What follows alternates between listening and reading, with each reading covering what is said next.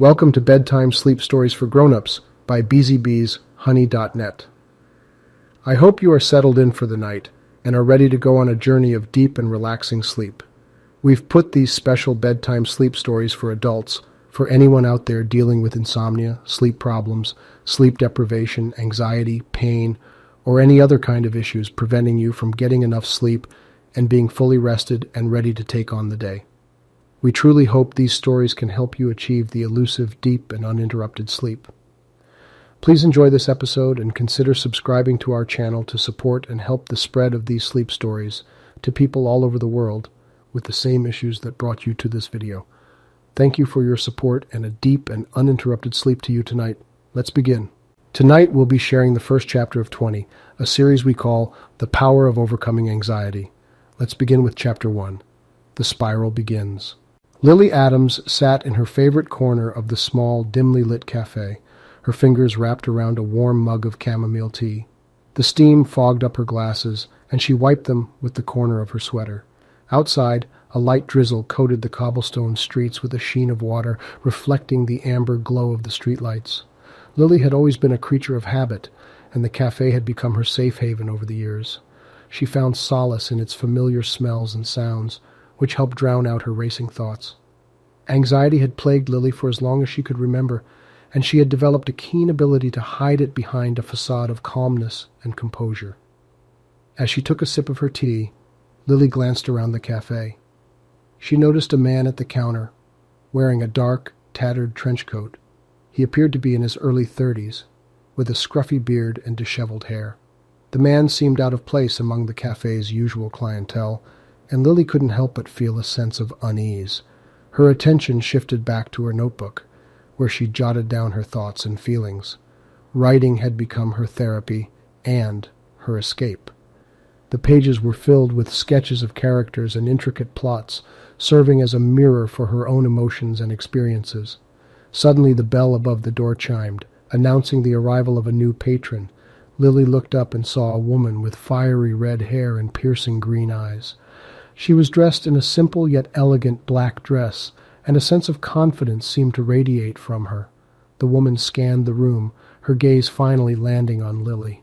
A small, enigmatic smile formed on her lips as she began to walk toward Lily's table. Lily's heart raced, and her palms grew sweaty. Her mind raced with questions and assumptions. Was the woman an old acquaintance she had forgotten? Did she have the wrong person? Why was she approaching her? As the red-haired woman stood before her, Lily's anxiety soared to new heights. The woman leaned down, her voice barely above a whisper, and said, "I know your secret, Lily, and I can help you overcome it." Lily's heart skipped a beat as the woman walked away, leaving her bewildered and shaken. She quickly gathered her belongings and rushed out into the rain, desperate to catch up with the mysterious stranger. But as she turned the corner, the woman had vanished, leaving Lily standing in the rain, more lost and confused than ever. Lily stood there, raindrops pelting her face, her heart pounding in her chest. The mysterious woman's words echoed in her mind, sending shivers down her spine. What could she possibly know about her anxiety? And how could she help? Lily was hesitant but desperate for answers. As she hurried down the rain-soaked street, she felt a strange sense of being drawn to a particular path, as if an invisible force was guiding her. Her instincts led her to a narrow alleyway, where she found a small, unassuming door with a brass knocker in the shape of a lion's head. With a mixture of trepidation and curiosity, Lily raised her hand and knocked. The door creaked open, revealing a dimly lit room filled with an array of peculiar objects. In the center stood the woman with fiery red hair, who now introduced herself as Cassandra. "I've been expecting you, Lily," she said, gesturing for her to enter. Feeling as if she had no choice but to comply, Lily stepped inside. The room smelled of incense and old books, and the shelves lining the walls were filled with strange trinkets and curiosities. A large, ornate mirror hung on one wall, reflecting the flickering light of the candles that illuminated the space. Cassandra led Lily to a small table where 2 cups of steaming tea were waiting. "Sit, please," she said. "We have much to discuss." As they sipped their tea, Cassandra began to reveal her knowledge of Lily's anxiety. She spoke of her own struggles with the debilitating condition and her journey to find solace and strength. Cassandra explained that she had discovered a hidden power within herself, a power that allowed her to face her fears and overcome her anxiety. "I can help you unlock this power too," she said, her green eyes filled with determination. "But it won't be easy. You'll have to face your deepest fears and confront the shadows within yourself."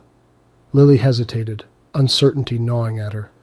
The prospect of facing her fears was terrifying, but the thought of living with her anxiety forever was even more unbearable.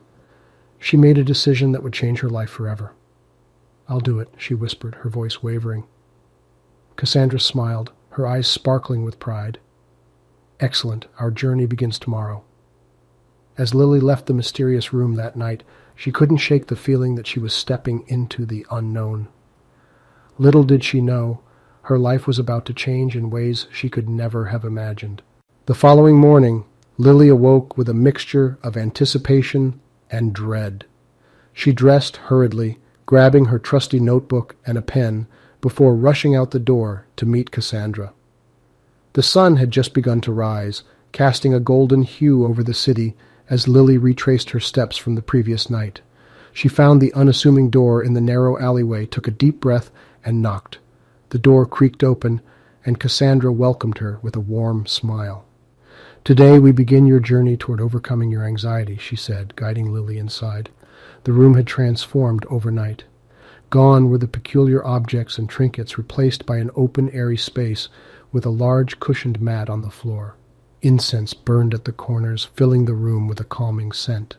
Cassandra led Lily to the mat and instructed her to sit cross-legged, facing her. "To unlock the power within you, we must first explore the root of your anxiety," she explained. "Close your eyes and take slow, deep breaths. I will guide you on a journey inward." As Lily followed Cassandra's instructions, she began to feel a sense of tranquility. Her racing thoughts slowed, and she found herself delving deeper into her own psyche. She was led through memories of her childhood, revisiting moments of fear and uncertainty that had shaped her anxiety over the years. As they reached a particularly painful memory, Lily's breath hitched, and she felt a surge of panic, but Cassandra's steady voice guided her through it, helping her confront the feelings she had buried deep within. Hours passed, and as Lily continued her introspection, she began to notice a subtle shift within herself. It was as if a door had been opened, revealing a hidden strength she never knew she possessed. She could feel it pulsing like a heartbeat beneath her anxiety. When the session finally ended, Lily opened her eyes, feeling physically and emotionally drained, but also invigorated. Cassandra smiled, her green eyes filled with warmth and pride. "You've taken the first step, Lily," she said, "but our journey is far from over." As Lily left the mysterious room, she couldn't help but feel a newfound sense of hope. Unbeknownst to her, this hope would soon be tested, as she was about to face a challenge that would shake her to her very core. Over the next few weeks, Lily met with Cassandra regularly, continuing her journey of self-discovery and growth. Each session challenged her in new ways, pushing her to confront her fears and anxieties head-on. With Cassandra's guidance, she began to learn how to harness her newfound power and channel it to face her inner demons. Lily started to notice changes in her day-to-day life. Situations that once filled her with dread now seemed more manageable, and she found herself embracing opportunities she would have previously avoided. Her confidence grew, as did her trust in Cassandra. One day, as Lily arrived at the mysterious room for her session, she noticed a change in Cassandra's demeanor. The warmth and confidence that usually radiated from her had been replaced by an air of urgency and concern. "Today's session will be different," she said, her voice tense. "There's a storm coming, and we must prepare." Lily's heart raced as Cassandra led her to a large antique trunk in the corner of the room. Inside she found a variety of objects: a small dagger with intricate engravings, a leather-bound book filled with ancient symbols, and a delicate glass vial containing a shimmering silver liquid. Cassandra explained that these objects held powerful magic and would be crucial in facing the coming storm. She instructed Lily to study the book and learn its spells, to practice wielding the dagger, and to safeguard the vial, as its contents would prove invaluable in their darkest hour. Over the next few days, Lily trained relentlessly. She committed the spells to memory, her fingers growing deft and precise as she manipulated the dagger, and she never let the vial out of her sight. Despite her progress, however, she couldn't shake a sense of foreboding that loomed over her. Late one night, as Lily lay in bed, a crash of thunder jolted her awake. She rushed to the window and saw that the storm Cassandra had warned her about was finally upon them. Lightning illuminated the dark sky, and rain lashed against the glass, but it was the sinister, swirling mass of shadows that truly terrified her. Gripping the dagger tightly and clutching the vial to her chest, Lily knew she had no choice but to confront the storm. With a deep breath, she stepped out into the night, determined to face her greatest fear and put her newfound power to the ultimate test. Lily fought the howling wind as she made her way through the rain-soaked streets, her heart pounding with a mixture of fear and determination. She clutched the dagger and the vial, knowing that they held the key to her survival. As she reached the mysterious room, she found Cassandra waiting for her, her green eyes blazing with intensity. "This is it, Lily," she shouted over the roar of the storm. "You must confront the manifestation of your fears and anxiety. Remember everything I've taught you, and trust in your own strength." With a nod, Lily braced herself and stepped outside to face the swirling mass of shadows. It seemed to grow larger and more menacing with each passing moment, feeding on her anxiety and fear, but she remembered Cassandra's words and focused on the power she had discovered within herself. As the shadows drew closer, she raised the dagger, its blade gleaming in the storm's eerie light. She began reciting the spells she had memorized, her voice steady and strong despite her terror. The shadows recoiled, but they continued to advance, relentless in their pursuit. Lily knew it was time to use the contents of the vial. Uncorking it, she hesitated for a moment before swallowing the shimmering liquid. A warmth spread through her body, and she felt her power surge, her resolve unshakable. She stood her ground as the shadows closed in, her heart racing, and her newfound power coursing through her veins. With a final, desperate cry, she unleashed a torrent of energy, driving the shadows back and dispelling them into the stormy night. Exhausted and soaked to the bone, Lily stumbled back into the mysterious room where Cassandra greeted her with open arms. "You did it, Lily," she whispered, her voice filled with pride. "You faced your fears and emerged victorious. You've truly unlocked the power to overcome your anxiety." As the storm subsided, Lily knew that her life had changed forever. She had discovered a strength within herself that she had never known, and with it, the ability to conquer her fears and anxiety.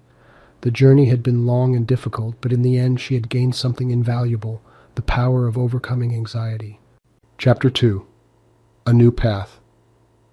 In the weeks that followed her triumph over the shadows, Lily felt an overwhelming sense of relief and freedom. The weight of her anxiety had been lifted, replaced by a newfound sense of self-assurance and determination. She was grateful to Cassandra for guiding her through her journey, and the two women had formed a deep bond. However, as time went on, Lily began to wonder about the nature of the mysterious room and the power that had changed her life. She felt a growing curiosity about the magical world that Cassandra had introduced her to, and longed to learn more. One evening, as the sun dipped below the horizon, casting the city in a warm, golden glow, Lily found herself in front of the unassuming door once more. She hesitated for a moment before knocking, unsure of what she might find within. The door creaked open, and Cassandra welcomed her with a knowing smile. "I knew you would return," she said, gesturing for Lily to enter. "Your journey to overcome your anxiety was only the beginning. There is so much more for you to discover, but it will not be an easy path." Lily's heart raced with excitement and anticipation, but she was undeterred by Cassandra's warning. "I want to learn," she said, her voice filled with determination. "I want to understand this power and how to use it." Cassandra nodded, her green eyes shimmering with pride. "Very well," she replied. "Your training begins tonight."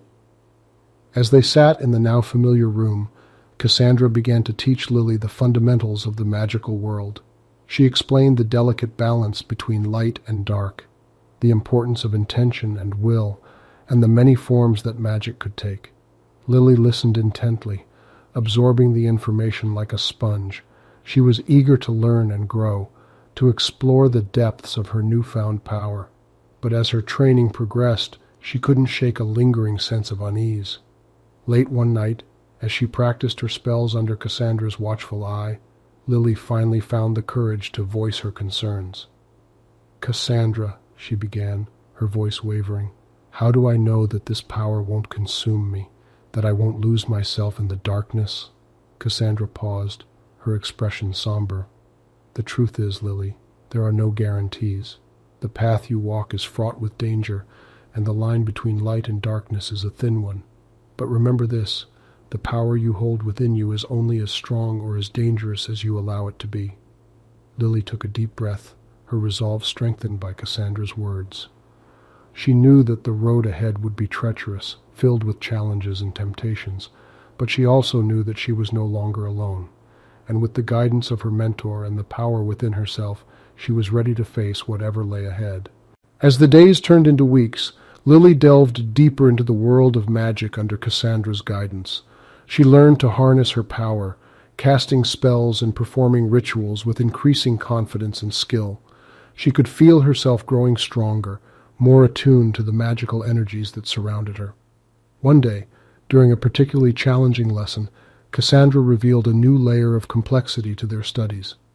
"There is a delicate balance in the magical world, Lily," she said, her voice serious. "For every action there is an equal and opposite reaction. When you wield your power, you must be mindful of the consequences." Lily nodded, understanding the gravity of her mentor's words. She knew that wielding her power irresponsibly could have dire consequences, not only for herself, but for the world around her. As part of her training, Cassandra began to teach Lily about magical artifacts, objects imbued with great power that could tip the balance of the magical world. Some were tools of light, offering protection and guidance, while others held the potential for great destruction. One such artifact, the legendary Scepter of Shadows, was rumored to have the power to bring darkness to the world. It had been lost for centuries, its whereabouts unknown, but whispers of its reemergence had begun to circulate within the magical community. The prospect of such an artifact falling into the wrong hands filled Lily with dread. As her knowledge and abilities grew, so too did Lily's sense of responsibility. She began to feel the weight of her power and the importance of maintaining the delicate balance of the magical world. The thought of the Scepter of Shadows haunted her dreams, and she knew that she could not stand idly by. One night she approached Cassandra, her expression determined. "I want to find the Scepter of Shadows," she declared.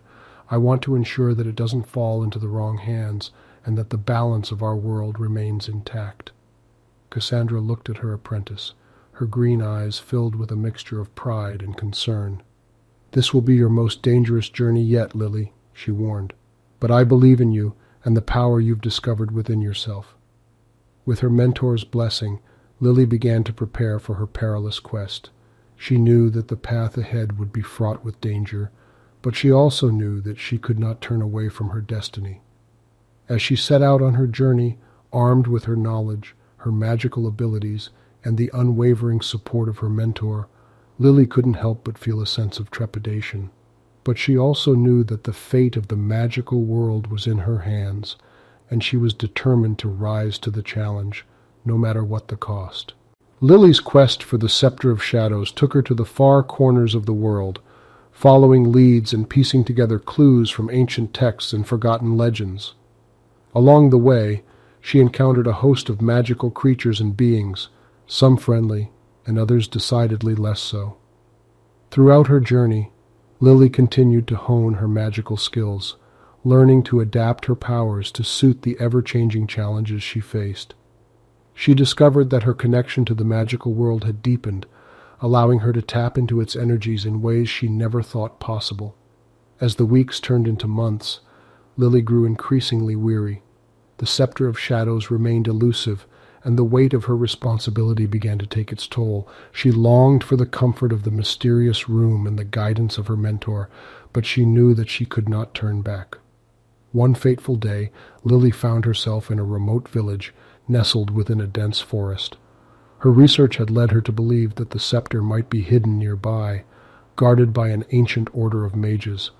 As she approached the village, she felt a powerful magical energy emanating from within, and she knew that she was close to her goal. Determined to find the scepter and ensure the safety of the magical world, Lily ventured into the heart of the village. There she discovered a hidden temple, its entrance shrouded in shadows and overgrown with vines.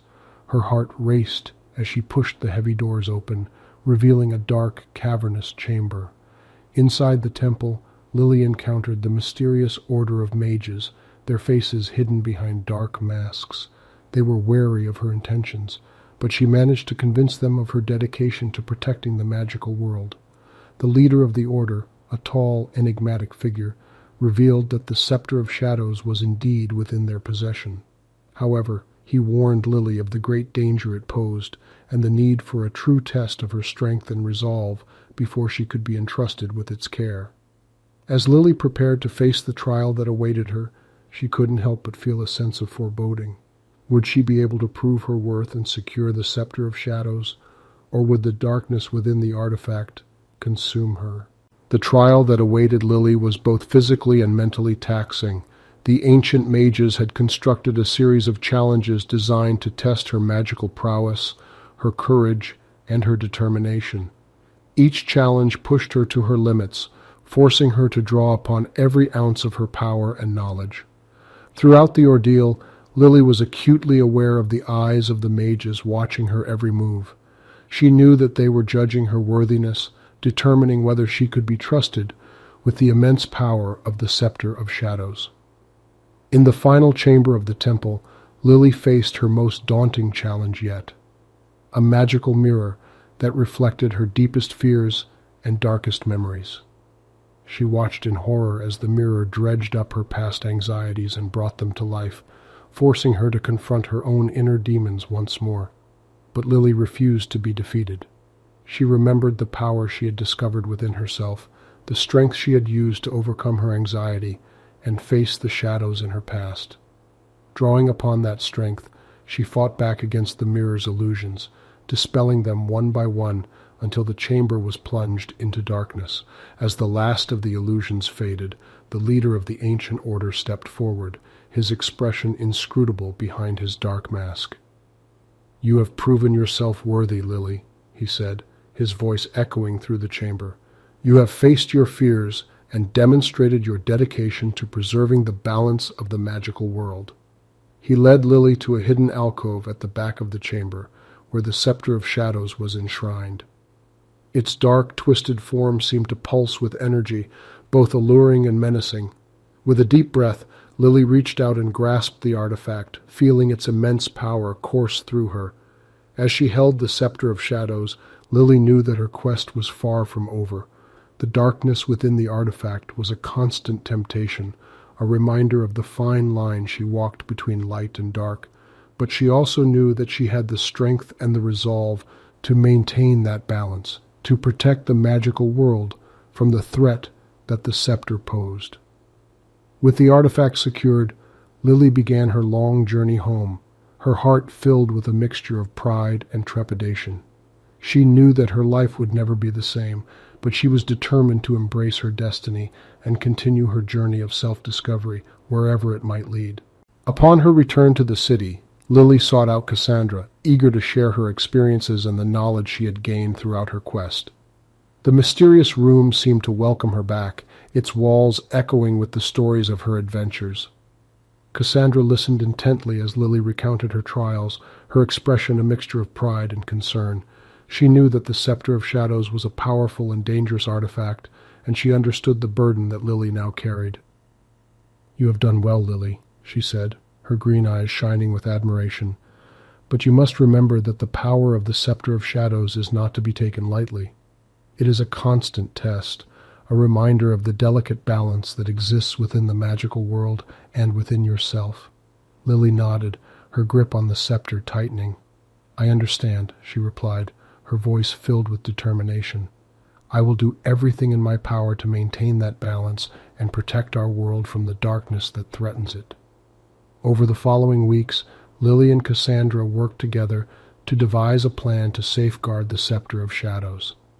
They researched ancient texts and consulted with other mages, searching for a way to neutralize the artifact's power without destroying it entirely.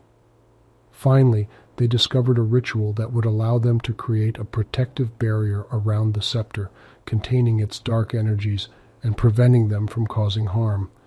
It was a complex and dangerous undertaking, but they knew that it was the only way to ensure the safety of the magical world. As they prepared to perform the ritual, Lily couldn't help but feel a sense of apprehension. She knew that the fate of the magical world rested on her shoulders, and she was determined to succeed, no matter the cost. As the incantations filled the air and the room pulsed with energy, Lily felt the darkness within the scepter of shadows begin to recede.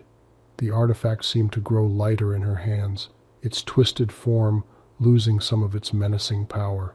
With a final triumphant cry, Lily and Cassandra completed the ritual, sealing the scepter of shadows within a protective barrier. The room fell silent, the tension in the air dissipating as they realized that they had succeeded. Exhausted but victorious, Lily looked at her mentor, her heart swelling with gratitude. "Thank you, Cassandra," she whispered, tears glistening in her eyes. "Without you, I could never have come this far." Cassandra smiled, her own eyes filled with pride. "You have achieved so much, Lily, but your journey is far from over. Together, we will continue to learn and grow, and face whatever challenges the future may hold." As they stood in the mysterious room, the weight of their responsibility a constant reminder of the power they wielded, Lily knew that she had found her true calling. With the support of her mentor and the strength she had discovered within herself, she was ready to face whatever lay ahead, embracing the power of overcoming anxiety and darkness. Chapter 3. Unforeseen Consequences.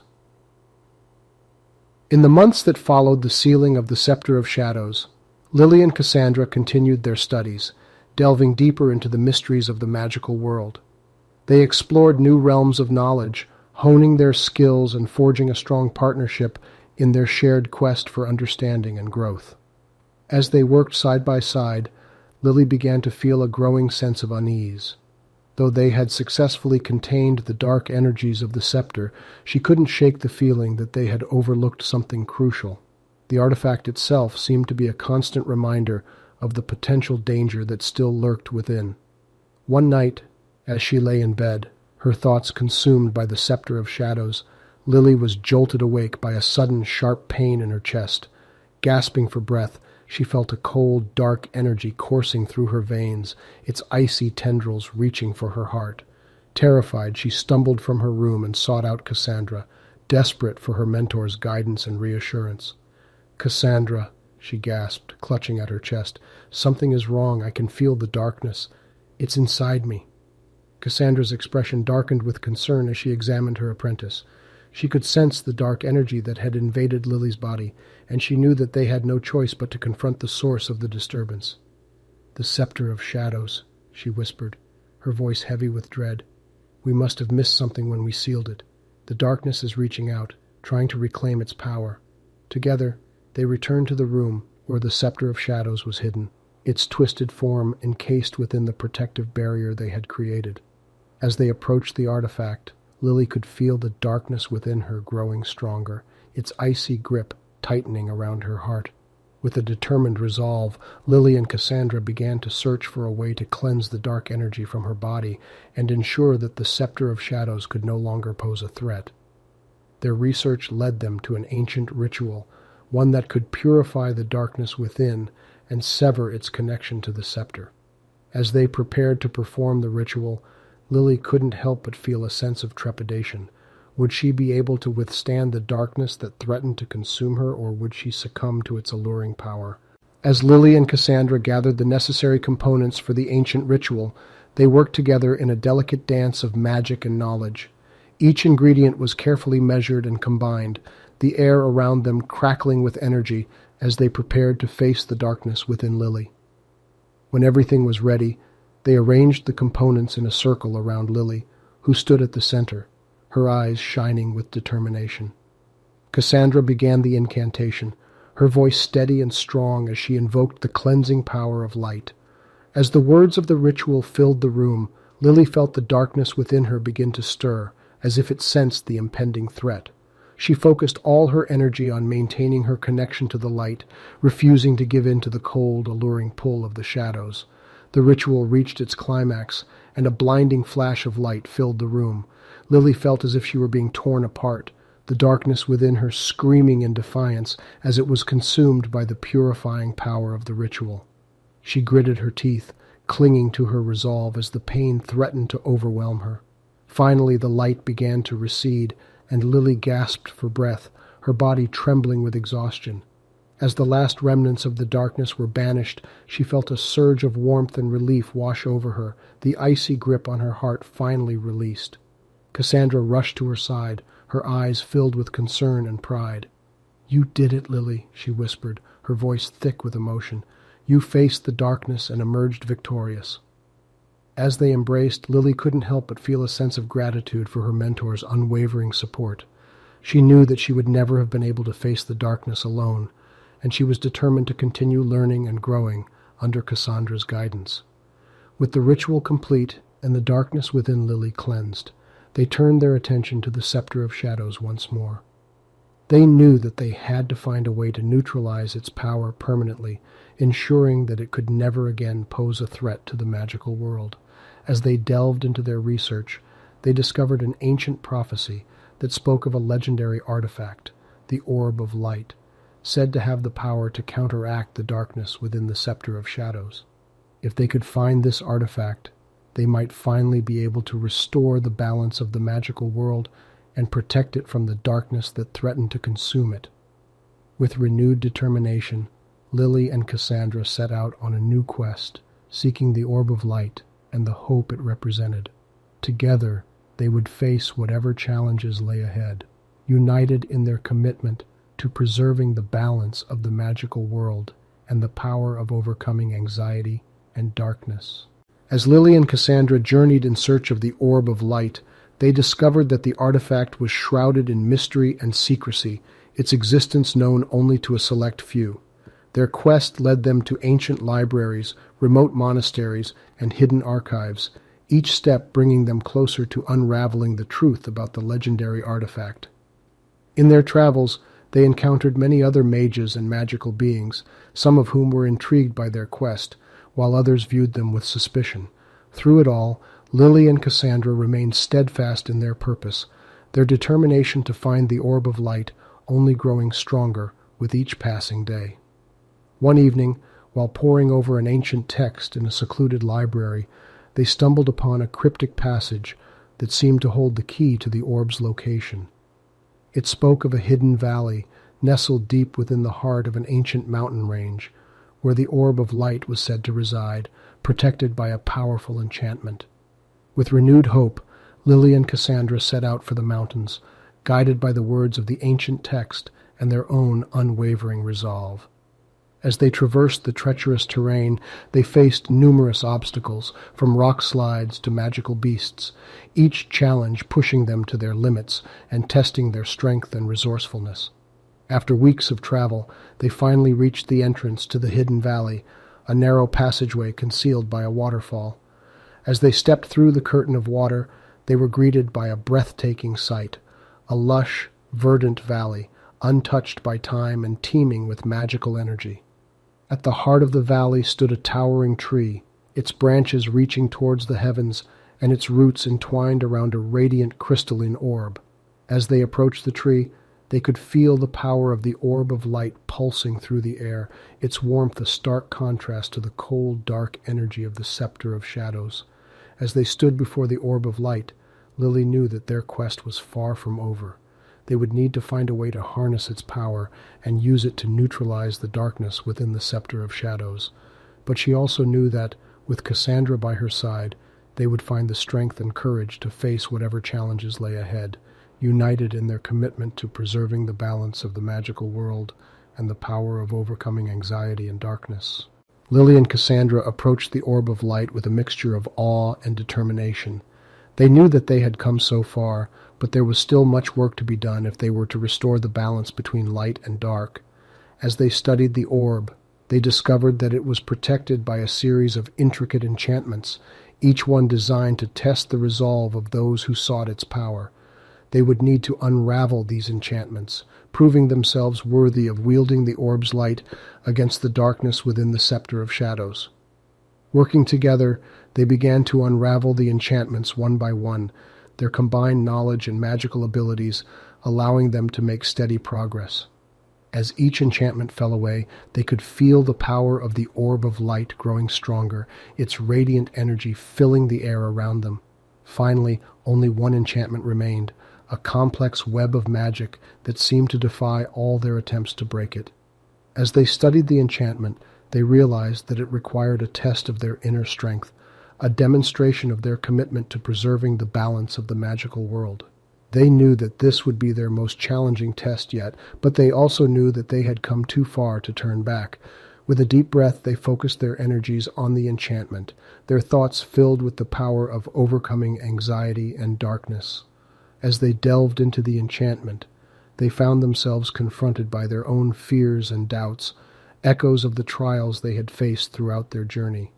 But they refused to be defeated, drawing upon the strength they had discovered within themselves and the bond they shared as mentor and apprentice. Together, they faced their fears and emerged victorious, the final enchantment dissolving before their eyes. As the enchantment fell away, the orb of light seemed to pulse with approval, its radiant energy enveloping them in a warm, protective embrace. With the orb of light now accessible, Lily and Cassandra turned their attention to the task of using its power to neutralize the darkness within the Scepter of Shadows. They knew that this would be a delicate and dangerous process, but they were determined to succeed, no matter the cost. As they prepared to perform the ritual, Lily couldn't help but feel a sense of apprehension.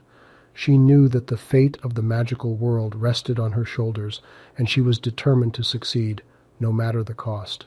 But she also knew that, with Cassandra by her side, they would find the strength and courage to face whatever lay ahead, united in their commitment to preserving the balance of the magical world and the power of overcoming anxiety and darkness.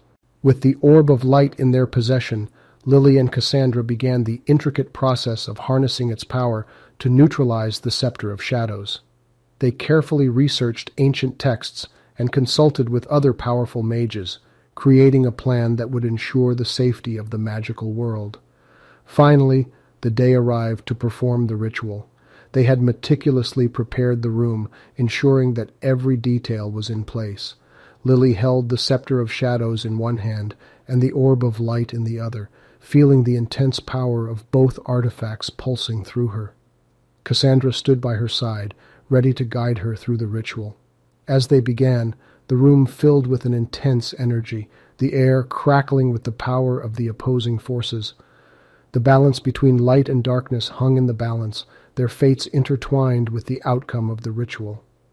As the incantations filled the air, Lily felt the darkness within the Scepter of Shadows begin to recede, the powerful light of the orb pushing it back. The artifacts seemed to resonate with one another, their energies struggling for dominance. With a final triumphant cry, Lily and Cassandra completed the ritual, the power of the orb of light washing over the Scepter of Shadows, cleansing it of its dark energies. The room fell silent, the tension in the air dissipating as they realized that they had succeeded. Exhausted but victorious, Lily looked at her mentor, her heart swelling with gratitude. "We did it, Cassandra," she whispered, tears glistening in her eyes. "The balance has been restored." Cassandra smiled, her own eyes filled with pride. "Indeed, we have succeeded, Lily, but our journey is far from over. We have learned so much, but there is still more to discover, more challenges to face. Together we will continue to learn and grow, and face whatever the future may hold." As they stood in the room, the weight of their responsibility a constant reminder of the power they wielded, Lily knew that she had found her true calling. With the support of her mentor and the strength she had discovered within herself, she was ready to face whatever lay ahead, embracing the power of overcoming anxiety and darkness. Chapter 4. The Journey to the Orb. With the prophecy of the Orb of Light in mind, Lily and Cassandra set off on their journey to locate the legendary artifact. They knew that their quest would be fraught with danger and challenges, but they remained determined to restore the balance between light and darkness. As they traversed the diverse landscapes of the magical world, they encountered various magical beings and creatures, each with their unique abilities and stories. Some of these beings offered assistance and guidance, while others presented challenges that forced Lily and Cassandra to grow and adapt. In one particular village, they met an elderly mage named Eldrin, who claimed to have knowledge of the Orb of Light's whereabouts. Intrigued, Lily and Cassandra decided to hear what he had to say. Eldrin told them of a hidden valley within the heart of a great mountain range, where the Orb of Light was said to reside. He warned them, however, that the valley was guarded by a fearsome creature known as the Nether Drake, a dragon born from the darkness of the magical world's depths. The Nether Drake would not allow anyone to approach the Orb of Light without proving their worthiness. Despite the potential danger, Lily and Cassandra decided to venture into the mountains to seek out the hidden valley and face the Nether Drake. They believed that their combined strength and knowledge, as well as the power of overcoming anxiety, would be enough to see them through the challenges that lay ahead. The journey to the mountain range proved to be arduous, as the terrain was treacherous and filled with obstacles that tested their endurance and resilience. Along the way, they continued to encounter various magical beings, some of whom offered valuable advice and support. They also gained new insights into their own magical abilities, as they practiced and refined their skills in preparation for the challenges they would face. As they drew closer to the mountains, the air grew colder and the atmosphere heavier with magical energy. They could sense that they were nearing their destination and that the hidden valley was close at hand. However, they knew that they would need to remain vigilant, as the Nether Drake would surely not allow them to approach the Orb of Light without a fight. Finally, after several weeks of travel, they reached the entrance to the hidden valley. It was a narrow passage concealed behind a roaring waterfall, and the energy emanating from the valley was palpable. As they stepped through the curtain of water, they found themselves in a lush, verdant valley bathed in an ethereal glow. As they ventured deeper into the valley, they became acutely aware of the Nether Drake's presence. The air was thick with tension, and they could feel its powerful energy permeating the very fabric of the valley. Lily and Cassandra knew that they would need to face the Nether Drake and prove their worthiness if they were to obtain the Orb of Light and restore the balance between light and darkness. As they approached the lair of the Nether Drake, they could see the creature's enormous, shadowy form coiled around a crystalline pedestal, atop which rested the Orb of Light. The dragon's scales seemed to absorb the light around it, casting a chilling aura over the entire valley. With their hearts pounding, Lily and Cassandra stepped forward to face the Nether Drake. The dragon's eyes narrowed, and it unfurled its wings, revealing the full extent of its imposing size. It spoke in a deep, rumbling voice, challenging them to prove their worthiness to claim the Orb of Light. Facing the Nether Drake, Lily and Cassandra knew that they would need to rely on their combined skills and the power of overcoming anxiety to prove their worthiness. As the Nether Drake lunged towards them, they quickly put their plan into action. Lily, drawing on her knowledge of elemental magic, summoned a wall of fire to hold the Nether Drake at bay. Meanwhile, Cassandra called upon her mastery of telekinesis to levitate a barrage of large rocks, launching them at the dragon with tremendous force. The Nether Drake, taken aback by their coordinated attack, retaliated with a powerful blast of dark energy. The two mages narrowly dodged the attack and continued to press their advantage, each utilizing their unique magical abilities to push the Nether Drake back. As the battle raged on, Lily and Cassandra could feel the power of the Orb of Light growing stronger, urging them to fight on and prove their worthiness. They knew that they needed to trust in themselves and their bond as mentor and apprentice if they were to overcome the Nether Drake's fearsome power. Finally, with one last combined effort, Lily and Cassandra unleashed a torrent of magical energy that overwhelmed the Nether Drake, forcing it to submit. As the dragon's massive form slumped to the ground, it acknowledged their worthiness and granted them access to the Orb of Light. With the Nether Drake defeated and the Orb of Light in their possession, Lily and Cassandra felt a renewed sense of hope and purpose. They knew that their journey was far from over, but they were now one step closer to restoring the balance between light and darkness.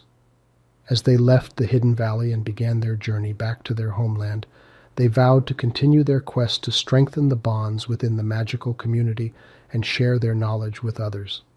They knew that, together, they could overcome any challenge and face whatever the future may hold. With the power of the Orb of Light at their disposal and their newfound confidence in their abilities, Lily and Cassandra embarked on the next chapter of their journey, eager to face the challenges that lay ahead and embrace the power of overcoming anxiety and darkness. Chapter 5. Uniting the Magical Community. With the orb of light secured and the nether drake defeated, Lily and Cassandra turned their focus toward uniting the magical community. They knew that by fostering connections among magical beings and sharing their knowledge and experiences, they could create a stronger, more resilient world. Their journey took them to far-off lands where they met various magical beings, each with unique abilities and perspectives. They encountered skilled enchanters, wise healers, and fierce warriors, all of whom had valuable lessons to share. In one ancient city, they met a council of elder mages who had spent centuries studying the balance between light and darkness. These mages offered to share their knowledge with Lily and Cassandra, providing them with even greater understanding of the delicate balance that governed the magical world. As they traveled and learned from the magical beings they encountered, Lily and Cassandra also shared their own experiences and the lessons they had learned during their quest. They taught others about the power of overcoming anxiety and the importance of facing challenges head-on. Through their efforts, they began to see the magical community grow stronger and more connected. New alliances were formed, and magical beings who had once been adversaries now found common ground and worked together towards a common goal, the protection and preservation of the magical world. Word of their efforts spread far and wide, and soon Lily and Cassandra found themselves sought after as mediators and advisors. Magical beings from all corners of the world looked to them for guidance and wisdom, eager to learn from their experiences and contribute to the growing unity within the magical community. However, the journey was not without its challenges. As they continued their efforts to unite the magical community, they encountered those who sought to disrupt the delicate balance between light and darkness for their own gain. These rogue elements saw the growing unity as a threat to their power and sought to undermine Lily and Cassandra's mission. Undeterred, Lily and Cassandra remained steadfast in their convictions, using their combined skills and the power of the Orb of Light to confront these rogue elements and protect the magical community from their machinations. In one particularly harrowing encounter, they faced a powerful sorceress who had succumbed to the allure of dark magic. The sorceress had amassed a formidable following and sought to plunge the magical world into chaos. Lily and Cassandra knew that they would need to act quickly and decisively to stop her. With the sorceress's forces growing stronger by the day, Lily and Cassandra devised a plan to confront her and dismantle her dark ambitions.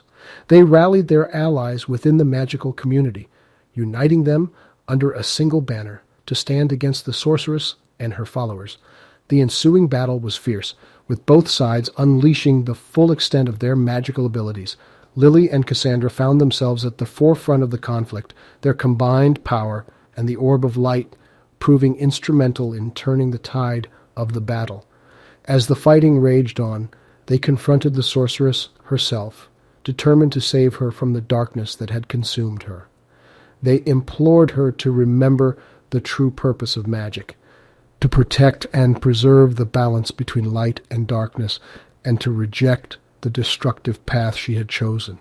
Moved by their words and the power of the Orb of Light, the sorceress finally relented, allowing the darkness within her to be cleansed.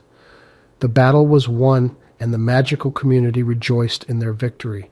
Lily and Cassandra's mission to unite the magical community had made significant progress, and their reputation as champions of the balance between light and darkness continued to grow. They knew that their journey was far from over, but they also knew that, together, they had the power to overcome any obstacle and face whatever challenges the future held. As they continued their travels, they dedicated themselves to strengthening the bonds within the magical community and sharing the lessons they had learned with others. They knew that by working together and fostering unity, the magical world could become stronger and more resilient, capable of withstanding any threat. In time, Lily and Cassandra became renowned figures in the magical world, their names synonymous with hope, courage, and the power of overcoming anxiety. Their journey had taken them to the farthest reaches of the magical realm, and they had seen firsthand the incredible potential that lay within the hearts of all magical beings. Their quest to unite the magical community would continue for many years, but they faced each challenge with determination, wisdom, and the unwavering belief that they could make a lasting difference in the world. Chapter 6. Legacy of Light. Years had passed since Lily and Cassandra embarked on their quest to unite the magical community, and the world had been forever changed as a result of their tireless efforts. The bonds between magical beings were stronger than ever, and the delicate balance between light and darkness had been preserved, thanks in no small part to their unwavering dedication. The unity and collaboration they had fostered allowed the magical world to flourish, ushering in an era of peace and prosperity unlike anything seen before. Throughout their journey, Lily and Cassandra had faced countless challenges and obstacles, each one threatening to unravel the intricate web of unity they had worked so hard to create. Yet through their courage, wisdom, and unyielding determination, they had emerged victorious time and time again, proving that the power of overcoming anxiety was a force to be reckoned with. But even as they reveled in their successes, the two mages understood that their work was never truly complete. The magical world was a living, ever-changing tapestry of light and darkness, and as long as it continued to evolve, there would always be new challenges to face, new lessons to learn, and new bonds to forge. It was this understanding that led them to their most ambitious project yet, the creation of an academy dedicated to teaching the next generation of magical beings. This institution would serve as a beacon of light and knowledge, guiding young mages as they discovered their powers, embraced the importance of balance, and harnessed the power of overcoming anxiety. In time, it would become a cornerstone of the magical world, an enduring symbol of hope, unity, and progress. The vision for the academy was grand and far-reaching, encompassing not only the fundamentals of magic, but also the intricate complexities of the magical world itself. It would be a place where students could learn about the history and culture of their fellow magical beings, fostering understanding and empathy between the various races and species that called the world home. In addition to its focus on education and personal growth, the Academy would also serve as a center for research and innovation, where mages from all walks of life could come together to share their knowledge and expertise. Through this collaborative approach, they would push the boundaries of magical understanding, unlocking new and powerful techniques that would benefit the entire magical community. As the idea for the Academy took shape, Lily and Cassandra sought the guidance of their many friends and allies, enlisting their help in bringing their vision to life. They consulted with architects and builders, scholars and researchers, enchanters and elementalists, and countless others who shared their passion for the magical world and its future. Together they selected a location near the heart of the magical world, a place where the energies of light and darkness converged in perfect harmony. It was here that they would break ground on their academy, constructing a sprawling campus that would eventually become home to countless mages and magical beings from across the realm. Construction on the academy began in earnest, with Lily and Cassandra overseeing every aspect of the project. Their keen eyes and attention to detail ensured that the campus would be a true reflection of their vision, a testament to the unity and cooperation they had worked so tirelessly to promote. As the academy took shape, news of its construction spread throughout the magical world, attracting the attention of mages and magical beings far and wide. Many were eager to lend their skills and expertise to the project, seeing it as an opportunity to contribute to a brighter future for the magical community. Elemental mages brought forth the raw materials needed to construct the Academy's buildings, using their mastery of earth, fire, air, and water to shape and mold the structures with incredible precision. Shapeshifters worked tirelessly to create stunning gardens and outdoor spaces, their innate connection with nature allowing them to craft breathtaking landscapes that reflected the beauty and diversity of the magical world. Healers and potion masters contributed their knowledge of medicinal herbs and elixirs, creating a state-of-the-art infirmary where students and faculty could receive the best care possible. Warriors and enchanters collaborated to design and implement powerful wards and enchantments, ensuring the safety and security of all who called the academy home. As the academy neared completion, Lily and Cassandra turned their attention to the most important aspect of their project, the curriculum. They knew that in order to create a truly exceptional educational experience, they would need to offer a diverse and comprehensive range of courses that catered to the unique needs and interests of their students. To this end, they enlisted the help of some of the most renowned scholars and experts in the magical world, individuals who shared their passion for knowledge and their commitment to the future of the magical community. Together, they developed a curriculum that was both rigorous and engaging, offering students the opportunity to explore the full breadth and depth of magical knowledge. The curriculum was divided into several distinct areas of study, each one focusing on a different aspect of the magical world. Students could choose to specialize in elemental magic, learning to harness the raw power of the elements and bend them to their will. Others might pursue a course of study in healing and restoration, mastering the arts of potion making and magical medicine. For those with an interest in the mind and its mysteries, there were courses in mental magic and enchantment, delving deep into the secrets of telepathy, memory manipulation, and illusion. And for the more combat-oriented, there were classes in martial magic and magical defense, teaching students to wield their powers in defense of themselves and others. In addition to these core areas of study, the Academy also offered a wide range of electives, allowing students to explore their interests and passions in greater depth. Courses in magical history, culture, and diplomacy were available, as well as more specialized classes in magical creatures, divination, and even magical culinary arts. With the curriculum in place and the campus complete, the Academy was ready to open its doors to its first class of students. Young mages from every corner of the magical world arrived, eager to learn from the legendary Lily and Cassandra and to forge their own paths in the magical community. As the students settled into their new home, they quickly discovered that the Academy was more than just a place of learning. It was a vibrant, thriving community where they could form lasting friendships and alliances, where they could challenge themselves and each other, and where they could embrace the power of overcoming anxiety and become the best versions of themselves. And so, as the Academy began its first year, Lily and Cassandra looked on with pride, knowing that they had created something truly extraordinary. They had built a legacy that would endure for generations, a beacon of light and knowledge that would guide the magical world toward a brighter, more unified future. As the Academy continued to grow and thrive, Lily and Cassandra found themselves at the center of a bustling, vibrant community of young mages, each eager to learn and grow under their guidance. The students brought with them an incredible diversity of backgrounds, experiences, and magical abilities, creating a rich tapestry of knowledge and talent that infused the Academy with energy and excitement. With each new day came new opportunities for learning and growth, both for the students and for Lily and Cassandra themselves. They reveled in the chance to share their wisdom and experience with the next generation of magical beings, and they were constantly amazed by the creativity, intelligence, and determination that their students displayed.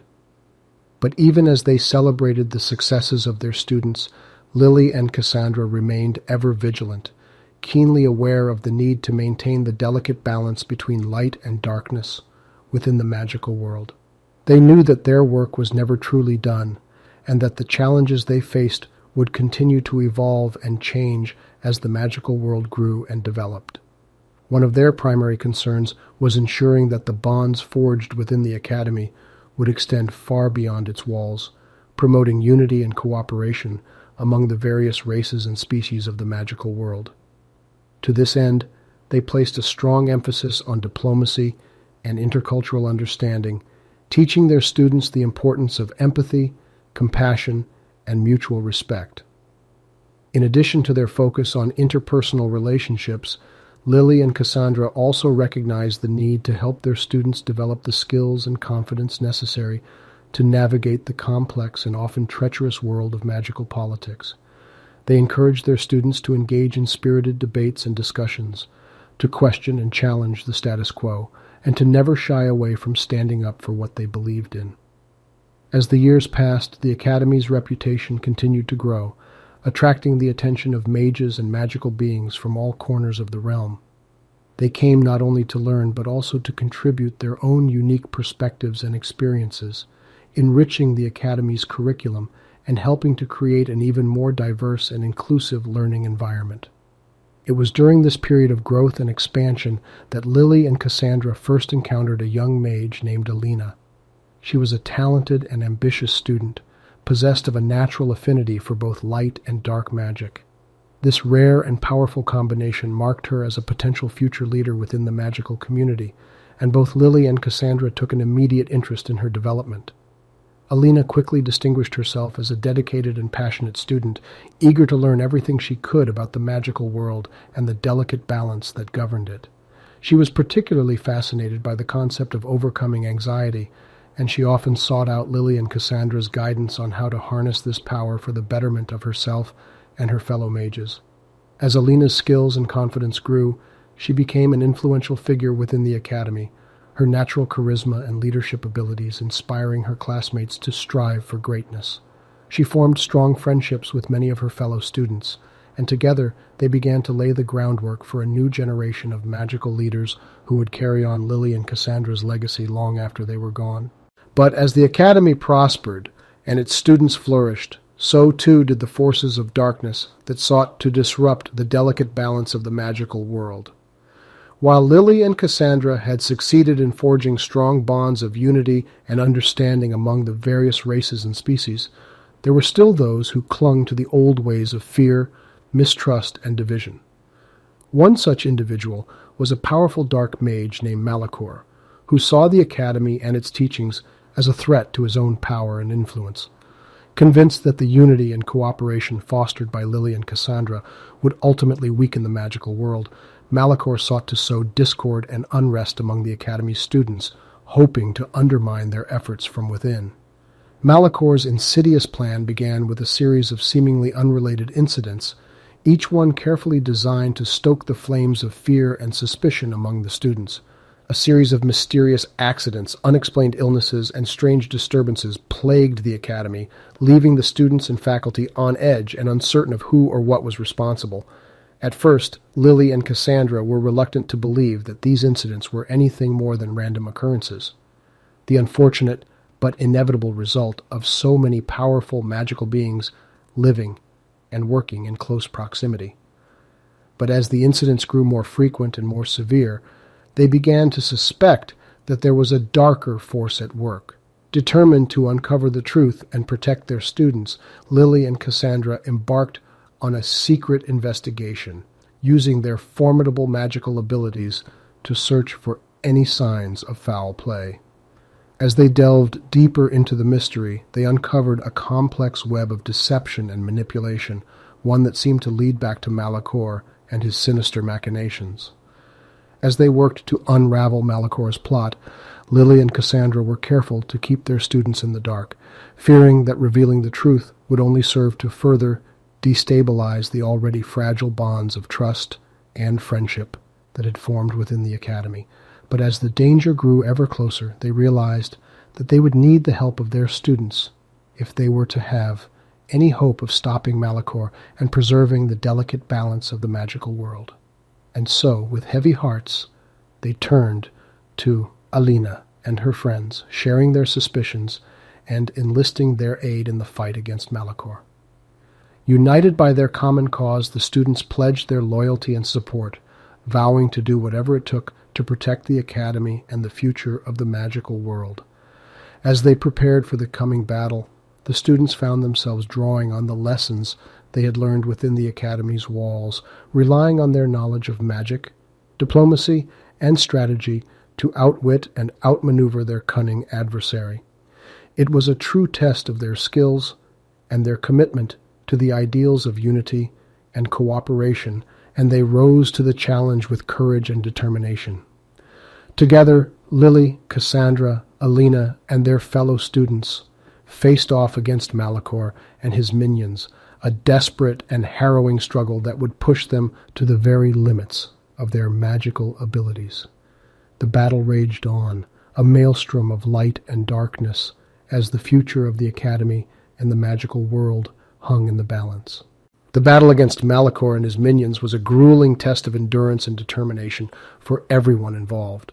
As the conflict raged on, Lily, Cassandra, Alina, and their fellow students found themselves facing adversaries who were as ruthless and cunning as they were powerful.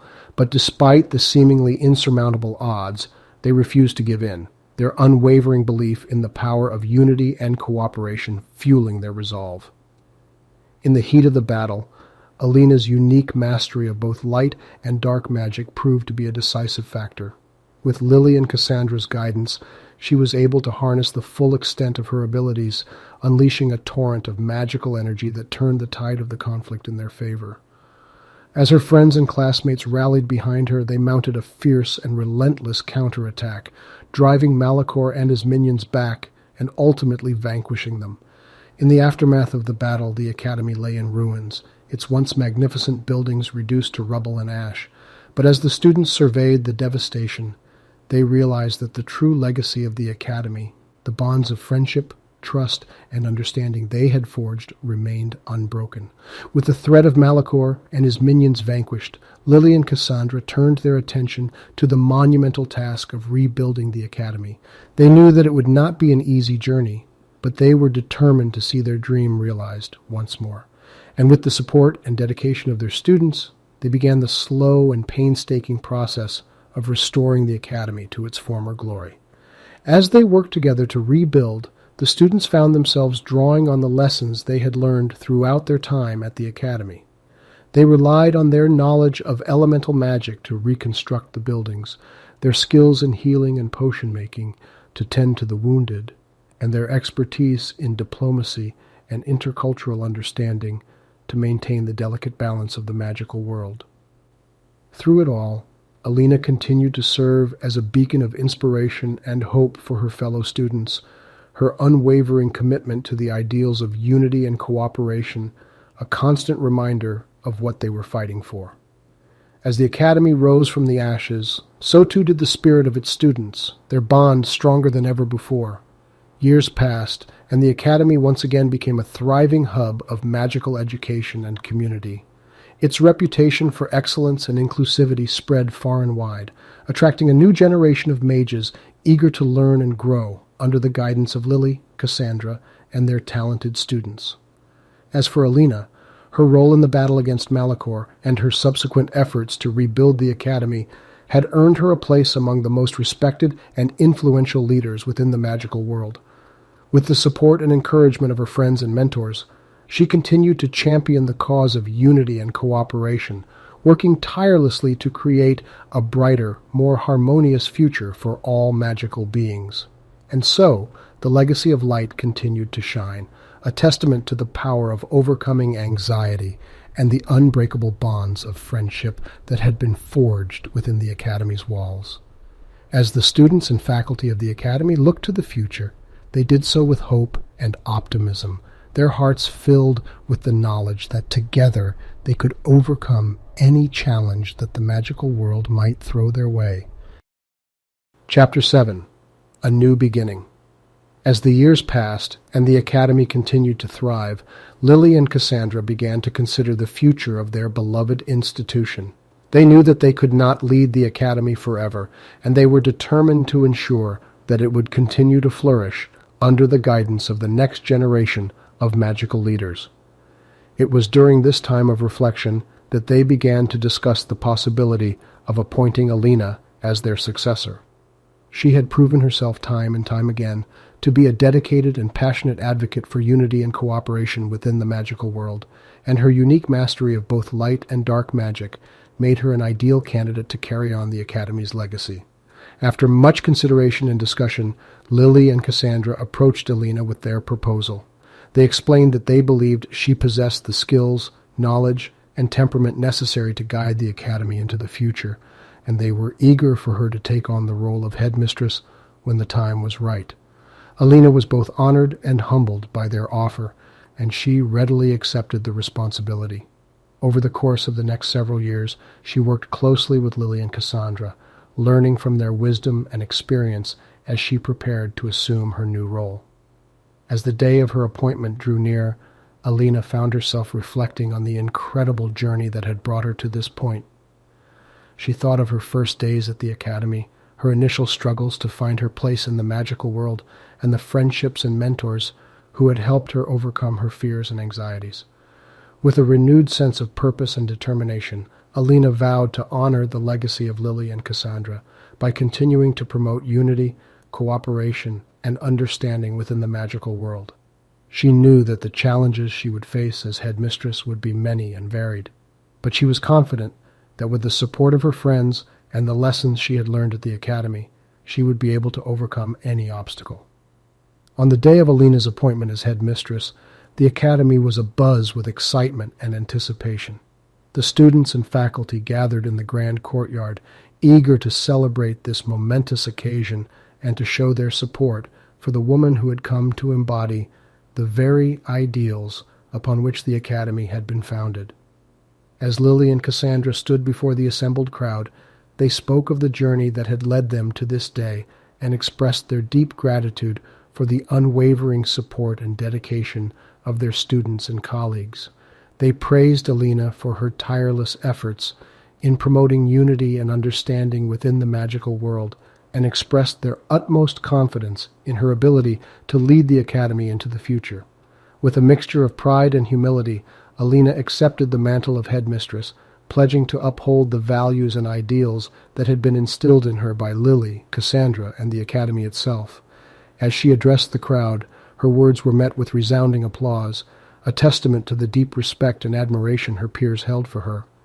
With the ceremony concluded, the students and faculty dispersed, eager to begin a new chapter in the academy's history under Alina's guidance.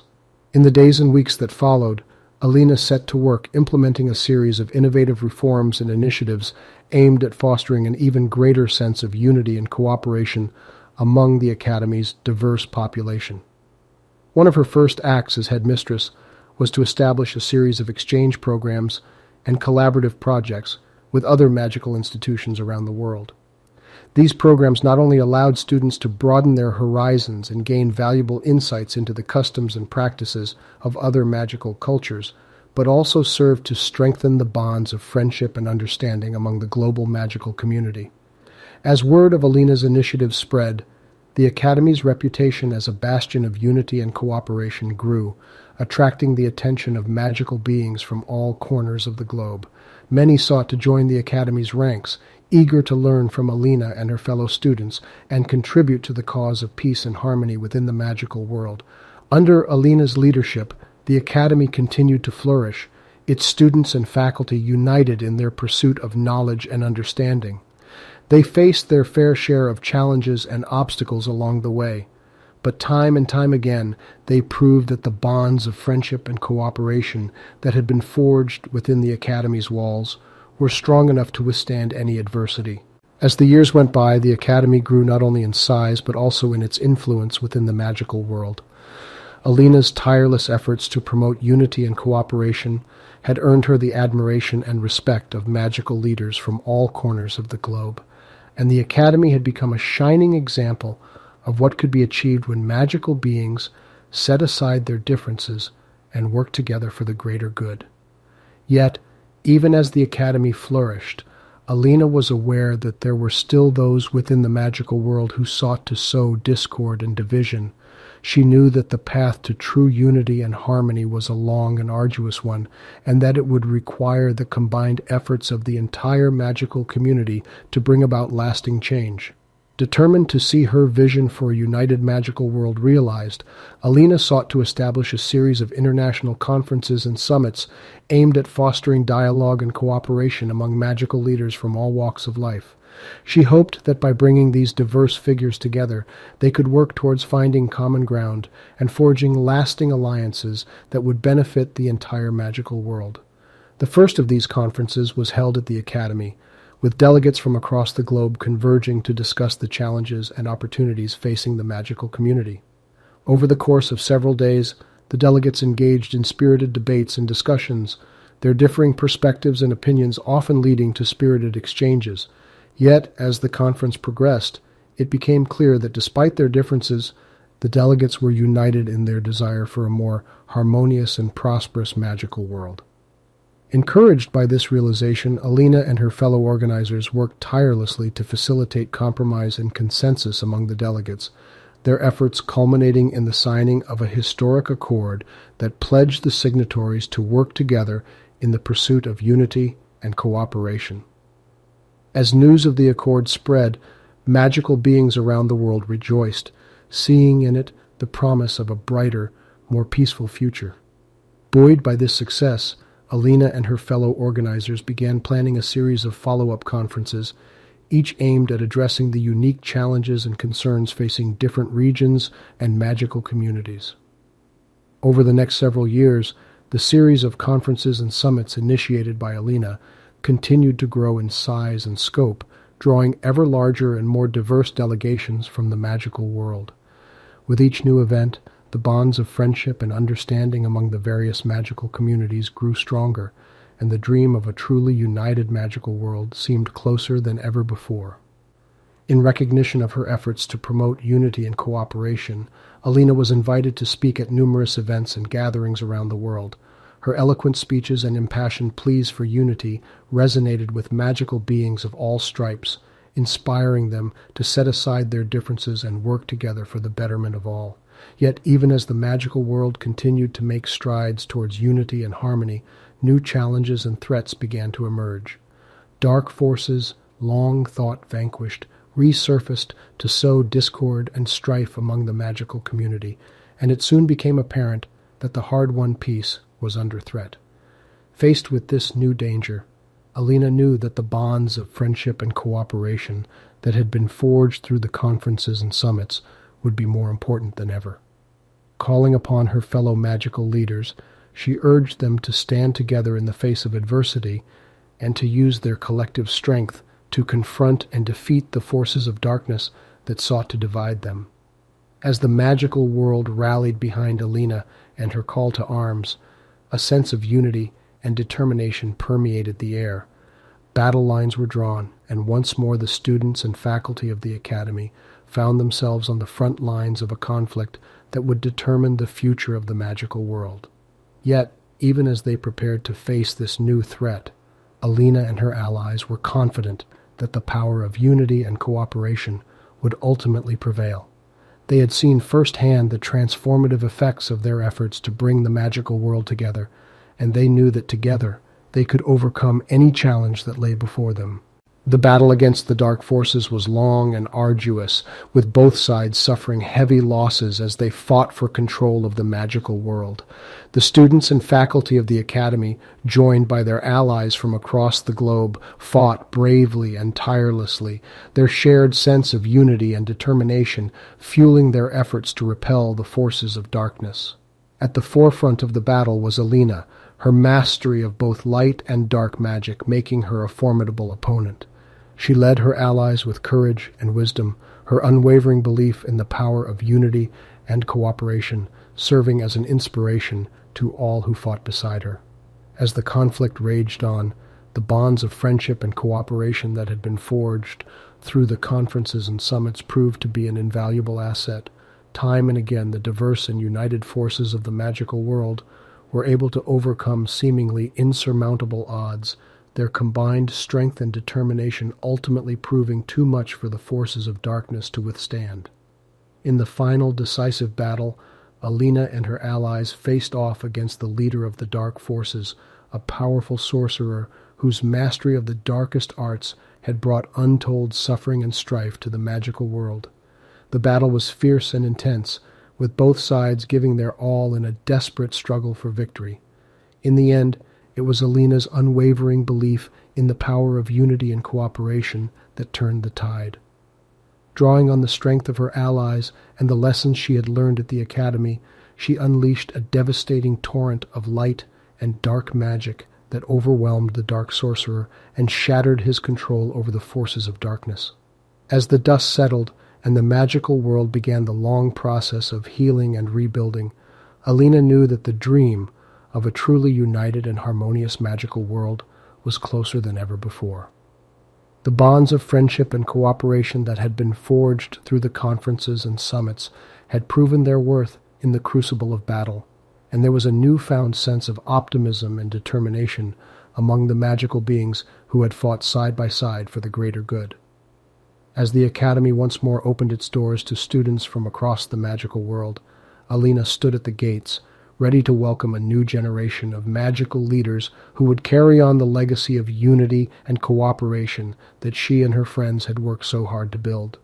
She knew that the road ahead would be fraught with challenges and uncertainties, but she was confident that the power of overcoming anxiety, fear, and division would continue to guide them towards a brighter, more harmonious future. Chapter 8. A Legacy of Unity. In the years following the defeat of the dark forces, the magical world continued to rebuild and heal under the guidance of Alina and her fellow magical leaders. The Academy, once again a thriving hub of magical learning and innovation, attracted students from all corners of the globe, each eager to contribute to the ongoing efforts to promote unity and cooperation within the magical community. Alina, now widely regarded as one of the most influential figures in the magical world, worked tirelessly to ensure that the lessons of unity and cooperation were passed on to the next generation of magical leaders. Under her leadership, the Academy's curriculum was expanded to include courses and programs aimed at fostering greater understanding and collaboration among students of diverse backgrounds and magical traditions. The Academy also continued to serve as a venue for the international conferences and summits that had played such a pivotal role in forging the bonds of friendship and cooperation among the magical community. Delegates from across the globe flocked to the Academy to participate in these events, their shared commitment to the cause of unity and harmony, a testament to the enduring power of Alina's vision. As the Academy grew in prominence, so too did the scope of its mission. Alina and her fellow magical leaders recognized that in order to truly foster a spirit of unity and cooperation within the magical world, they would need to extend their efforts beyond the Academy's walls. To this end, they established a series of outreach programs and initiatives aimed at fostering dialogue and understanding between the various magical communities that existed across the globe. One such initiative was the establishment of a global network of magical schools and academies, each modeled after Alina's own institution and dedicated to the promotion of unity and cooperation among the magical community. Through this network, students and magical leaders from around the world were able to share their knowledge and expertise, forging new friendships and alliances in the process. Another initiative saw the Academy partnering with magical governments and organizations to address the many challenges and issues facing the magical world. From combating the resurgence of dark magic to addressing the growing need for magical resources and infrastructure, these collaborative efforts were instrumental in forging a more united and harmonious magical world.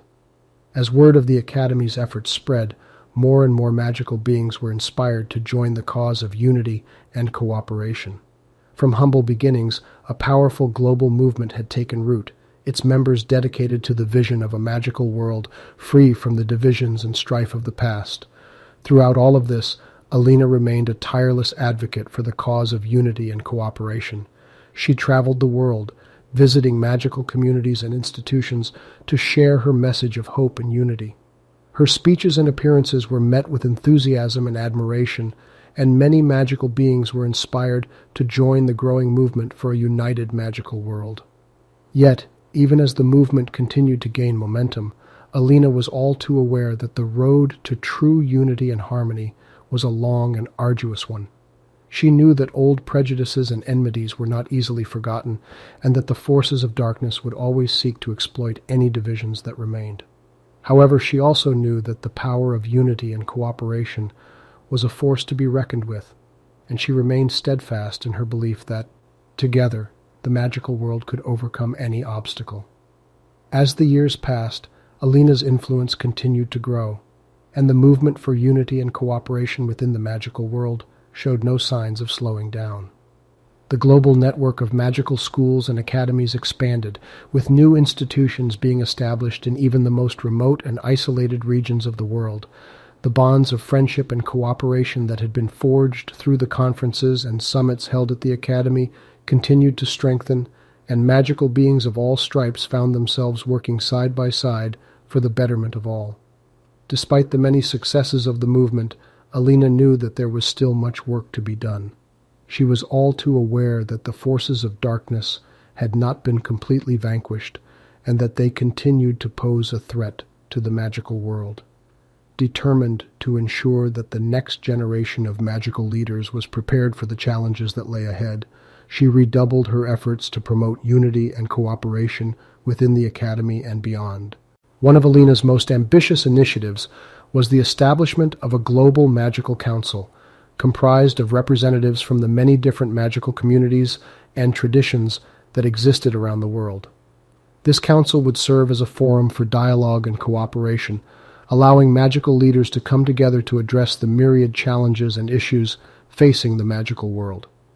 The establishment of the Global Magical Council was met with widespread enthusiasm and support, and it quickly became a powerful force for unity and cooperation within the magical world. Under the Council's guidance, new initiatives and programs were launched to address a wide range of issues, from the conservation of magical resources to the promotion of intercultural understanding and exchange. Through these efforts, the magical world continued to grow more united and harmonious, with magical beings of all backgrounds coming together to work towards a common goal. As the bonds of friendship and cooperation grew stronger, so too did the magical world's ability to confront and overcome the challenges that lay ahead.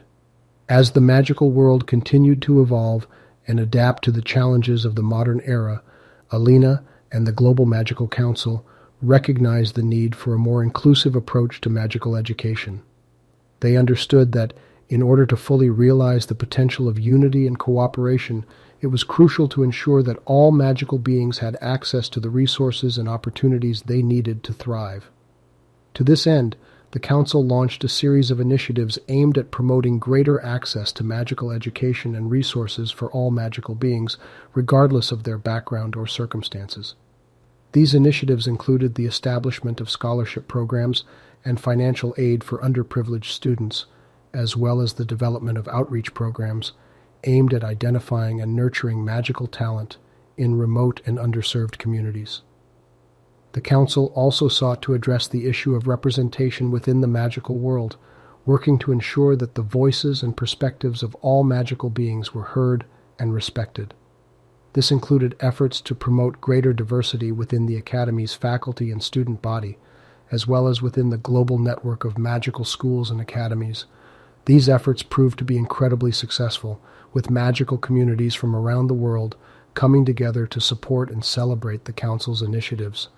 The growing sense of unity and cooperation within the magical world was palpable, and many magical beings began to feel a renewed sense of hope and optimism for the future. Yet, even as the magical world continued to grow more united and harmonious, there were those who sought to undermine the progress that had been made. Shadowy figures, remnants of the dark forces that had once sought to conquer the magical world, continued to plot and scheme in the shadows, determined to sow discord and division wherever they could. Alina, ever vigilant and determined to protect the legacy of unity and cooperation that she had worked so hard to build, was not blind to the threat that these dark forces posed. She knew that the magical world would need to remain strong and united in the face of adversity, and she resolved to do everything in her power to ensure that the bonds of friendship and cooperation that had been forged would continue to hold fast. In response to the lingering threat of dark forces, Alina and the Global Magical Council developed a comprehensive strategy to safeguard the magical world. This strategy included the establishment of a global magical defense force composed of skilled witches and wizards from various magical traditions and backgrounds. The force's primary mission was to detect and neutralize any threats to the magical world, ensuring that the progress made towards unity and cooperation would not be undone. The council also recognized the importance of educating the magical community about the dangers posed by dark forces and the importance of remaining vigilant in the face of such threats. To this end, they organized a series of workshops and seminars aimed at promoting awareness and understanding of the challenges that the magical world faced, as well as fostering a sense of collective responsibility for the defense and preservation of the magical world. These efforts were met with widespread support from the magical community, with many magical beings eager to contribute to the ongoing efforts to protect and preserve the legacy of unity and cooperation that had been built. As a result, the magical world continued to grow stronger and more resilient, even in the face of adversity.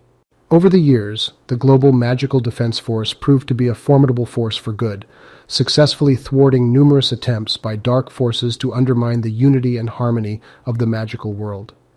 These successes served to strengthen the bonds of friendship and cooperation among the magical community, and many began to believe that the dark forces had been vanquished once and for all. However, Alina knew that the forces of darkness were not so easily defeated. As long as hatred and division persisted within the magical world, there would always be those who sought to exploit these weaknesses for their own gain. She understood that the quest for unity and cooperation was an ongoing struggle, one that would require the continued vigilance and dedication of the entire magical community. As the years turned into decades, Alina found herself growing older, but her passion for the cause of unity and cooperation within the magical world never waned. She continued to travel the world, sharing her message of hope and unity with magical beings of all ages and backgrounds. Her tireless efforts to promote understanding and cooperation within the magical community had earned her a place among the most revered and respected figures in the history of the magical world. Despite her advancing age, Alina remained an active and engaged leader, continuing to work closely with the Global Magical Council and overseeing the many initiatives and programs aimed at fostering unity and cooperation within the magical world. She took great pride in the progress that had been made and the legacy of unity and harmony that had been built under her guidance. Yet, as the years passed, Alina became increasingly aware that her time as the leader of the magical world was drawing to a close.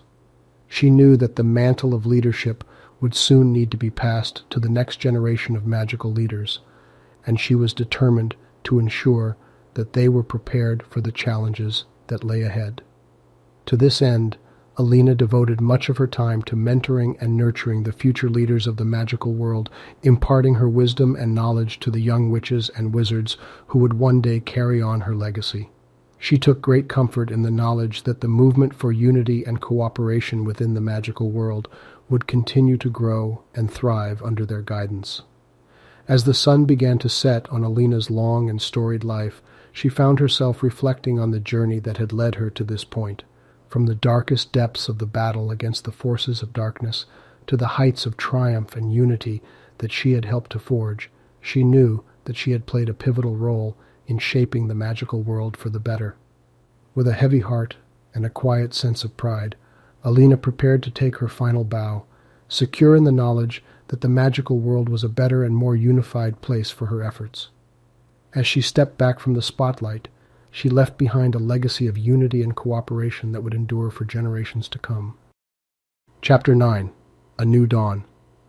Years after Alina's passing, the magical world continued to flourish under the guidance of the Global Magical Council and the new generation of magical leaders. The legacy of unity and cooperation that Alina had worked so tirelessly to build had become deeply ingrained within the fabric of the magical community. Magical beings from all corners of the world continued to come together to work towards a common goal: the preservation and betterment of the magical world. The Global Magical Council, inspired by Alina's vision, continued to develop and implement new initiatives aimed at fostering unity and cooperation within the magical world. One such initiative was the establishment of an annual event known as the Global Magical Unity Festival. This event brought together magical beings from all walks of life to celebrate their shared heritage and culture, as well as to promote understanding and cooperation between different magical communities and traditions. The festival was a resounding success, drawing attendees from every corner of the magical world, and serving as a powerful symbol of the unity and harmony that had been achieved under Alina's leadership. Each year, the festival grew larger and more diverse, with new magical communities joining in the celebration and sharing their unique traditions and perspectives. As the festival gained popularity, it began to draw the attention of the wider world, with many non-magical beings expressing curiosity and interest in the magical community. Recognizing the potential for increased understanding and cooperation between the magical and non-magical worlds, the Global Magical Council took steps to engage with the non-magical community, organizing events and initiatives designed to promote dialogue and foster a spirit of mutual respect and understanding. These efforts were met with great enthusiasm by both magical and non-magical beings alike, and many began to dream of a future in which the barriers that had long separated the two worlds could finally be dismantled. The Global Magical Council continued to work tirelessly towards this goal, drawing inspiration from Alina's vision of a world united in harmony and cooperation. One of the most significant milestones in this journey was the establishment of a series of joint magical and non-magical research institutions dedicated to the study and development of new and innovative magical technologies and techniques. These institutions served as a bridge between the magical and non-magical worlds, fostering collaboration and cooperation between magical beings and their non-magical counterparts. The joint research institutions quickly became renowned for their groundbreaking work, with many of their discoveries and innovations leading to significant advancements in both magical and non-magical fields. As the benefits of this collaboration became increasingly apparent, support for the Global Magical Council's efforts to promote unity and cooperation continued to grow, both within the magical world and beyond. Despite the many successes and milestones achieved in the years following Alina's passing, the magical world remained ever vigilant against the threat of dark forces. The Global Magical Defense Force, which Alina had played a key role in establishing, continued to serve as a bulwark against the forces of darkness, working tirelessly to protect and preserve the magical world and the legacy of unity and cooperation that Alina had left behind. As the magical world continued to evolve and adapt to the challenges of the modern era, the Global Magical Council recognized the need for ongoing innovation and change. They understood that, in order to fully realize the potential of unity and cooperation, it was crucial to continue pushing the boundaries of what was possible and to embrace new and innovative ideas and approaches. With this in mind, the Council embarked on a series of ambitious projects aimed at further enhancing the magical world's capacity for unity and cooperation. These projects included the development of new magical transportation networks, which would allow magical beings from across the globe to travel and connect with one another more easily, as well as the creation of new magical communication technologies designed to facilitate real-time communication between magical beings regardless of their location. These innovations revolutionized the way in which the magical world functioned, breaking down barriers between magical communities and fostering an even greater sense of unity and cooperation. The Global Magical Council also continued to invest in the education and development of the magical community, implementing new programs and initiatives aimed at equipping the next generation of magical leaders with the skills and knowledge they would need to navigate the challenges of the future. As the magical world continued to progress and evolve, many began to look back on the incredible journey that had led them to this point. From the darkest days of the battle against the forces of darkness to the heights of unity and cooperation that had been achieved, it was clear that the magical world had come a long way since the time of Alina and her courageous stand against the forces of division and hatred. As the new dawn broke over the magical world, there was a growing sense of optimism and hope. The legacy of Alina and her tireless efforts to promote unity and cooperation within the magical community had become a powerful driving force for positive change, and many believed that this progress would only continue to accelerate in the years to come. Yet, even as the magical world celebrated its many successes and achievements, there were those who remained ever mindful of the threats that still lurked in the shadows. The forces of darkness, though weakened and diminished, had not been entirely vanquished, and there were whispers of new and even more dangerous foes that had begun to emerge from the depths of the magical world. As the new generation of magical leaders prepared to face these challenges, they drew strength from the knowledge that they were part of a long and proud tradition of unity and cooperation. They knew that the battle against the forces of darkness was not yet won, but they also knew that they had the power to shape the future of the magical world, just as Alina had done so many years before. And so, as the magical world continued to forge ahead into the unknown, it did so with a renewed sense of purpose and determination, driven by the belief that, together, they could overcome any obstacle and ensure a brighter future for all magical beings. The magical world had seen many changes, but the core values of unity and cooperation remained at its heart. The new generation of magical leaders, inspired by Alina's legacy, had taken up the mantle of responsibility and continued to work towards the betterment of their world. In a small, picturesque village nestled in the heart of the magical world, a young woman named Lila had grown up hearing stories of Alina and her incredible journey. Lila was a talented and gifted witch, with a strong connection to the elemental magic that flowed through her veins. Like Alina, she felt a strong sense of duty towards the magical world and the beings who inhabited it. Lila had always been fascinated by the stories of Alina's courage and determination in the face of adversity, and as she grew older, she began to feel a growing sense of purpose and destiny. She knew that she had a role to play in the ongoing story of the magical world, and she was determined to make a difference. As Lila honed her magical abilities and studied the history of the magical world, she became increasingly aware of the challenges that lay ahead. The forces of darkness, though diminished, were not entirely gone, and new threats had begun to emerge from the shadows.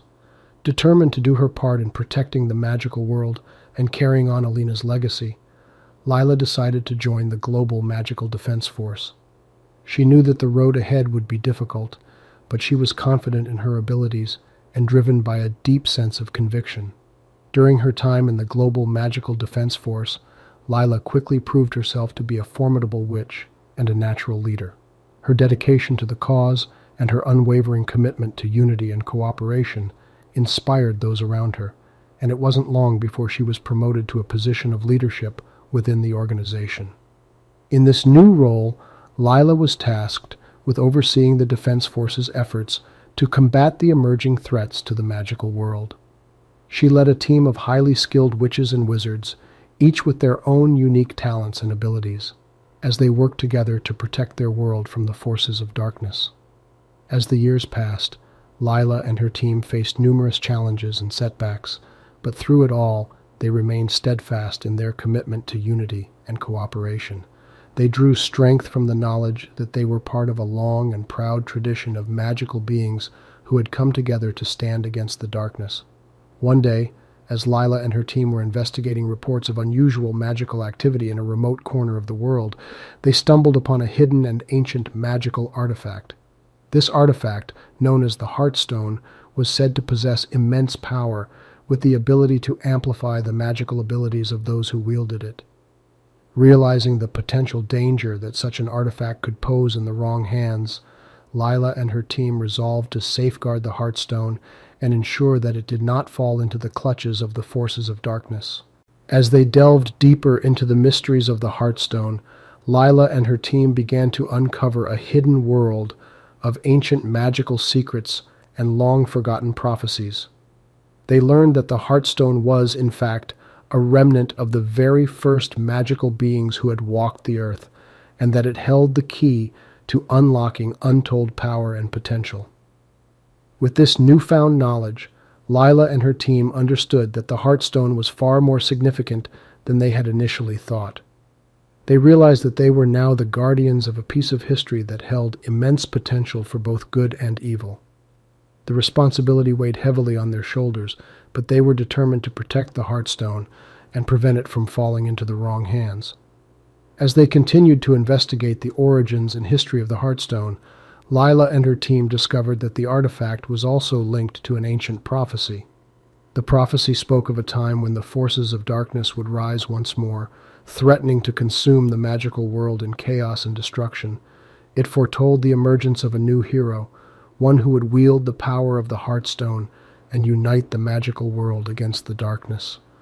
With the prophecy in mind, Lila and her team knew that they had to be prepared for the coming darkness. They redoubled their efforts to train and prepare, honing their magical abilities and forging new alliances within the magical community. They also began to search for the hero spoken of in the prophecy, believing that this individual would be the key to their ultimate victory against the forces of darkness. As the years passed and the darkness continued to grow, Lila and her team faced numerous challenges and battles. They fought against the remnants of the old dark forces, as well as new and terrifying adversaries that threatened the magical world. Through it all, they never wavered in their commitment to unity and cooperation, drawing strength from the legacy of Alina and the countless heroes who had come before them. Then, one fateful day, a young witch named Serafina appeared at the doorstep of the Global Magical Defense Force headquarters. Serafina, like Lila, was a gifted and powerful witch, with an innate connection to the elemental magic that flowed through her veins. She had come to join the Defense Force, driven by a sense of destiny and a deep belief in the importance of unity and cooperation. As Lila and her team welcomed Serafina into their ranks, they quickly realized that there was something extraordinary about her. Serafina's magical abilities seemed to be amplified and enhanced by the presence of the Heartstone, and she seemed to possess an innate understanding of the artifact's power and potential. In Serafina, Lila and her team began to see the fulfillment of the ancient prophecy. They believed that she was the hero they had been searching for, the one who would wield the power of the Heartstone and lead the magical world against the forces of darkness. As they continued to train and prepare for the battles ahead, they rallied around Serafina, determined to support her and help her fulfill her destiny. As the forces of darkness continued to grow in strength and numbers, the magical world found itself on the brink of a new and terrible conflict. With the Heartstone in their possession and the prophecy seemingly coming to fruition, Lila, Serafina, and their team knew that they were the last line of defense against the darkness that threatened to engulf their world. With the weight of the world on their shoulders, Lila, Serafina, and their team prepared for the final confrontation against the forces of darkness. They knew that they were facing an enemy more powerful and insidious than any they had encountered before, but they also knew that they had something the darkness could never possess, the power of unity and cooperation. In the days leading up to the battle, Lila and Serafina worked closely together, training and strategizing for the challenges that lay ahead. They forged an unbreakable bond of trust and friendship, and together they inspired hope and courage in their fellow witches and wizards. As the darkness descended upon the magical world, Lila, Serafina, and their team stood ready to defend it. They knew that the stakes had never been higher, but they also knew that they had the strength, the determination, and the power of the Heartstone on their side. The battle that ensued was unlike any the magical world had ever seen. The forces of darkness unleashed their full fury, attacking the defenders with a relentless barrage of dark spells and twisted creatures. But Lila, Serafina, and their team stood strong, countering each attack with their own powerful magic and unyielding courage. As the battle raged on, Serafina tapped into the power of the Heartstone, using it to amplify her own magic and inspire her fellow witches and wizards. She stood as a beacon of hope amidst the chaos, a living symbol of the unity and cooperation that had always been at the heart of the magical world. In the end, the forces of darkness were no match for the combined might of Lila, Serafina, and their team. They fought with all their strength and determination, and with the power of the Heartstone, they emerged victorious. With the darkness defeated and the magical world saved, Lila, Serafina, and their team returned to their homes and loved ones, weary but triumphant. They had upheld the legacy of Alina and the countless heroes who had come before them, and they had shown the world once more the power of unity and cooperation. As the dust settled and life began to return to normal, Lila, Serafina, and their team knew that their work was far from over. They understood that the forces of darkness would never be entirely vanquished, and that new threats would always emerge to challenge the magical world. but they also knew that, together, they had the power to overcome any obstacle and ensure a brighter future for all magical beings. And so, as the sun rose on a new day in the magical world, Lila, Serafina, and their team looked to the future with hope and determination, ready to face whatever challenges lay ahead and continue their ongoing journey towards unity, cooperation, and a brighter tomorrow. Chapter 10. The Legacy Continues. In the years that followed their epic victory against the forces of darkness, Lila, Serafina, and their team continued to work tirelessly to protect the magical world. They focused on strengthening the bonds between witches and wizards across the globe, as well as fostering new alliances with other magical beings. They knew that the key to safeguarding their world and maintaining peace was through unity and cooperation. Lila and Serafina, in particular, had become symbols of hope and inspiration to witches and wizards everywhere. Their friendship, born out of their shared struggle against the darkness, had blossomed into a powerful partnership that helped guide the magical world through the challenges of the new era. Together they worked to ensure that the legacy of the Heartstone would continue to inspire and unite future generations of magical beings. As the years passed, Lila and Serafina found themselves increasingly drawn to the pursuit of knowledge and understanding. They knew that they still had much to learn about the Heartstone and the ancient magic that had given birth to it. They believed that by unraveling the mysteries of the past, they could help secure a brighter future for the magical world. With this goal in mind, Lila and Serafina embarked on a journey that would take them to the farthest corners of the magical world.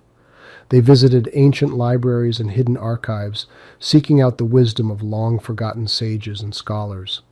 They delved into the most obscure and esoteric branches of magic, searching for clues that would help them unlock the secrets of the Heartstone.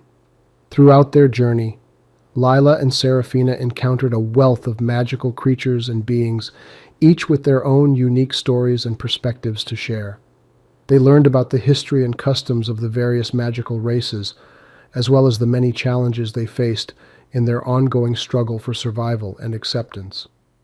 In the course of their travels, Lila and Serafina discovered that the magical world was far more diverse and complex than they had ever imagined.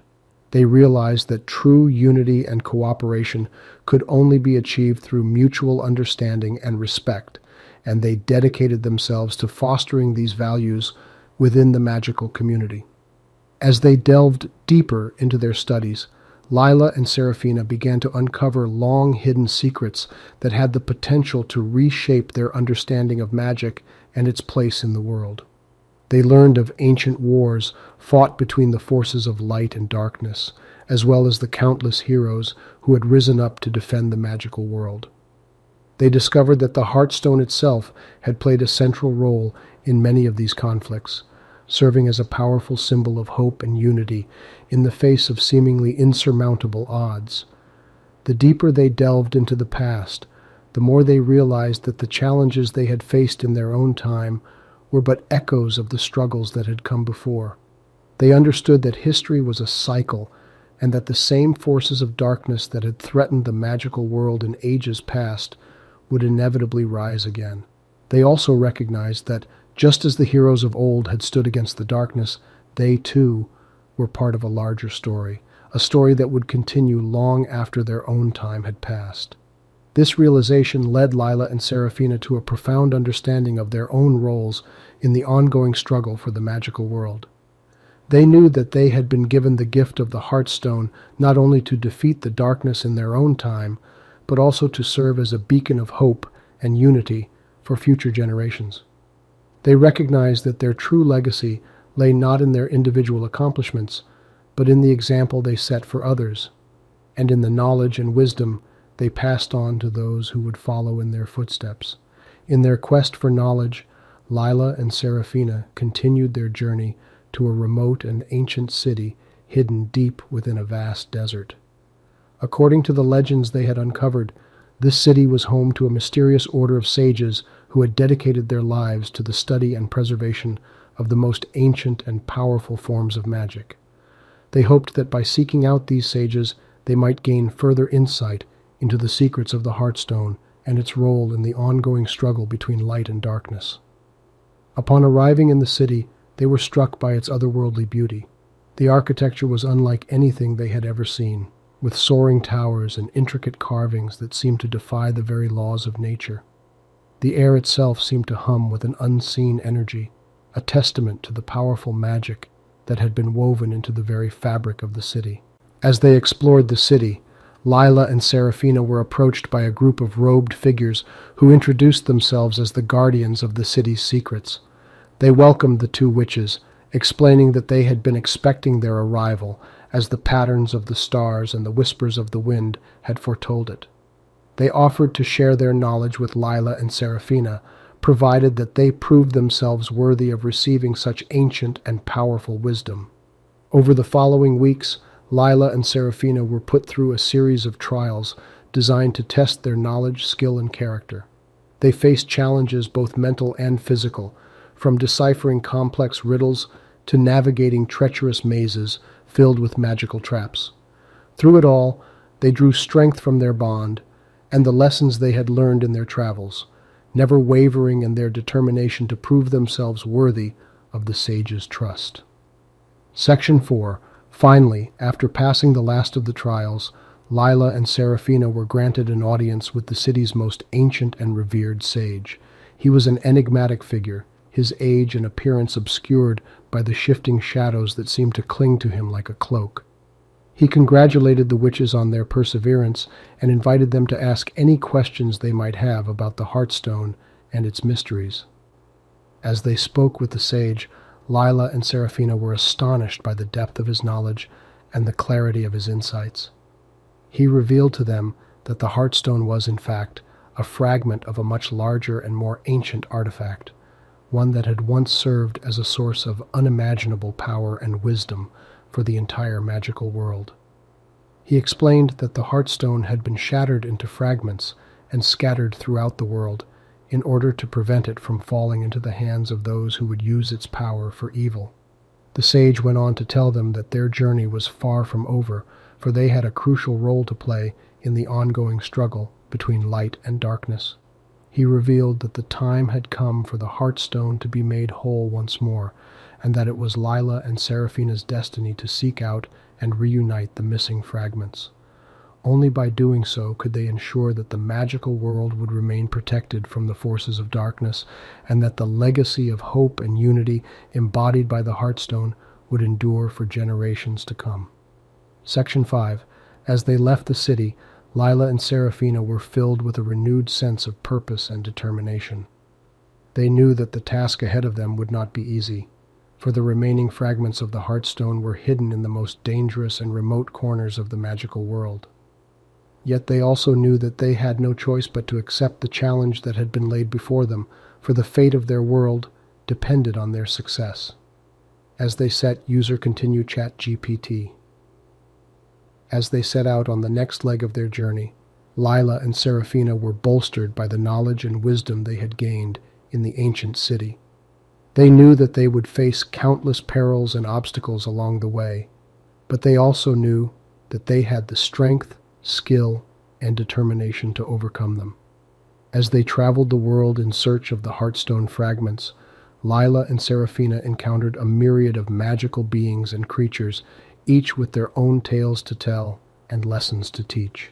From the enchanted forests of the east to the vast, frozen tundra of the north, they continued to learn and grow, both as individuals and as a team. Their journey led them to confront the darkest aspects of the magical world, as well as the darkness that lay within their own hearts. They battled fearsome adversaries and struggled with their own doubts and insecurities, but through it all, their bond remained strong, and their conviction in the power of hope and unity never wavered.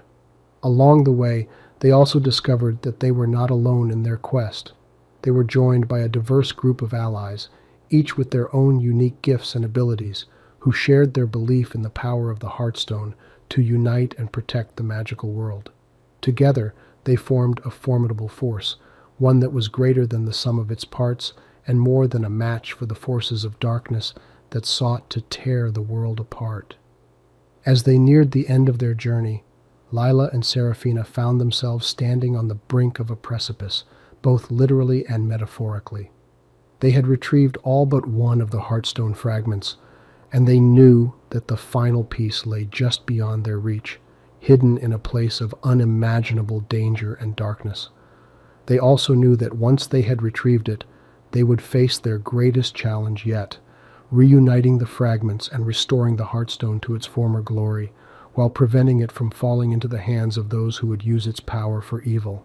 With the weight of the world on their shoulders, Lila and Seraphina stood at the edge of the abyss, staring into the unknown. They knew that the choices they made and the sacrifices they were willing to endure would shape the future of the magical world for generations to come. And as they prepared to take that fateful step, they were reminded of the sage's words and the profound lesson they had learned throughout their journey, that the true power of the Heartstone lay not in the artifact itself, but in the hearts and minds of those who believed in its legacy of hope, unity, and love.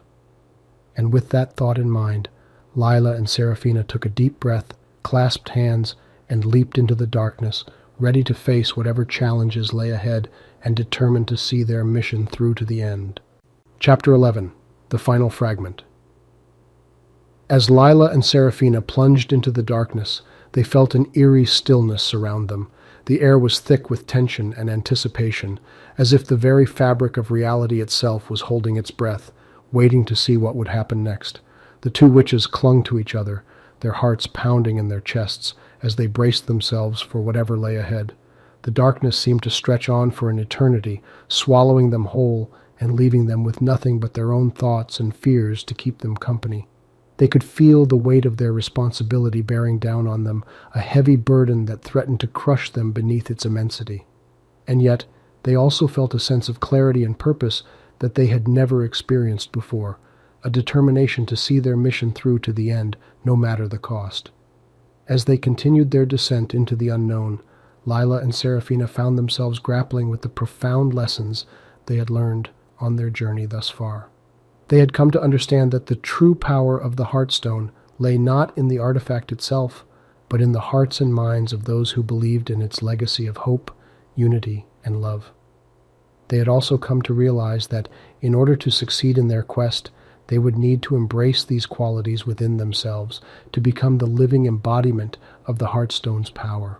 This realization was both empowering and humbling, filling them with a sense of awe and wonder at the potential that lay within each and every one of us.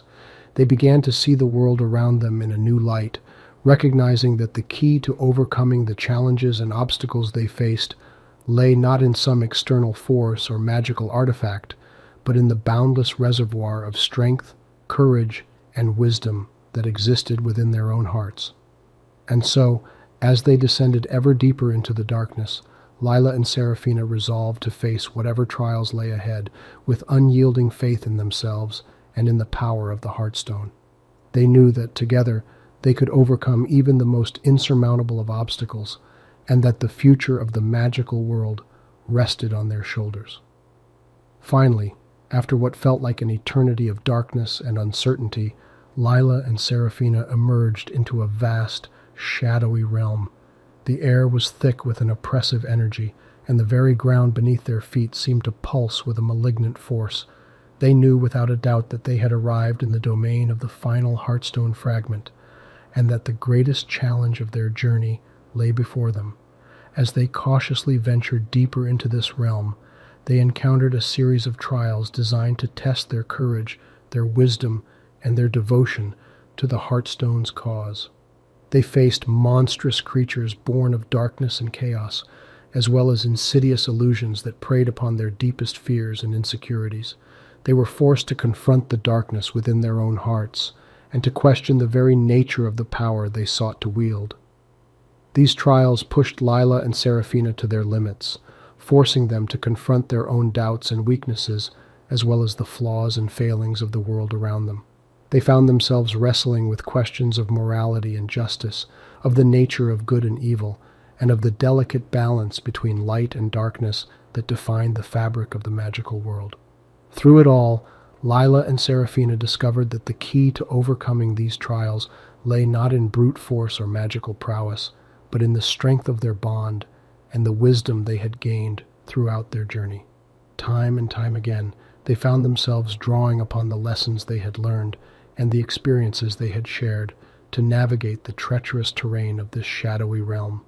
They came to understand that the true power of the Heartstone lay not just in its ability to unite and heal, but in the transformative effect it had on those who believed in its legacy. As they progressed through the trials, Lila and Seraphina began to see the true nature of the challenges they faced. Each test was not merely a physical or magical obstacle to be overcome, but a reflection of the doubts, fears, and insecurities that had plagued them throughout their journey. The darkness that surrounded them was not just a manifestation of some external force, but a mirror held up to their own hearts, revealing the shadows that lurked within. In this realization, Lila and Seraphina found the strength to confront and overcome their inner demons. They learned that by embracing the truth of who they were, flaws and all, they could unlock the true potential of the Heartstone and the power it held. This profound lesson was a turning point in their journey, a moment of clarity and understanding that forever changed the course of their lives. As they continued to face each trial with courage and determination, Lila and Seraphina began to see the transformative power of the Heartstone at work within themselves. They felt the light of hope and love growing stronger in their hearts, banishing the darkness of doubt and fear that had once held them captive. They knew that as long as they held fast to the power of the Heartstone and the bond they shared, they could overcome any obstacle, no matter how great. As Lila and Seraphina neared the heart of the shadowy realm, they sensed the presence of the final Heartstone fragment, pulsing with power and waiting to be claimed. They also felt the oppressive darkness growing stronger, as if gathering its forces for one final, desperate assault. The witches steeled themselves for the battle ahead, knowing that the fate of the magical world hung in the balance. As they approached the location of the fragment, the darkness seemed to take on a life of its own, coalescing into a monstrous, twisted form that threatened to consume them whole. It was a being of pure darkness and chaos, a manifestation of all the fear, doubt, and despair that the Heartstone had been created to combat. The battle that ensued was unlike any Lila and Seraphina had ever faced before. The creature of darkness seemed to defy the very laws of magic and reality, striking out with tendrils of shadow that threatened to snuff out the light of the Heartstone and the hope it represented. The witches fought back with all the power and skill at their disposal, calling upon the lessons they had learned and the strength they had gained throughout their journey. As the battle raged on, Lila and Seraphina found themselves struggling to hold their ground against the relentless onslaught of darkness. They could feel the creature's power growing stronger with each passing moment, feeding on their fear and despair. But just when it seemed as though all hope was lost, the two witches found a wellspring of strength within themselves that they had never known existed.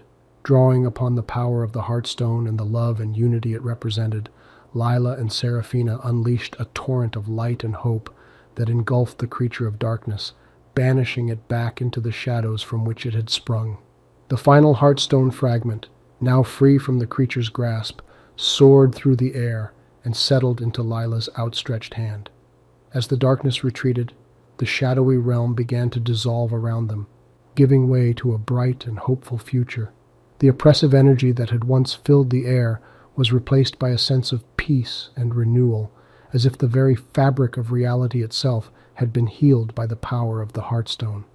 With the final fragment in their possession, Lila and Seraphina knew that their journey was nearing its end.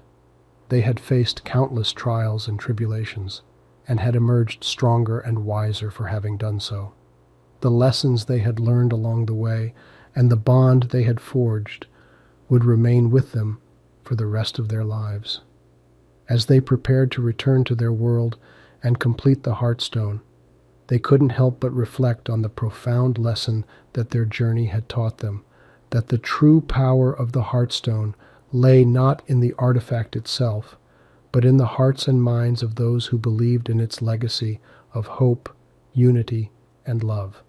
This realization left them with a sense of awe and wonder as well as a deep sense of responsibility for the future of the magical world. They knew that by embracing the power of the Heartstone and the values it represented, they could become a beacon of hope and light in a world that was all too often filled with darkness and despair. But just as they were about to leave the realm, a chilling voice echoed through the air, sending a shiver down their spines. "You may have won this battle, but the war is far from over," it hissed, its words filled with malice and menace. "The darkness will rise again, and when it does, you will not be able to stop it." As the voice faded away, Lila and Seraphina exchanged a determined look, knowing that they had to be prepared for whatever challenges lay ahead. They knew that the road before them would not be easy, but they also knew that, together, they could face whatever the future held. And with that, they stepped through the portal, leaving the shadowy realm behind and stepping into the light of a new day, their hearts filled with hope and determination. Chapter 12. As Lila and Seraphina gathered their most trusted allies, a sense of urgency and gravity filled the air. The grand hall of the academy, usually filled with laughter and the sounds of youthful ambition, was now weighed down with the heavy silence of the decisions that would shape the future of the magical world. The ancient book, discovered by Lila and Seraphina during their travels, held secrets that could either lead to an era of enlightenment or unleash chaos upon the world. They called upon the small council of their wisest and most experienced students, each of them carefully selected for their unique skills and virtues. As the council members took their seats around the massive oak table, the flickering candlelight cast shadows that danced across their faces, mirroring the internal struggle each of them faced. The mysterious book lay at the center of the table, its worn leather cover and yellowed pages showing the passage of time. It was a testament to the depth of knowledge that had been lost and forgotten over the centuries. As the council members stared at the book, their eyes were filled with a mix of curiosity, fear, and awe. As they began to discuss the potential consequences of revealing the book's secrets, the storm brewing outside the academy mirrored the internal conflict that raged within them. The howling winds and torrential rain battered the ancient walls, a fitting backdrop for the fierce debate that unfolded. Some of the council members argued that the ancient magic contained within the book could be harnessed for the betterment of the magical world, pushing the boundaries of knowledge and unlocking new possibilities. Others, however, warned of the dangers of meddling with powers they did not fully understand, fearing that their actions could have catastrophic consequences. Hours passed, and the debate continued to rage on. The storm outside intensified, the thunderous roar of lightning echoing through the halls as if to underscore the gravity of the decisions being made. Finally, a consensus was reached.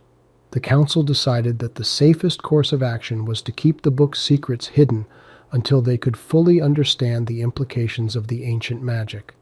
They resolved to study the book in secret, dedicating themselves to unlocking its mysteries without exposing the magical world to the potential dangers it held.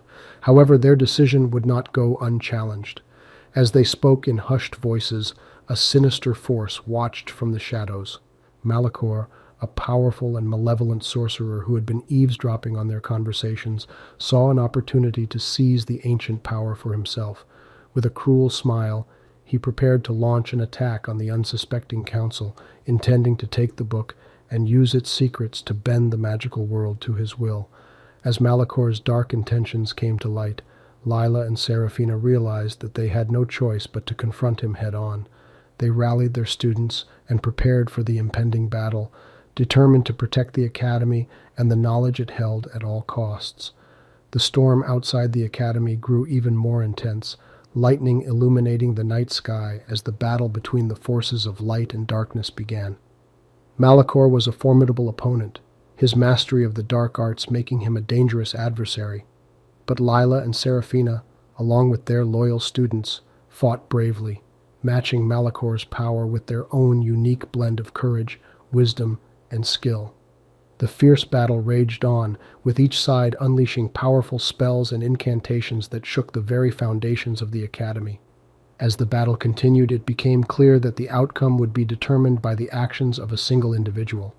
A young student named Elara, who had shown great promise under Lila and Seraphina's tutelage, found herself facing Malachor alone as her mentors and Reens were momentarily incapacitated. As the two stared each other down, the gravity of the situation weighed heavily on Alara's shoulders. She knew that the fate of the magical world and the legacy of the Academy rested on her ability to stand up to the dark sorcerer. With a deep breath, Alara called upon every ounce of her strength and unleashed a powerful spell that she had been perfecting during her time at the Academy. The air crackled with energy as the spell raced toward Malachor, who quickly realized that he had underestimated the young student's power. As the spell struck Malachor, he was momentarily stunned, giving Lila and Seraphina the opportunity to regroup and join the fray. The three of them, united in their determination to protect the magical world, combined their powers and launched a final, devastating attack on Malachor. The sun had risen, casting its golden rays across the Academy's grounds, which were still littered with the remnants of the previous night's battle. The students and faculty worked tirelessly to repair the damage and restore the Academy to its former glory. Despite the exhaustion that weighed on them, a newfound sense of camaraderie and purpose seemed to drive everyone forward. As Alara, Lila, and Seraphina surveyed the ongoing efforts, they could not help but reflect on the events that had led them to this moment. The three of them had formed an unbreakable bond, their fates intertwined by the challenges they had faced and the victories they had won together. During a much-needed break, Alara wandered off to a secluded part of the Academy's gardens. There, she found a quiet spot to reflect on her own journey and the growth she had experienced throughout her time at the Academy. As she sat among the blooming flowers, a sense of peace washed over her, despite the chaos that still surrounded the campus. While lost in thought, Alara's reverie was interrupted by the appearance of a familiar figure, her mentor, Professor Alaric. The wise old mage had been an invaluable source of guidance and support for Alara during her time at the Academy, and seeing him brought a warm smile to her face. "Alara, my dear," he said, his voice gentle and kind. "I have been watching you grow since you first arrived at the Academy. I must say, I am immensely proud of the young woman you have become." Alara blushed at his words, feeling a mix of gratitude and humility. "Thank you, Professor Alaric," she replied. "I wouldn't be where I am today without your guidance and the support of my friends." As they sat together in the garden, Alaric shared with Alara his own experiences and the lessons he had learned throughout his many years as a mage. He spoke of the delicate balance between power and responsibility, and the importance of staying true to oneself in the face of adversity. "The path you have chosen is not an easy one," he told her, his gaze steady and wise. "But I have no doubt that you are destined for great things, Alara. Just remember to always trust your instincts and hold on to your compassion, even when faced with the darkest of challenges." Alara nodded, taking his words to heart. She felt a renewed sense of determination, knowing that she had the support of her friends and mentors as she continued on her journey. Meanwhile, the mysterious figure who had retrieved the glowing object from Malachor's robes had ventured deep into a hidden cavern far from the Academy's walls. Within the cavern's depths, they stood before an ancient altar, shrouded in darkness. As the figure placed the object on the altar, a surge of dark energy filled the cavern, illuminating the chamber with an eerie, unnatural light. The object began to pulse, as if it was alive, and a sinister voice echoed through the chamber, speaking of a new age of darkness that would soon descend upon the world. The figure, their identity still obscured by shadows, couldn't help but smile as they listened to the voice's promises of power and vengeance. The seeds of a new plan were beginning to take root, and the figure knew that the time had come to gather allies and prepare for the battles that lay ahead. Back at the Academy, as the sun began to set and the day's work drew to a close, Alara, Lila, and Seraphina reconvened in their shared dormitory. As they settled in for the night, they couldn't shake the feeling that their victory over Malachor was just the beginning of a much larger story. Unaware of the dark forces that were beginning to gather beyond the Academy's walls, the three friends shared their hopes and dreams for the future. They spoke of the adventures they would embark on together, the challenges they would face, and the legacy they hoped to leave behind. Yet, as they laughed and reminisced, an unsettling feeling lingered at the back of their minds. They knew that the world was changing, and that their own destinies were now intertwined with the fate of the entire realm. With the moon casting its pale glow over the academy, the friends made a solemn vow to stand together, no matter what trials and tribulations lay ahead. They promised to protect each other and the world they loved, even if it meant facing the most unimaginable horrors. As the night wore on, Elara found herself unable to sleep. Her thoughts were consumed by the profound lesson that Professor Alaric had shared with her, and the knowledge that a new era was dawning. As she lay awake, she couldn't help but wonder what role she and her friends would play in the battles to come. But as the friends prepared to face the challenges ahead, they were unaware of the true extent of the danger that lurked in the shadows.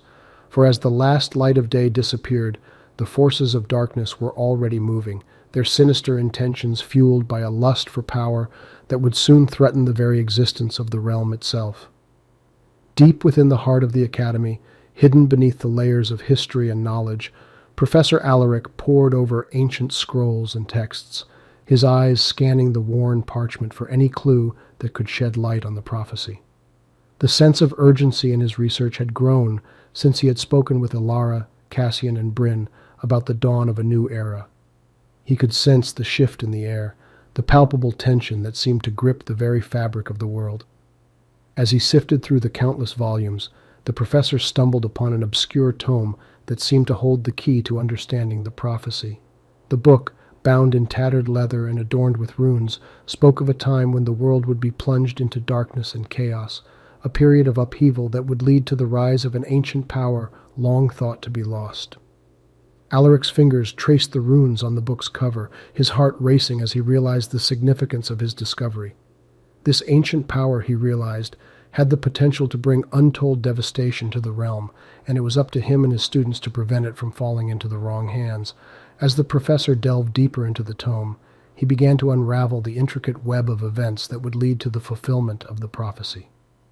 He discovered that a series of celestial events would serve as a harbinger of the coming darkness, their alignment creating a gateway that would allow the ancient power to return to the realm.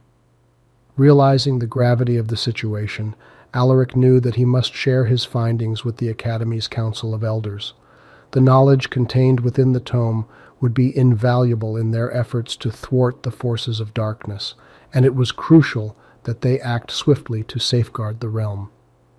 While Professor Alaric prepared to present his findings to the Council, Elara, Cassian, and Bryn continued their own research, their paths unknowingly intertwined with his.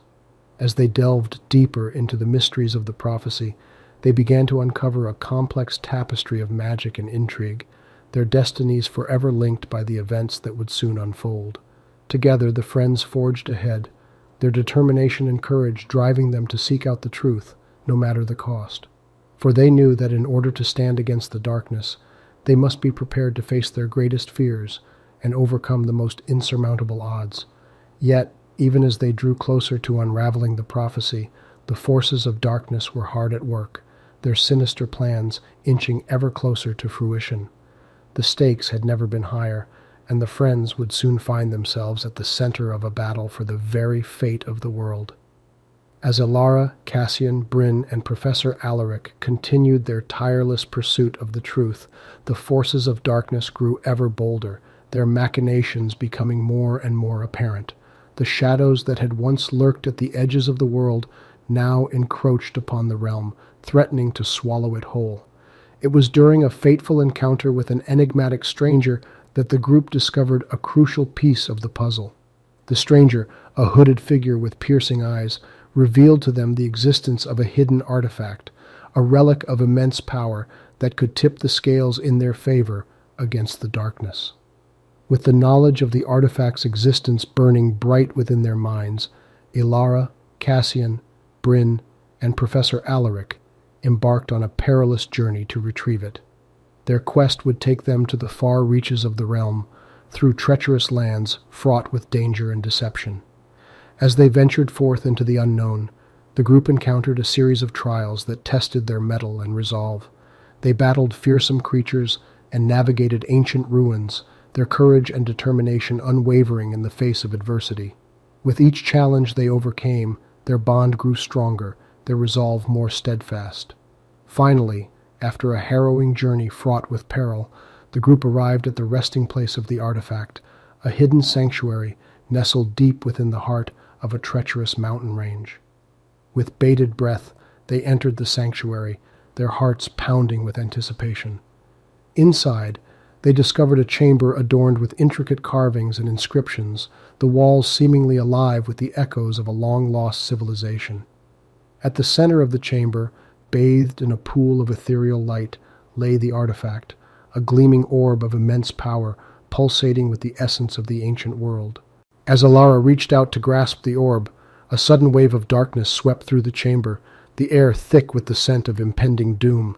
The friends knew that they had precious little time to act, for the forces of darkness were closing in, their sinister plans nearly complete.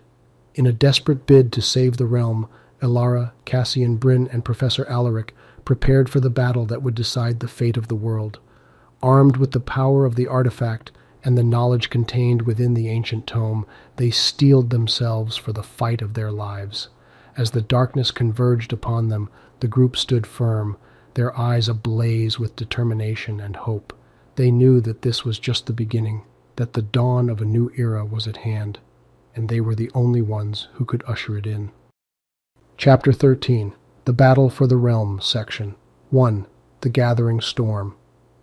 With the artifact in hand, Alara, Cassian, Bryn, and Professor Alaric knew they had only just begun their true journey. Now, they had to unite the scattered forces of the realm and prepare for the battle that would decide the fate of their world. As they traveled back through the treacherous mountain range, they knew that every step they took was a step closer to the final confrontation. Word of their discovery had spread like wildfire throughout the realm, and the once disparate factions now rallied to their cause. From the noble knights of the Silver Citadel to the fierce warriors of the Windborn tribes, the forces of light began to gather under the banner of the artifact, their hearts filled with hope and resolve. As the group traversed the realm, they encountered countless stories of sacrifice and courage, tales of ordinary people who had chosen to stand against the encroaching darkness. It was a testament to the indomitable spirit of the realm, a spirit that refused to be extinguished, no matter the odds. As they journeyed from one village to the next, they were met with gratitude and support from the people, who offered food, shelter, and whatever they could to aid in the upcoming battle. It reminded the group of the power of community and how even small acts of kindness could make a significant impact. During their journey, they also learned valuable lessons about the power of unity and the importance of standing together in the face of adversity.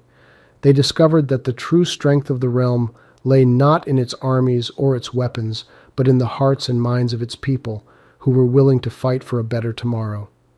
From the elderly woman who mended their tattered garments to the young boy who eagerly shared his knowledge of the local terrain, each individual they encountered seemed to be doing their part to support the cause. But even as their forces grew and their resolve hardened, the group knew that the true battle was yet to come. The forces of darkness, led by the malevolent sorcerer known only as the Shadow Lord, were marshaling their strength, preparing for the moment when they would strike at the heart of the realm. Reports of monstrous creatures terrorizing villages and dark magic seeping into the land reached the group, a constant reminder of the Shadow Lord's growing influence. As the storm clouds gathered on the horizon, Alara, Cassian, Bryn, and Professor Alaric steeled themselves for the coming storm.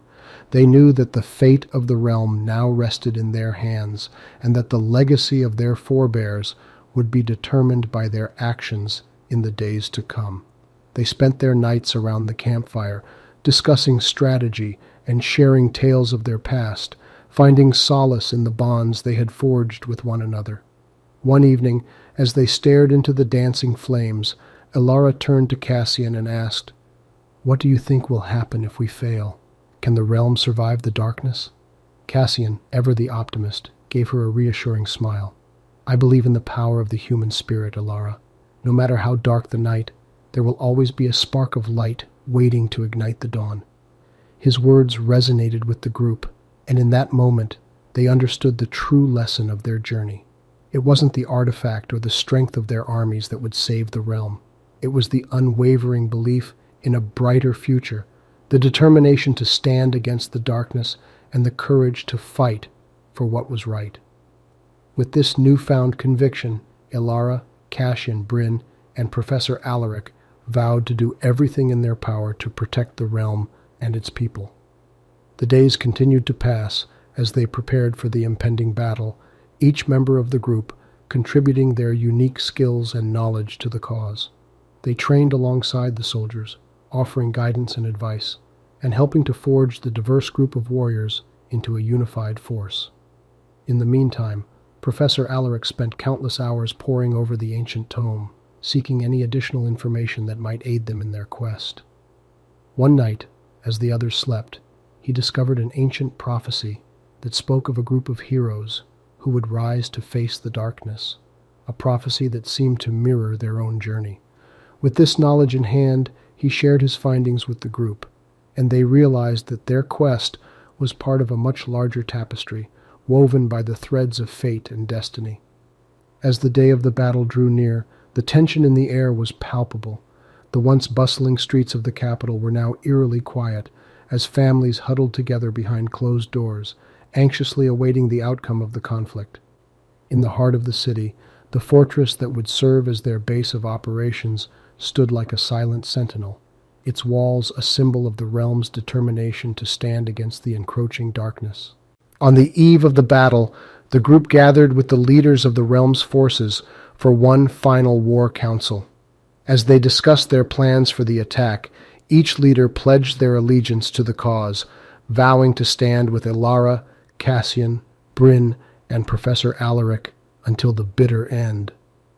The night before the battle, unable to sleep, Ilara found herself standing on the fortress's ramparts, staring out at the dark horizon. The wind carried the distant howls of the Shadow Lord's monstrous creatures, a chilling reminder of the horrors they would soon face. As she stood there, contemplating the enormity of the task before them, a familiar figure appeared at her side. "Couldn't sleep either?" Cassian asked, his eyes reflecting the same mix of determination and fear that Ilara felt. "No," she admitted, her voice barely audible above the wind. "I can't help but worry about what will happen tomorrow. Will we be able to save the realm?" Cassian placed a comforting hand on her shoulder. "Ilara, we've come so far and overcome so much. I believe in our ability to stand against the darkness. We'll face whatever comes our way, together." As the first light of dawn began to break across the horizon, Ilara and Cassian stood side by side, their silhouettes framed against the dawning sky. They knew that the coming day would test their courage, their resolve, and their faith in one another. But as they stood there watching the sun rise on the dawn of a new era, they also knew that they were ready to face whatever challenges the future held. As the sun rose higher into the sky, the sound of war drums echoed across the battlefield, signaling the beginning of the conflict. The forces of the realm stood at the ready, weapons in hand, their eyes fixed on the distant horizon. The once lush fields that lay before them were now a desolate expanse of scorched earth and smoldering ruins, a grim testament to the destructive power of the Shadow Lord and his army of darkness. Ilara stood beside Cassian, Bryn, and Professor Alaric, her heart pounding in her chest as the first wave of the enemy forces appeared on the horizon. Their twisted forms and monstrous visages sent a shudder down her spine, but she steeled her resolve, determined to protect her home and her people from the encroaching darkness. The initial clash of steel and flesh was deafening as the two armies collided with the force of a storm. The air was thick with the cries of the wounded and the dying, a cacophony of pain and anguish that threatened to drown out all other sounds. Ilara fought with every ounce of strength she possessed, her sword a blur of motion as she cut down one enemy after another. As the battle wore on, the once pristine sky became choked with smoke and ash, casting a dark pall over the battlefield. The forces of the realm fought valiantly, but the tide of battle seemed to be turning against them. For every enemy that fell, two more seemed to take its place, a seemingly endless horde of darkness that threatened to overwhelm them all. In the midst of the chaos, Ilara caught sight of a figure that stood out among the throng of enemy forces, a sinister presence that seemed to exude an aura of pure darkness. She knew, without a doubt, that this was the Shadow Lord himself, the one responsible for the suffering and destruction that had been visited upon her world. Summoning the last of her strength, Elara charged toward the Shadow Lord, her companions following close behind.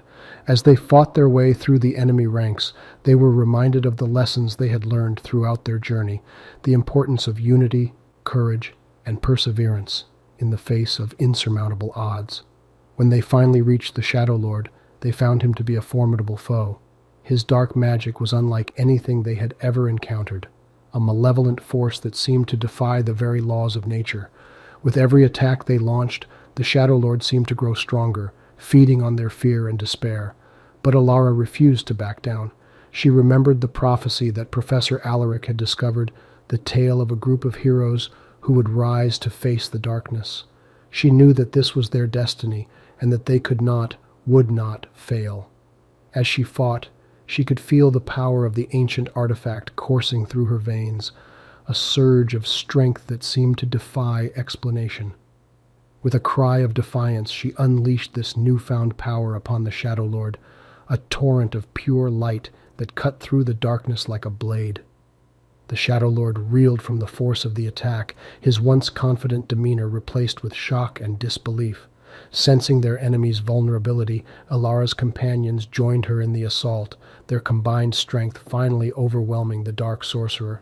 As the Shadow Lord fell, the dark clouds that had shrouded the battlefield began to dissipate, allowing the light of the sun to shine down once more. The remaining enemy forces, their master vanquished, fled into the shadows from whence they came, their once fearsome presence now reduced to a mere memory. But the cost of victory had been great. The battlefield was littered with the bodies of the fallen, the toll of the battle evident in the weary expressions of the survivors. Elara, Cassian, Bryn, and Professor Alaric stood among the ruins, their hearts heavy with the knowledge that the peace they had fought so hard to achieve had come at such a steep price. As they surveyed the devastation, they understood that this was not the end of their journey, but merely the beginning of a new chapter. They would have to work together to rebuild the realm, to heal the wounds inflicted by the Shadow Lord's reign of terror, and they would have to remain vigilant, for they knew that there would always be those who sought to exploit the darkness for their own ends. But as they looked out over the battlefield, they also saw something else: hope. They saw the people of the realm coming together, united by a common purpose and a shared vision of a brighter future. They saw the seeds of a new era being sown, the promise of a better tomorrow taking root amidst the ashes of the past. And they knew that, as long as they stood together, they could face whatever challenges lay ahead. For they had learned that the true strength of the realm lay not in its weapons or its armies, but in the hearts and minds of its people. It was a lesson that they would carry with them always, a beacon of light to guide them through the darkest of times. With a newfound sense of purpose, Elara and her companions set forth on the long road to recovery, determined to restore the realm to its former glory. But as they prepared to leave the battlefield, they could not shake the feeling that something was watching them from the shadows, an unseen presence that seemed to bide its time, waiting for the moment to strike.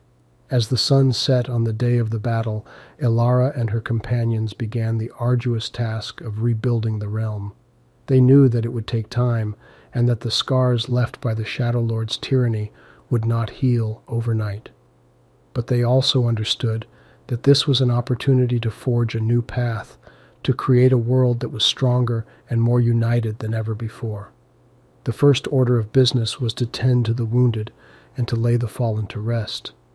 The survivors worked together to build a monument in the heart of the battlefield, a testament to the sacrifices made by those who had given their lives in the fight for freedom. As the people of the realm gathered to pay their respects, Elara saw tears of grief mingling with tears of hope, and she knew that the memory of the fallen would live on, inspiring future generations to stand up against tyranny and injustice. The next step was to begin the process of rebuilding the villages and cities that had been ravaged by the Shadow Lord's forces. Elara and her companions traveled throughout the realm, offering aid and support to those in need. They helped to clear away the debris, to rebuild homes and schools, and to plant new crops in the fields that had been scorched by the fires of war. And as they worked side by side with the people of the realm, they discovered a newfound sense of camaraderie and kinship, a bond that transcended the divisions of the past. But the path to recovery was not without its challenges. There were those who still clung to the old ways, who saw the chaos and destruction as an opportunity to seize power for themselves. And there were those who had lost so much in the war that they could not bring themselves to hope for a better future, their hearts hardened by grief and despair. It was during these difficult times that Alara and her companions drew upon the lessons they had learned during their journey. They knew that the key to overcoming adversity lay not in the strength of their weapons, but in the resilience of their spirits. They understood that the true power of the realm was not found in its armies or its fortresses, but in the hearts of its people. And they believed that by working together and supporting one another, they could overcome any obstacle, no matter how great. As the months turned to years, the realm began to show signs of recovery. The cities and villages that had been reduced to rubble were slowly rebuilt, their walls standing tall and proud once more. The fields that had been scorched by the fires of war were now lush and fertile, their bounty a testament to the hard work and determination of the people who tended them. And the people themselves, once broken and divided, now stood united in their pursuit of a better future, their hearts filled with hope and purpose. But as the realm began to heal, Alara and her companions could not shake the nagging feeling that they were being watched. The sense of an unseen presence, lurking in the shadows and waiting for the opportune moment to strike, never left them. They knew that the battle for the realm was far from over, and that the seeds of a new conflict had already been sown. As they prepared for the challenges that lay ahead, Alara and her companions found solace in the knowledge that they had come so far, and that they had emerged from the ashes of the past stronger and more united than ever before. They understood that the true power of the realm lay not in the strength of their weapons or the size of their armies, but in the resilience of their spirits and the bonds that united them. And they knew that as long as they stood together, they could face whatever the future held and emerge triumphant. As the years went by, the people of the realm continued to rebuild and grow stronger. Prosperity returned to the once devastated lands, and a newfound sense of unity and peace prevailed. However, Alara and her companions never forgot the ever-present feeling of being watched, the lurking menace that seemed to haunt their every step. To combat this unseen threat, they dedicated themselves to honing their skills and developing new strategies to protect the realm. They formed a council of wise and experienced leaders, tasked with safeguarding the realm and ensuring its continued growth and security. This council, with Alara at its helm, proved to be a force to be reckoned with. They established schools to teach the art of combat and magic to those who wished to defend their homes and loved ones. They formed alliances with neighboring kingdoms, forging bonds of friendship and cooperation that would stand the test of time. Yet, despite their best efforts, the sense of unease continued to grow. Whispers spread throughout the realm of an ancient power, one that had been dormant for centuries but was now stirring once more. And as the council delved deeper into the matter, they discovered that the source of this power was none other than the Shadow Lord himself. It seemed that, although he had been defeated, the Shadow Lord's essence had managed to survive, clinging to existence and slowly regaining strength over the years. Now, he sought to return to the realm, to exact his vengeance upon those who had dared to defy him, and to reclaim the power that had once been his. With this newfound knowledge, Alara and her companions were faced with an impossible choice. They knew that they could not simply ignore the threat that the Shadow Lord posed, but they also understood that confronting him would mean putting the realm at risk once more. The memories of the devastation and loss that the war had wrought were still fresh in their minds, and the thought of bringing such suffering upon their people again was almost too much to bear. But as they grappled with this dilemma, they were reminded of the profound lesson that they had learned throughout their journey, the power of unity, of standing together in the face of adversity. They knew that, as long as they remained united, they could overcome any challenge, no matter how great. With renewed determination, Alara and her companions set out on a new quest, one that would take them to the farthest reaches of the realm and beyond. They would face ancient evils, long-forgotten secrets, and unimaginable dangers as they sought to confront the Shadow Lord and put an end to his schemes once and for all. As they embarked on this perilous journey, the people of the realm watched them go, their hearts filled with hope and pride. They knew that their champions would not falter, that they would face whatever trials lay ahead with courage and conviction. And as they turned their gaze to the horizon, they could not help but wonder what new adventures awaited their heroes, and what challenges they would face in the days to come.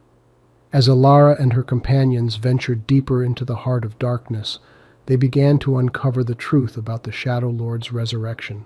It seemed that the Dark Sorcerer had discovered a way to channel the life force of innocent souls, using their energy to fuel his own rebirth. This knowledge both horrified and enraged the heroes, who knew they had to put a stop to the Shadow Lord's evil scheme, no matter the cost. As they continued their journey, the heroes faced many difficult trials, each more daunting than the last. Yet, they never wavered in their resolve, their dedication to the protection of the realm pushing them ever forward. Along the way, they encountered others who had suffered at the hands of the Shadow Lord, and these encounters only served to strengthen their determination to see him vanquished.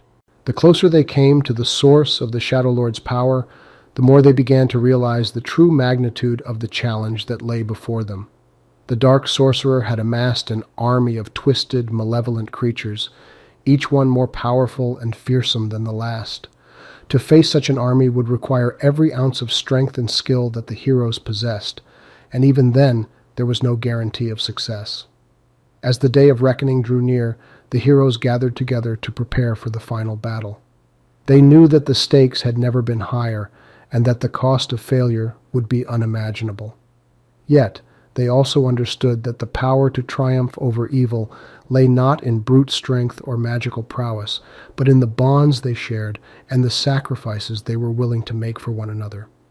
It was then that the profound lesson they had learned throughout their journey came into sharper focus: the power of sacrifice, of putting one's own needs and desires aside for the greater good. This understanding filled the heroes with a sense of purpose and determination, and they knew that no matter the outcome of the battle that lay ahead, they would face it together as one. As the heroes took to the battlefield, they fought with a ferocity and conviction that could not be denied. The Shadow Lord's minions fell before them, their evil machinations no match for the combined might of the champions of the realm. And as they fought, the heroes found strength in their unity, in the knowledge that they were not alone in their struggle. But the battle was far from over, and as the heroes pressed onward, they began to realize that the Shadow Lord's power was greater than they had ever imagined. With each passing moment, the Dark Sorcerer grew stronger, drawing on the life force of countless innocent souls to fuel his resurrection. The heroes knew that they had to act quickly if they were to have any hope of stopping him. In a desperate gambit, Alara made a fateful decision, one that would change the course of the battle and the lives of her companions forever. As her friends fought valiantly to hold back the Shadow Lord's forces, Alara slipped away, determined to confront the Dark Sorcerer and put an end to his evil once and for all. As she approached the heart of the Shadow Lord's power, Alara was filled with a sense of foreboding. She knew that the task before her would not be an easy one, and that it might very well cost her everything. But she also knew that there was no other choice, that the fate of the realm rested on her shoulders alone. And so, with a heavy heart, Alara prepared to make the ultimate sacrifice, to give her own life in exchange for the safety and well-being of her people. As she stood before the Shadow Lord, her eyes locked on his, she knew that she was ready to face whatever fate awaited her. As the battle between Alara and the Shadow Lord raged on, her companions continued to fight valiantly against the sorcerer's minions, their hearts heavy with the knowledge of the sacrifice that Alara was willing to make for them. The heroes fought with a newfound intensity, determined to honor their friend's bravery and ensure that her sacrifice would not be in vain. As Alara faced the Shadow Lord, she could feel the immense power radiating from him, the darkness that threatened to consume everything in its path. But she also felt the warmth of the love and friendship she shared with her companions, a light that refused to be extinguished even in the face of such overwhelming darkness.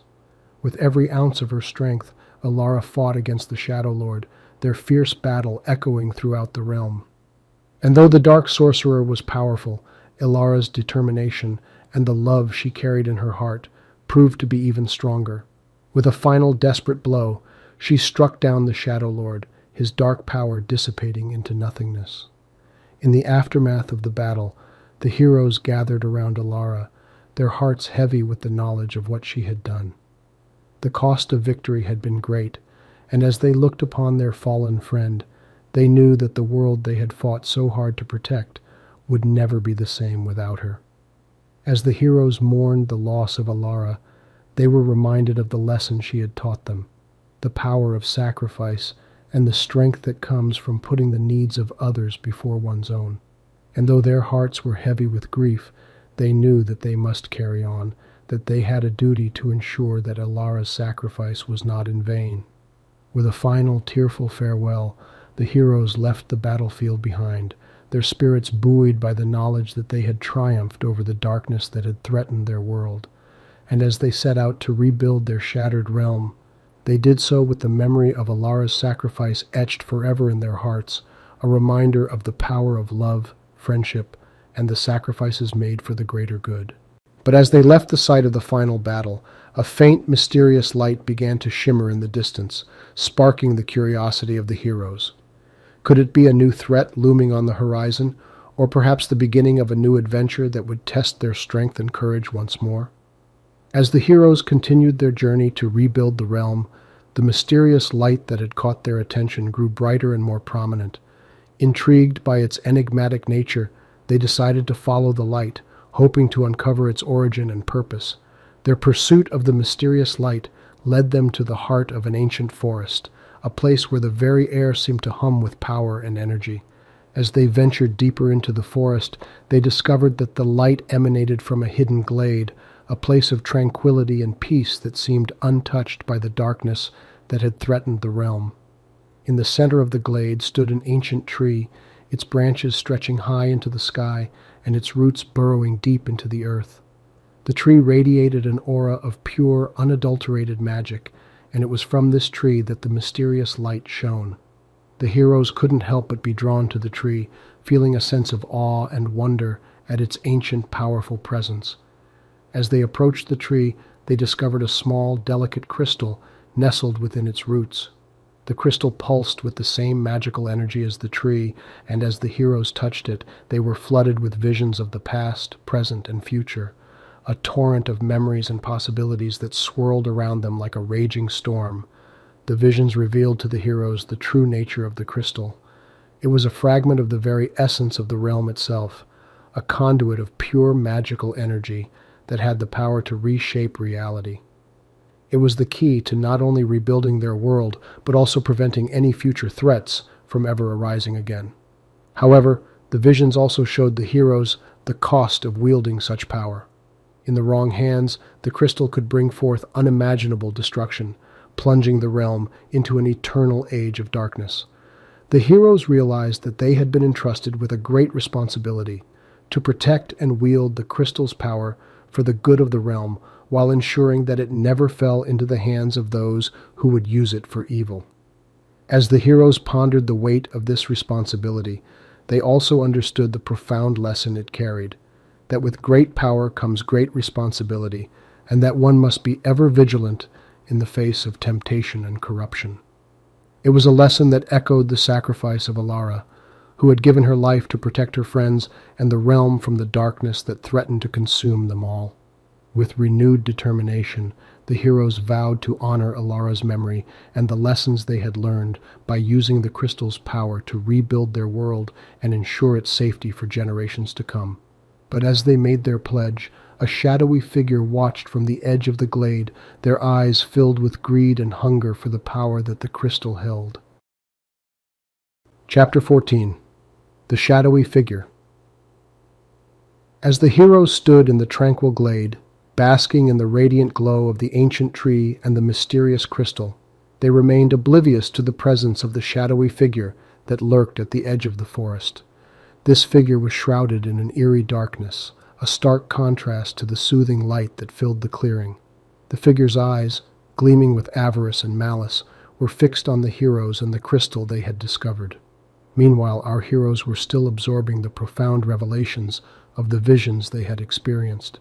They shared their experiences with one another, each recounting the torrent of images and sensations they had witnessed when they touched the crystal. They spoke of the past, the present, and the potential future, and of the great responsibility that had been bestowed upon them. While they were engrossed in their discussions, the figure at the edge of the forest was making careful observations. Who were these people, the figure wondered, and how had they found the crystal? The figure knew of the crystal's existence, of course, but had always considered it to be a mere legend, an ancient myth passed down through the generations. But now, seeing it glow with a tangible, radiant light, the figure could no longer deny its reality. Intrigued, the figure decided to learn more. Over the next few days, the figure stayed hidden in the shadows, watching the heroes from a safe distance as they began to harness the power of the crystal. The figure observed as they practiced channeling the crystal's energy, using it to heal the wounded land around them and to protect the creatures that called the forest home. Each success brought a sense of joy and fulfillment to the heroes, reinforcing their belief in the power they had discovered and the good they could do with it. They understood that the power they wielded was not meant for personal gain, but rather to serve the greater good, to heal and protect their realm. Yet, for all their joy and confidence, the heroes also understood the risks. The crystal was a potent tool, capable of both great good and great harm. They remembered the visions of destruction and chaos, the potential future that awaited if the crystal fell into the wrong hands. This understanding filled them with a sense of caution and responsibility, reminding them to remain vigilant and wise in their use of the crystal's power. This lesson, the balance between power and responsibility, was not lost on the shadowy figure. As the figure watched, they found themselves grappling with a similar question.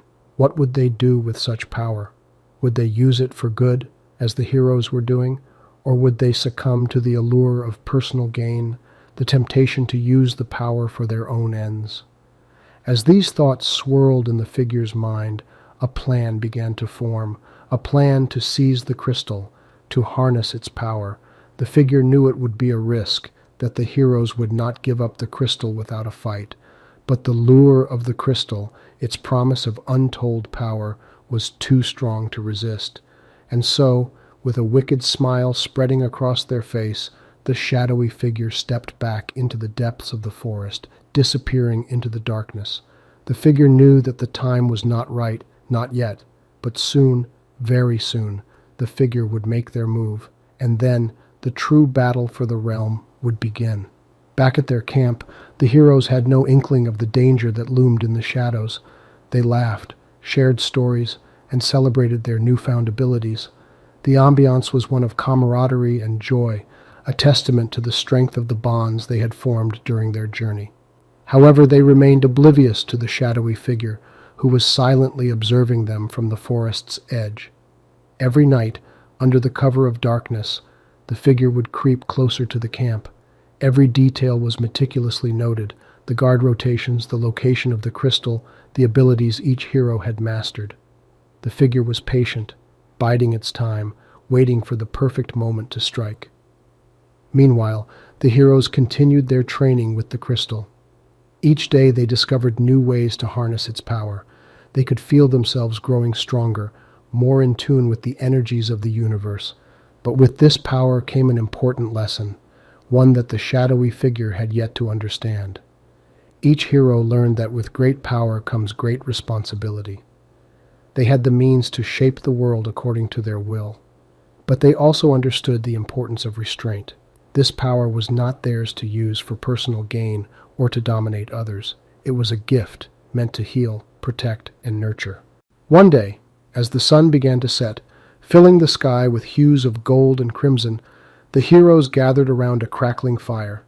They each shared their experiences of the day, the new abilities they had discovered, the challenges they had faced, and the lessons they had learned. One of them, a wise old mage, spoke up. "Power," he said, "is not about control or dominance. It's about understanding and empathy. It's about recognizing that we are all connected, that every action we take, reverberates through the universe. We must wield this power with care, for its effects are far-reaching and long-lasting." The other heroes listened, each reflecting on the mage's words. They had seen the truth of his statement in their own experiences. Each time they used the crystal, they could feel its energy coursing through them, connecting them to the universe and to each other. They understood that they had a duty to use this power wisely, to protect the realm and its inhabitants. Unbeknownst to them, the shadowy figure was listening too. The figure frowned, wrestling with the implications of the mage's words. The figure was not used to considering the consequences of its actions, preferring instead to seize power and control wherever possible.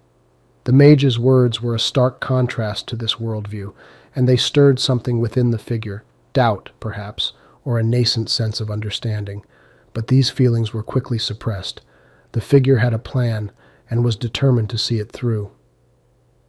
As the heroes retired for the night, the figure retreated back into the forest, a sinister plan taking shape. The moon hung low in the sky, casting long, ominous shadows that stretched across the clearing. The figure stood at the edge of the forest, staring at the camp with a predatory glint in its eyes. Soon, it thought, soon the crystal would be its own. And with that thought, the figure vanished into the depths of the forest, leaving only a chilling sense of foreboding in its wake. The next morning, the heroes woke up to an unusual silence. The birds, usually chirping merrily at the break of dawn, were strangely absent. The forest was still and quiet as if holding its breath. A sense of unease hung in the air. The heroes looked at each other, their expressions mirroring the worry they all felt. The old mage, whose wisdom had guided them throughout their journey, was the first to break the silence. "Something is amiss," he declared, his eyes scanning the forest. "We need to find out what it is." They decided to split into two groups. One would scout the forest for any signs of danger, while the other would stay behind to protect the camp. The old mage, along with a few others, ventured into the forest. The rest of the heroes stayed behind, a sense of anticipation and anxiety making their hearts pound. The forest was eerily quiet. The usual rustling of leaves and the distant sound of flowing water were absent. The air was still, and the atmosphere was thick with anticipation. As the group ventured deeper into the forest, they noticed something odd. The flora looked drained, the usually vibrant colors dull and lifeless. The old mage knelt down, inspecting a withering flower. "This is not a natural occurrence," he said, his face grave. "Something is draining the life force of the forest." While this discovery was alarming, it also provided a valuable lesson. The heroes were reminded of the interconnectedness of all life forms. The weakening of the forest was a direct threat to them and the realm they were sworn to protect. They realized that the health of one element of nature could significantly impact the entire ecosystem, affirming their commitment to safeguarding their world. Back at the camp, the remaining heroes felt a sudden shift in the air. A cold wind swept across the clearing, making the fire flicker and sputter. The crystal at the heart of the camp began to pulse, emitting a low hum that seemed to reverberate through the ground. The heroes exchanged worried glances. The humming grew louder, and the crystal glowed brighter, casting long shadows that danced around the camp. Then, just as suddenly as it had started, everything stopped. The wind ceased, the crystal dimmed, and the forest fell silent. The heroes stood still, holding their breaths, waiting for something to happen, but nothing did. The silence was deafening. "The crystal," one of the heroes gasped, pointing towards the camp's center. The crystal, their source of power and symbol of hope, was cracked.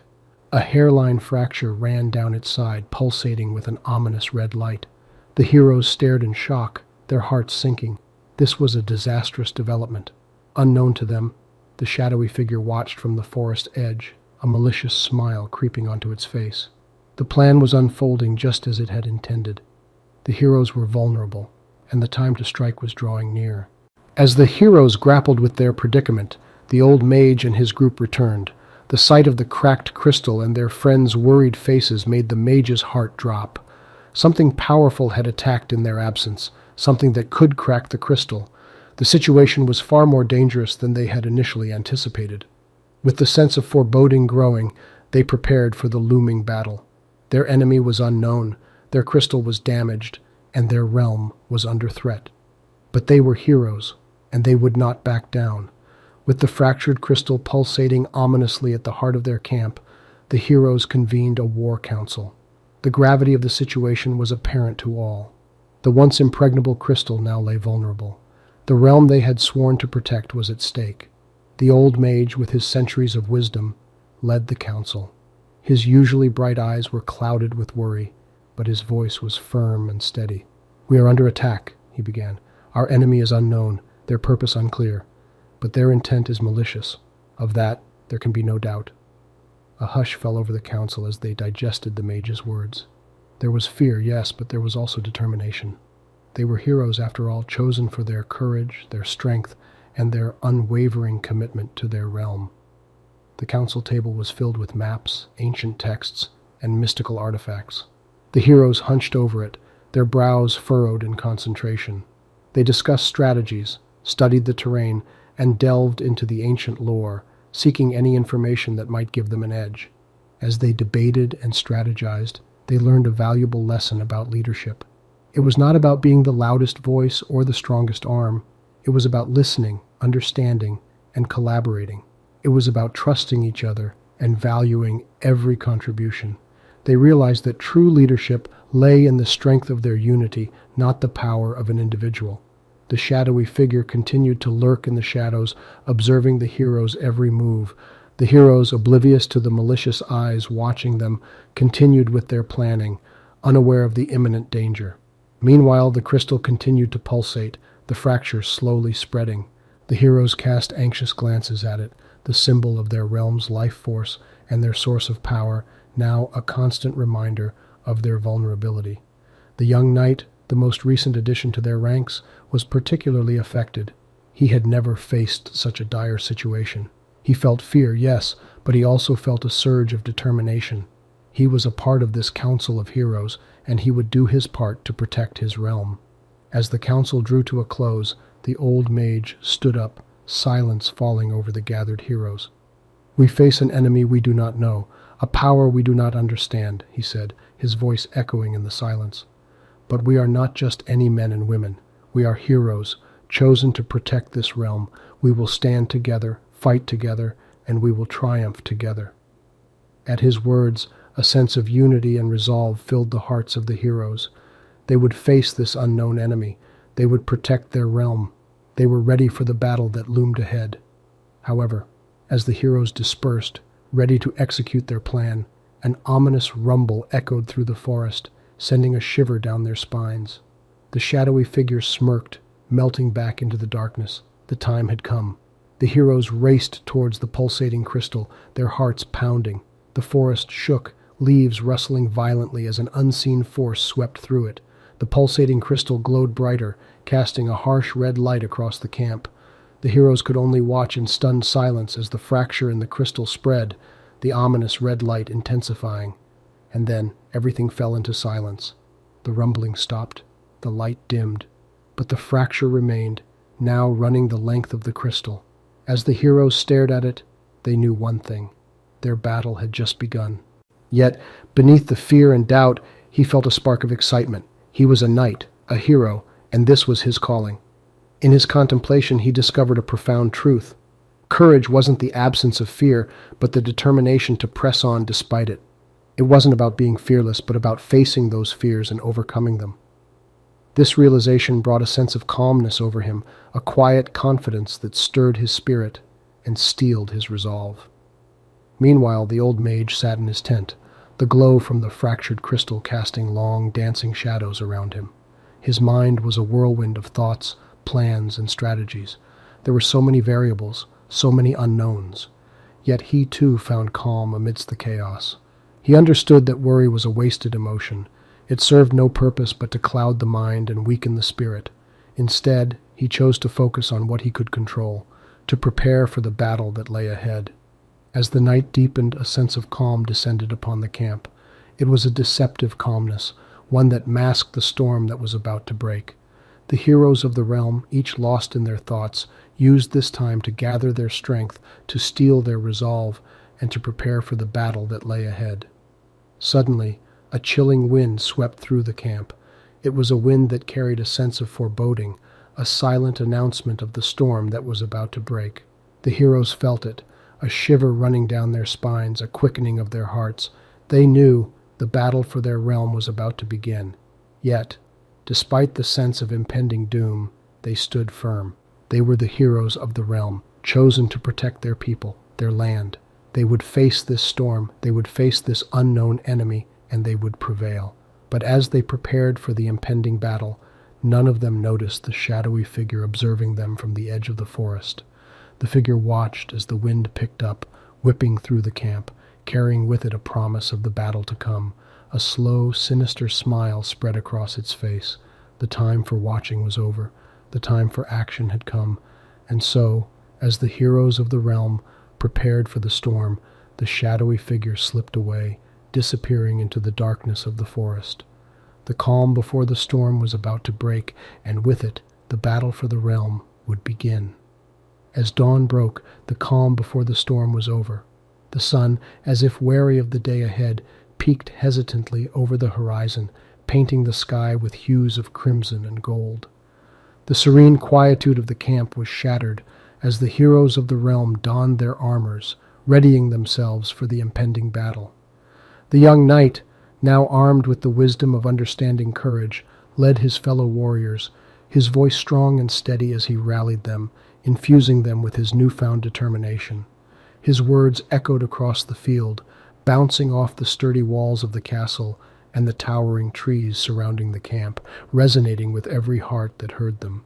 Meanwhile, the old mage, now steadied by his acceptance of the unpredictable, was deep in concentration, his gnarled hands moving in precise, complex patterns as he cast protective wards around the camp.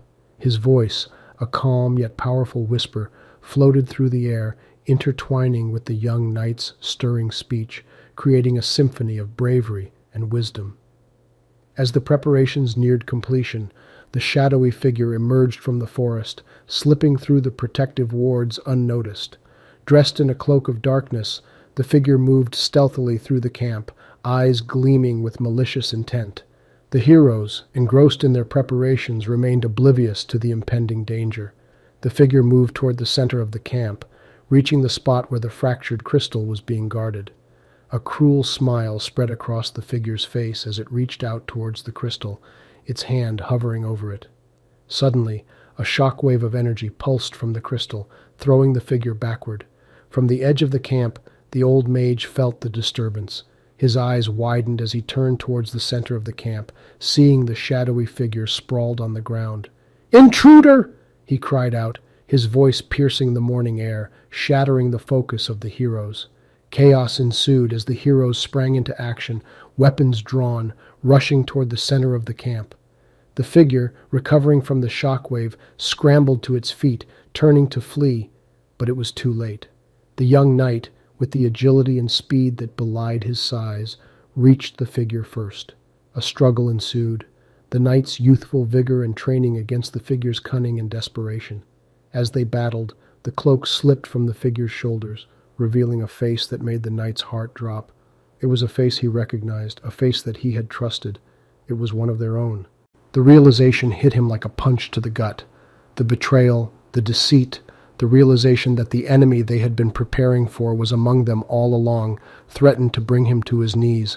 But he stood firm, pushing back the shock, focusing on the fight. As the rest of the heroes reached the scene, they too recognized the traitor, their faces reflecting a mixture of shock, betrayal, and anger. But amidst the chaos, amidst the feelings of betrayal, a profound lesson emerged. Not all battles are fought against external enemies. Sometimes the enemy is within, hidden behind the mask of friendship and trust, and these battles are often the hardest to fight. As the heroes regrouped, preparing to face this unexpected twist, the traitor smirked, a cruel glint in his eyes. "You think you're ready for the battle," he sneered. "You have no idea what's coming." And with those words, he vanished, leaving behind a camp in turmoil and a group of heroes grappling with the shocking revelation. The battle for the realm was about to begin, but not as they had imagined it. It was no longer just a battle against an external force, but a battle against betrayal, a fight against the treachery that had been lurking within their ranks. This realization left them reeling, but it also strengthened their resolve. They would not let this betrayal deter them. They would fight, and they would prevail. The young knight, standing at the center of the camp, his heart heavy with the weight of the betrayal, looked around at his fellow warriors. He saw the shock and hurt in their eyes, but he also saw determination. They were warriors of the realm, and they would not let this treason break them. He raised his sword high, catching the first rays of the morning sun, casting a golden glow around him. "We are the protectors of the realm," he said, his voice resonating with a newfound strength. "We will not let this betrayal deter us. We will fight, and we will prevail." His words echoed across the camp, bringing a renewed sense of purpose to the heroes. They raised their weapons in response, their spirits reignited. The air around the camp buzzed with a renewed energy as the heroes prepared for the impending battle, their resolve stronger than ever. In the quiet corner of the camp, the old mage watched the young knight rallying the heroes, a small smile playing on his lips. The young knight had grown, not just in strength but in wisdom.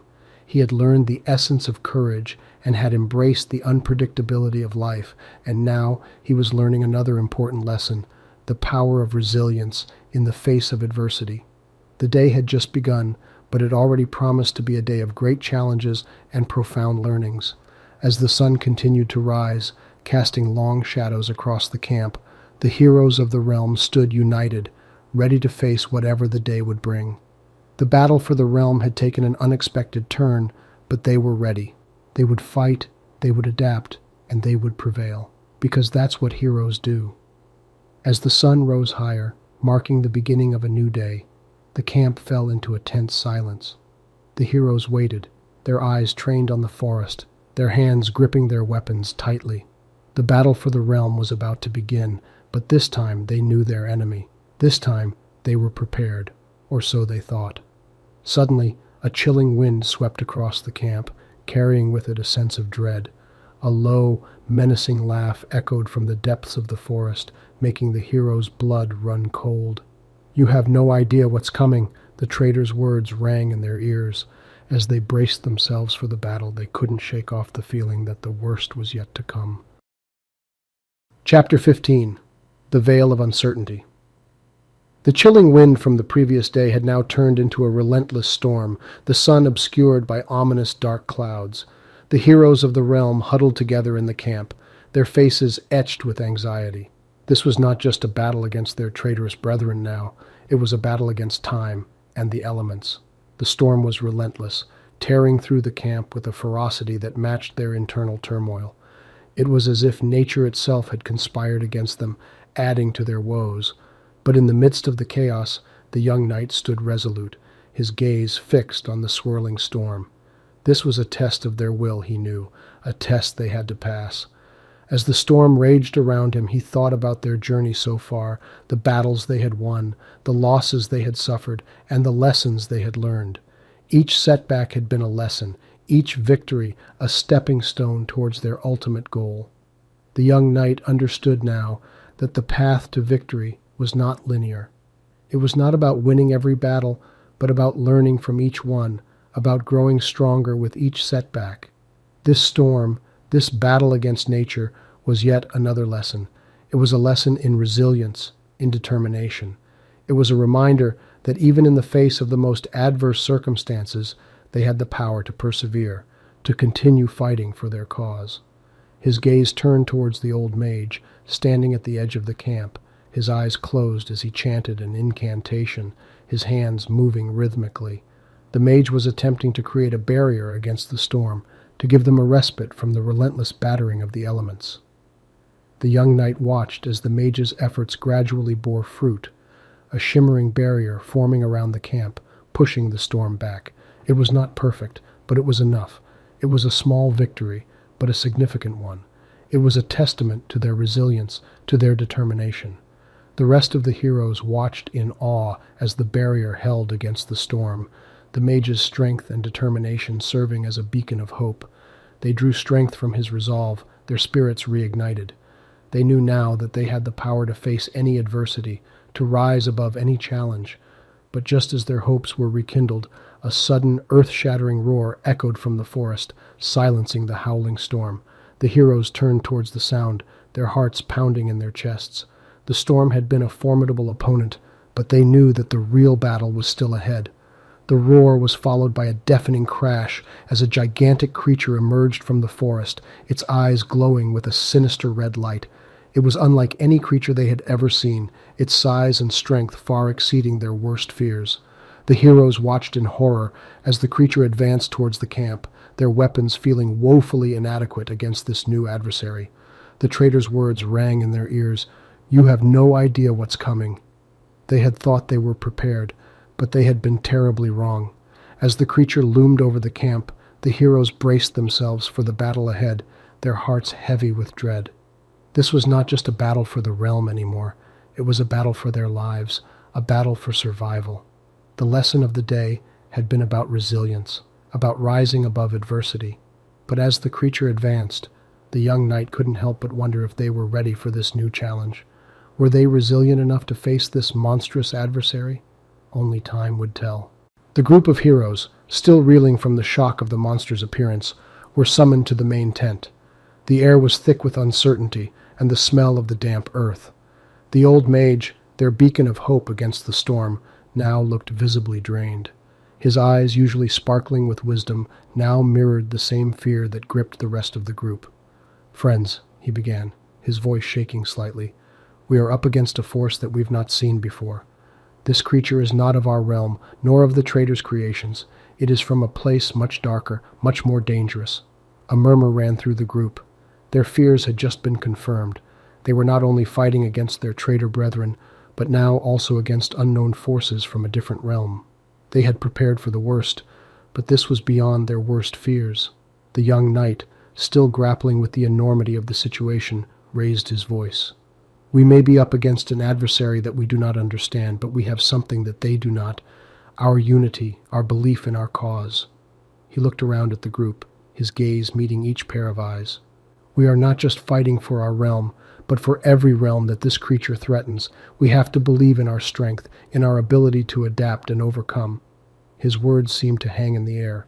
The group looked at each other, uncertainty slowly being replaced by a flicker of determination. The young knight had reminded them of an important lesson, the power of unity and belief.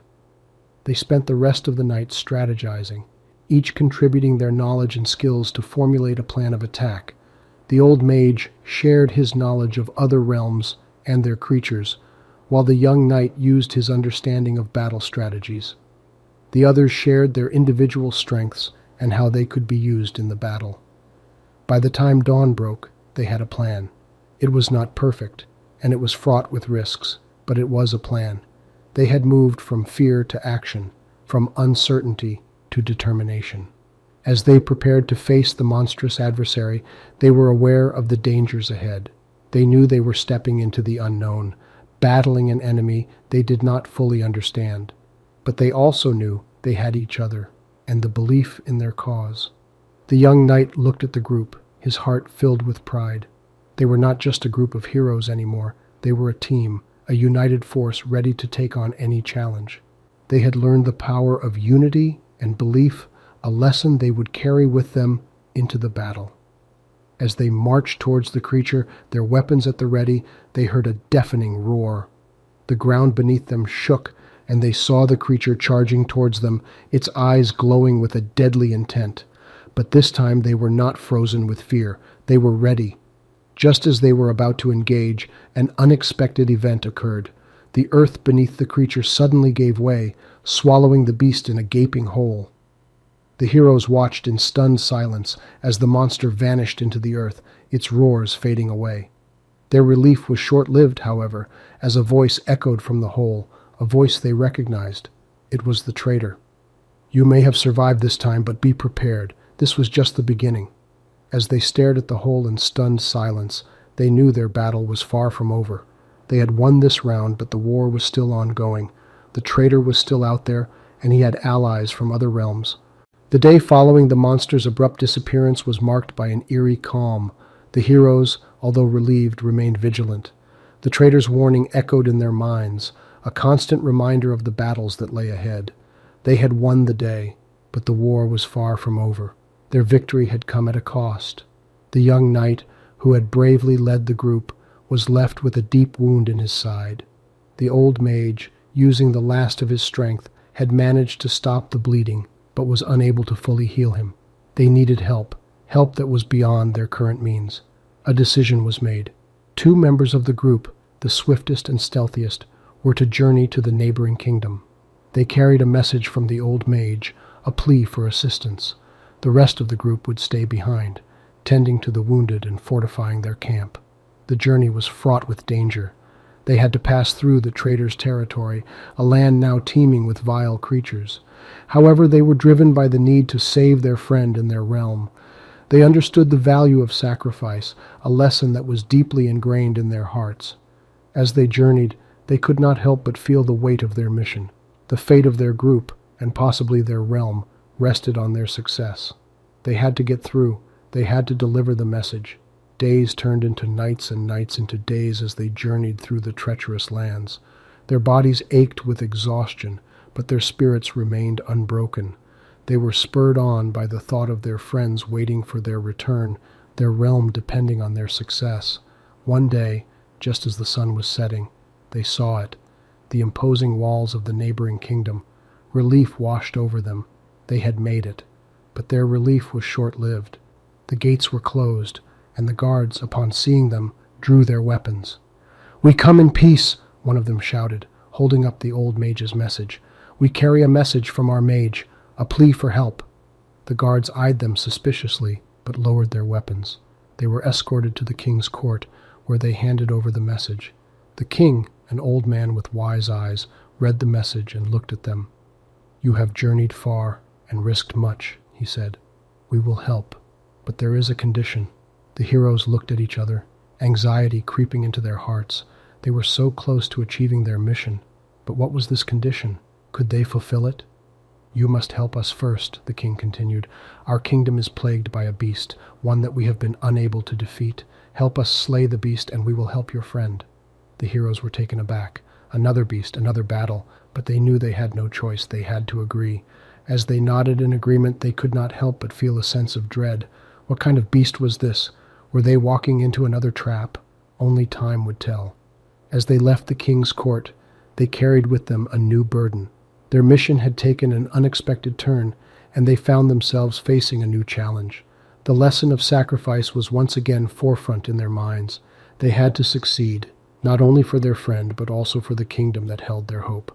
With the king's demand heavy in their hearts, the 2 heroes returned to their temporary dwelling, preparing themselves for the battle to come. The next day they joined the king's warriors, their hearts set on fulfilling the condition set by the king, to slay the beast that haunted his kingdom. The beast was unlike anything they had faced before. It was an ethereal creature, shimmering like a mirage, its form constantly shifting and changing. Its eyes, however, remained constant, glowing with an eerie light. Those eyes were a chilling reminder of the monster they had previously encountered, reminding them of the potential danger they were facing. The battle was long and arduous. The beast was powerful, its shifting form making it difficult to land a blow. But the heroes fought with determination, their minds focused on their mission. They knew the price of failure, their friend's life, and the safety of their realm. As they fought, they remembered the lessons they had learned, the importance of teamwork, of trust, and most importantly, the value of sacrifice. They had to put the mission above their own safety, above their own lives. It was a hard lesson, but one they had embraced. And then, finally, they landed a blow. The beast roared, its form flickering before solidifying. The heroes took their chance, striking it again and again. The beast, unable to shift its form, fell to the ground, defeated. The kingdom was saved, and the heroes returned to the king's court, their hearts filled with relief. The king, true to his word, agreed to send help to their friend. But as they were leaving, the king's seer, a wise old woman with piercing eyes, stopped them. "There is more to your journey than you realize," she said, her voice low and filled with foreboding. "The monsters you face, they are not random. They are connected, a part of a greater force." The heroes stared at her, their minds racing. A greater force? What did she mean? But before they could ask her, she was gone, leaving them with more questions than answers. As they left the kingdom, they couldn't help but mull over the seer's words. They had faced two monsters, both powerful and both seemingly invincible until they found a way to defeat them. Were they really random occurrences? Or were they, as the seer had suggested, part of something bigger? As they journeyed back to their group, they could not shake off the feeling of unease. They had achieved their mission, but at what cost? And what did the future hold? They had more questions now than when they had started. As the heroes journeyed back to their realm, the seer's words echoed in their minds. They had won a battle, but the war was far from over.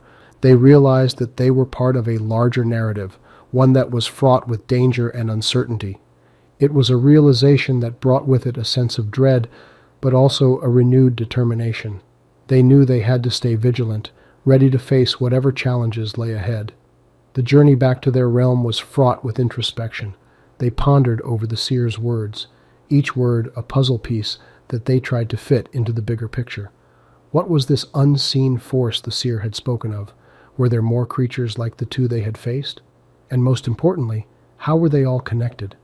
As they traversed through the vast landscapes, they couldn't help but feel a sense of awe at the world around them. It was a world that was filled with beauty and danger, a world that was constantly changing and evolving. It was a world that they had pledged to protect, a duty that they carried with a sense of pride and honor. But the journey also brought with it a sense of unease. They were warriors, trained to face physical threats. But this unseen force, this abstract enemy, it was something they were unprepared for.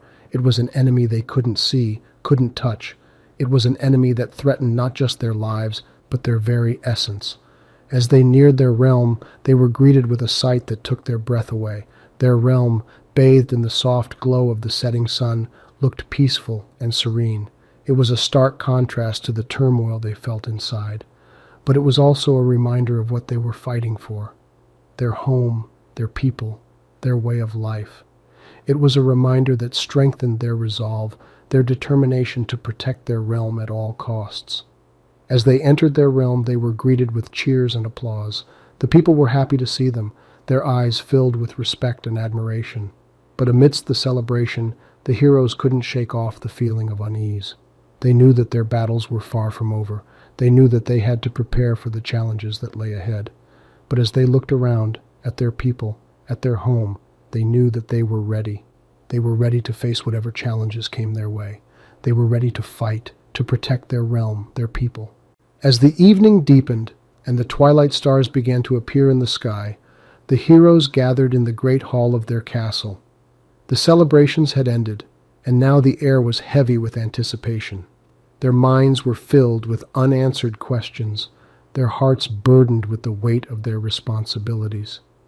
As they sat around the long wooden table, each hero reflected on the journey they had embarked on the battles they had fought, and the challenges they had overcome.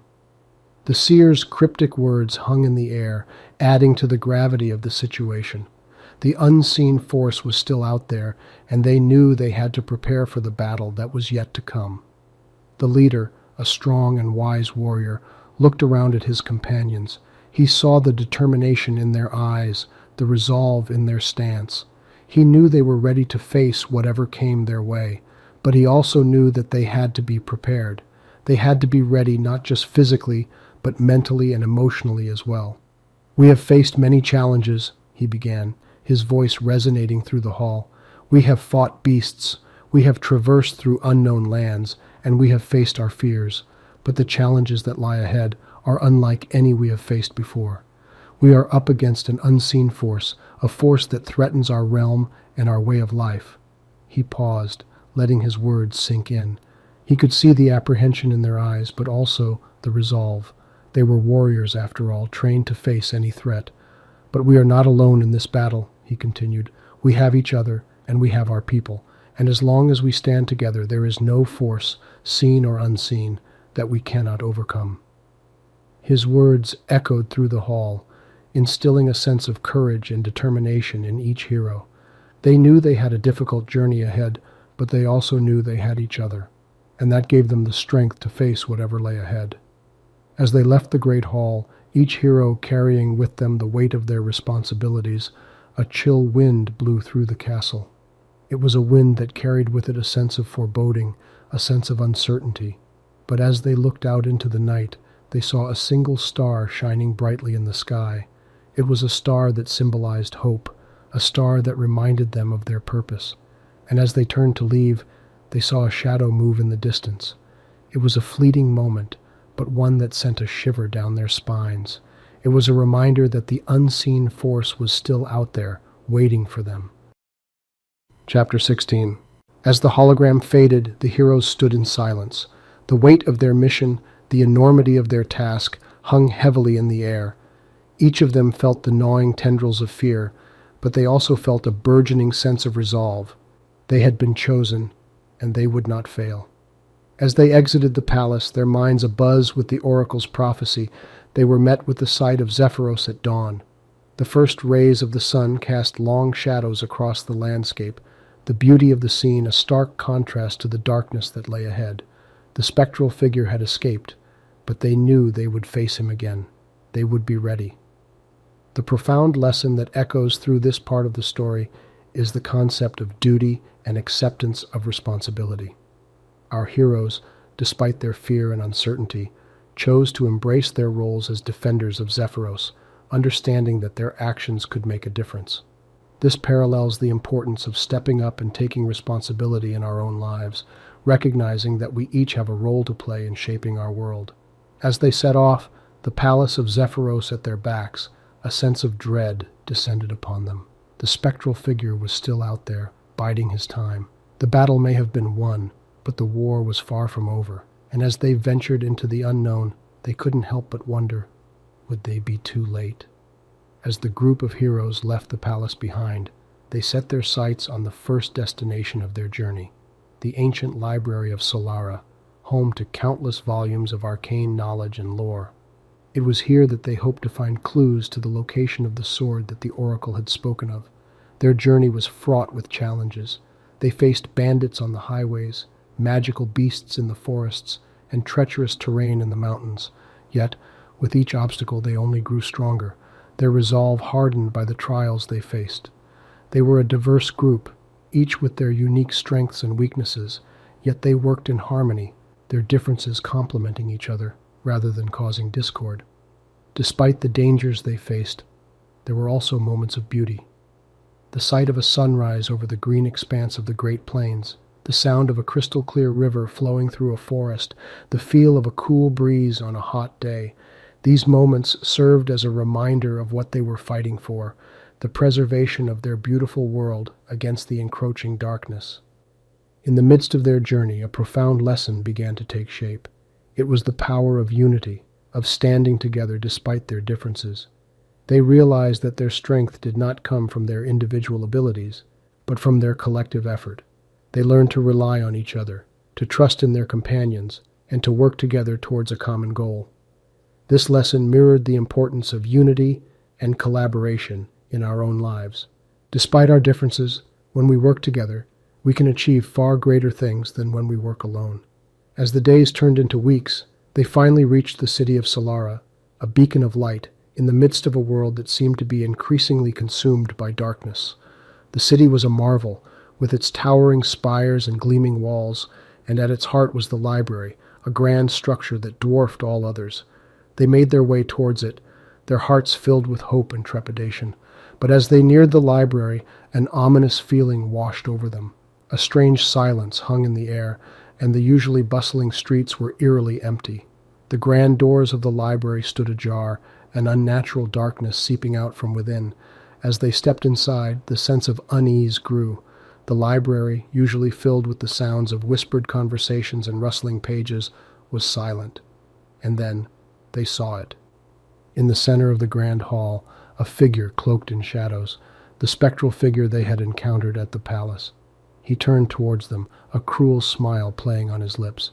"Welcome," he said, his voice echoing in the vast hall. "I've been expecting you." The figure in the shadows was known to them. He had haunted their dreams since the oracle's prophecy, a specter from a forgotten age. His name was Asmodeus, a sorcerer of old, once banished, but now returned with an unknown but undoubtedly malevolent purpose. The heroes, though startled, were not unprepared.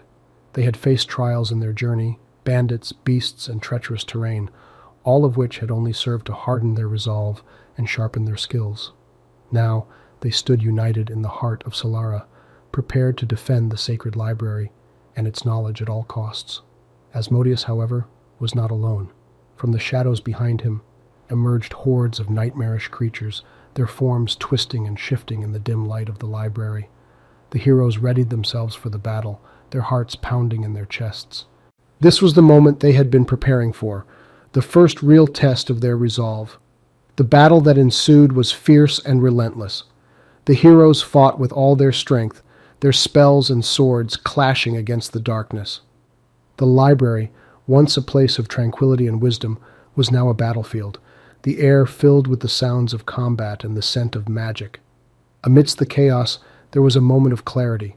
It came to the heroes in the form of a realization, a profound lesson that had been forming throughout their journey.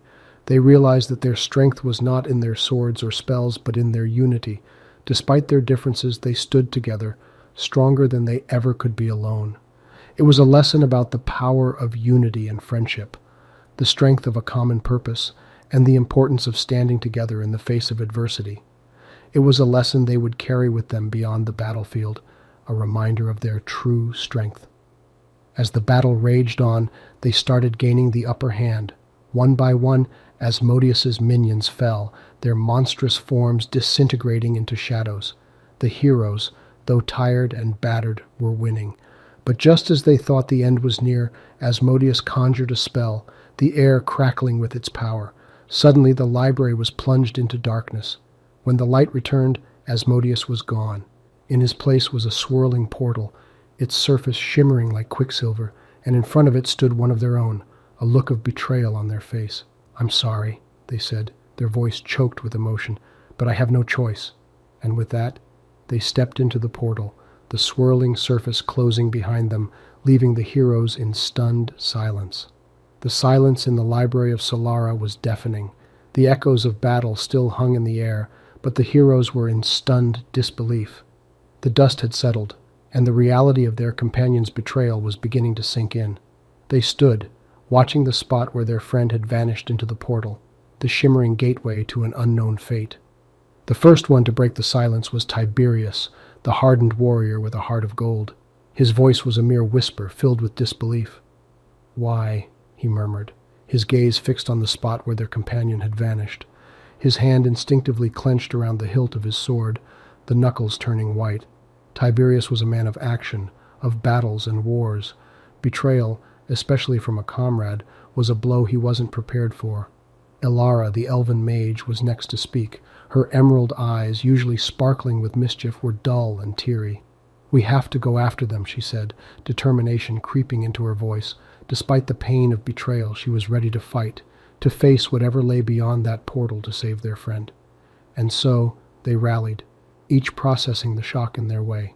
There was anger, confusion, and sorrow, but beneath it all was a glimmer of hope. The bonds they'd formed on their journey were strong. They chose to believe in their friend, to fight for them, and bring them back. Their decision made, they turned to the daunting task at hand. The portal Asmodeus had conjured was gone, but they were in the library of Solara, a place teeming with ancient knowledge and magic. If there was a way to reopen the portal, they would find it here. As the group began their search, they discovered that the library was not just a repository of knowledge, but a maze of puzzles and secrets. The books were organized in a manner that defied logic, and the shelves seemed to shift and move when they weren't looking. The air thrummed with magic, a constant reminder of the power contained within these ancient walls. Despite the challenges, they persevered, fueled by their determination and their faith in their friend. They split up, each tackling a section of the library, poring over ancient texts, maps, and scrolls, hoping to find a clue that could help them reopen the portal. Hours turned into days as they researched tirelessly, their bodies running on adrenaline and their minds on sheer will. Every so often, they would reconvene, sharing their findings and piecing together the fragments of knowledge they had gathered. The process was grueling, but they refused to give up. Finally, after what felt like an eternity, they found what they were looking for. It was Tiberius who made the discovery, buried within an ancient tome titled The Portals of the Ancients. With a cry of triumph, he summoned the others, and together they deciphered the ancient language, uncovering a ritual that could, in theory, reopen the portal. The sense of accomplishment was short-lived, however, replaced by a sense of dread as they realized the cost of the ritual. The text spoke of a sacrifice of the heart, a vague and ominous requirement that sent a chill down their spines. But with no alternatives, they had no choice but to proceed. They prepared for the ritual, each dealing with their fears and doubts in their own way. As they came together, ready to face whatever the ritual would demand, they were united by a single thought: their friend was worth the risk. And so they began, their voices echoing through the library as they chanted the ancient incantation. The air around them crackled with energy, the power of their combined wills bending reality to their command. As the ritual progressed, they could feel the very fabric of reality shifting around them, their senses heightened to an almost unbearable degree.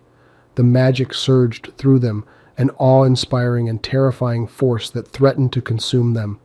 But they held firm, their determination unwavering. Then, without warning, the ritual reached its climax. The magic flared, a brilliant light filling the library, blinding them momentarily. When they could see again, they found themselves standing before the portal, its swirling vortex beckoning them. But something was wrong. The portal flickered, unstable, and they could feel the magic waning. It was then that they realized the horrifying truth. The sacrifice of the heart was not a metaphorical one. The ritual required a life. The realization hit them like a physical blow, their hopes crashing down around them. They looked at each other, horror and despair mirrored in their eyes. No one spoke, the silence echoing louder than any words could. It was a choice no one should ever have to make. Finally, it was Tiberius who broke the silence. He was the oldest among them, a seasoned wizard who had lived a full life. His voice was steady as he spoke, his decision clear. "I will do it," he said simply, meeting each of their gazes with a sad smile. There were protests, of course, pleas and tears, but Tiberius remained resolute. He had made up his mind, and there was no changing it. As they watched their friends step towards the portal, their hearts heavy with grief, they were struck by the profoundness of the sacrifice. Tiberius was willing to give his life, not for glory or power, but for love, for the sake of a friend. It was a lesson they would carry with them for the rest of their lives, that true strength lay not in power, but in the capacity to love and sacrifice for others. And so, with a final nod to his friends, Tiberius stepped into the portal, his form dissolving into the swirling vortex. The library was plunged into silence, the echoes of their friend's sacrifice lingering in the air. Just as they began to mourn, the silence was broken by a sound, a low rumbling sound, growing louder and louder until it was all they could hear. They turned towards the source of the noise, their hearts pounding in their chests. The library was shaking, books falling off shelves, dust raining down from the ceiling. And then, as suddenly as it started, it stopped. The portal was stable, a gateway to their friend, but at a terrible cost. The following morning, the sun beamed down its warm rays through the thick forest canopy, creating a mosaic of shadows and light that danced upon the forest floor.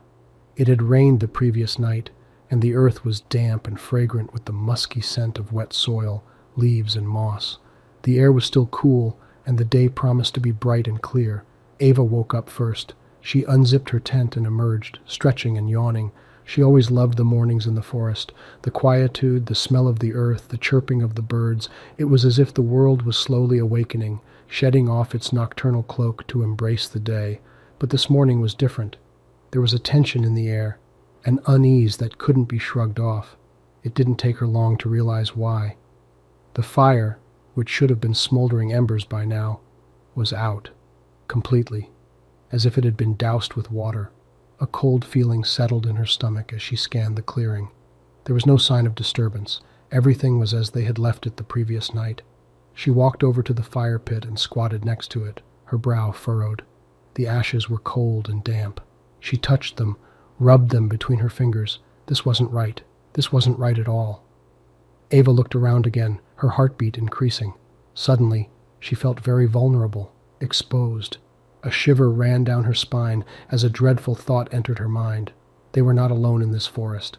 She rose, dusting off her hands, her eyes now scanning the surrounding forest more intently. The serene calmness of the morning had evaporated, replaced with an unnerving tension that seemed to hum in the air. She felt the hair on the back of her neck rise. Ava was not a stranger to the wilderness. She knew the dangers it held, the unpredictability of it. But this was something else, something that she could not put a finger on. It was a sensation of being watched, of an unwelcome presence lingering in the shadows. With a sense of unease growing within her, Ava decided to wake the others. She turned towards the tents and froze. The flap of her brother's tent was open. She ran over, her heart pounding in her chest. "Lucas," she called, her voice barely above a whisper. The tent was empty. His sleeping bag was still there, undisturbed. But Lucas was gone. A wave of panic washed over her. She turned around, her eyes scanning the campsite. "Lucas!" she shouted this time, her voice echoing through the silent forest. There was no reply, just the eerie silence of the forest answering her back. She tried to calm her racing heart, tried to think. He must have gone for a walk. Yes, that was it. Lucas loved his morning walks. But as she looked around the deserted campsite, the extinguished fire, the missing brother, Ava couldn't shake off the feeling that something was terribly wrong. She had to find Lucas. She had to make sure he was safe. Grabbing a flashlight and her knife, Ava ventured into the heart of the forest. Her senses were on high alert. Every crunch of leaves under her feet, every rustle in the foliage above her causing her heart to race. "Lucas!" she called again, her voice wavering. The forest remained silent, seemingly holding its breath. She walked on, her flashlight cutting through the gloom of the forest, each step taking her further away from the familiarity of the campsite. As she went deeper into the woods, the sense of dread grew stronger. And then she heard it, a low, guttural growl echoing through the trees. It was far off but unmistakably predatory. A chill ran down Ava's spine. It wasn't just the sense of being watched anymore. There was something out there, something in the forest with them.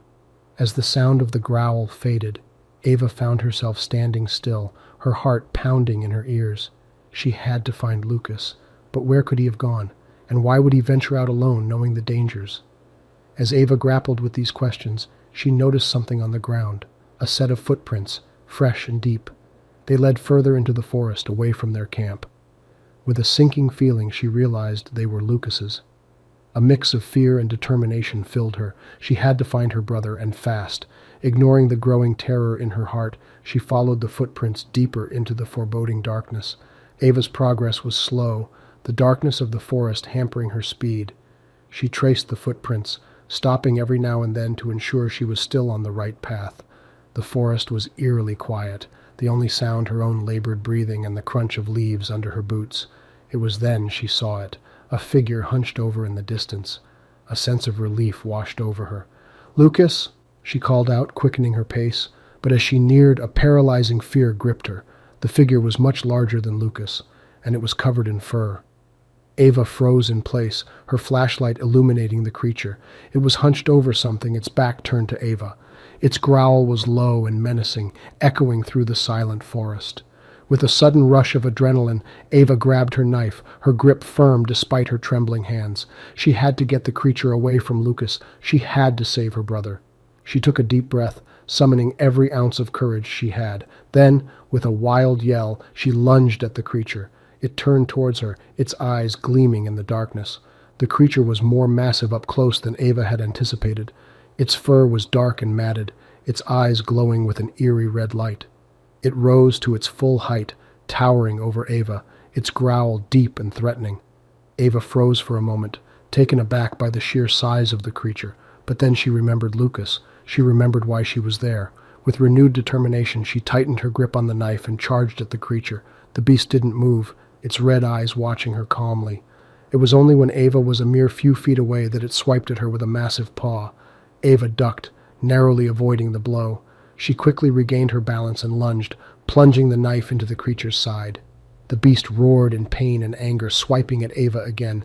This time she wasn't quick enough. She was thrown back by the force of the blow, her knife slipping from her grasp. Ava hit the ground hard, the breath knocked out of her. She tried to get up, but her body wouldn't cooperate. She looked up at the creature, fear gripping her as she saw it slowly approach her. The realization that she might not make it out of the forest alive hit her hard. But then she remembered Lucas, remembered the look on his face when the creature had taken him. She couldn't give up, not yet. With a surge of adrenaline, Ava managed to push herself to her feet.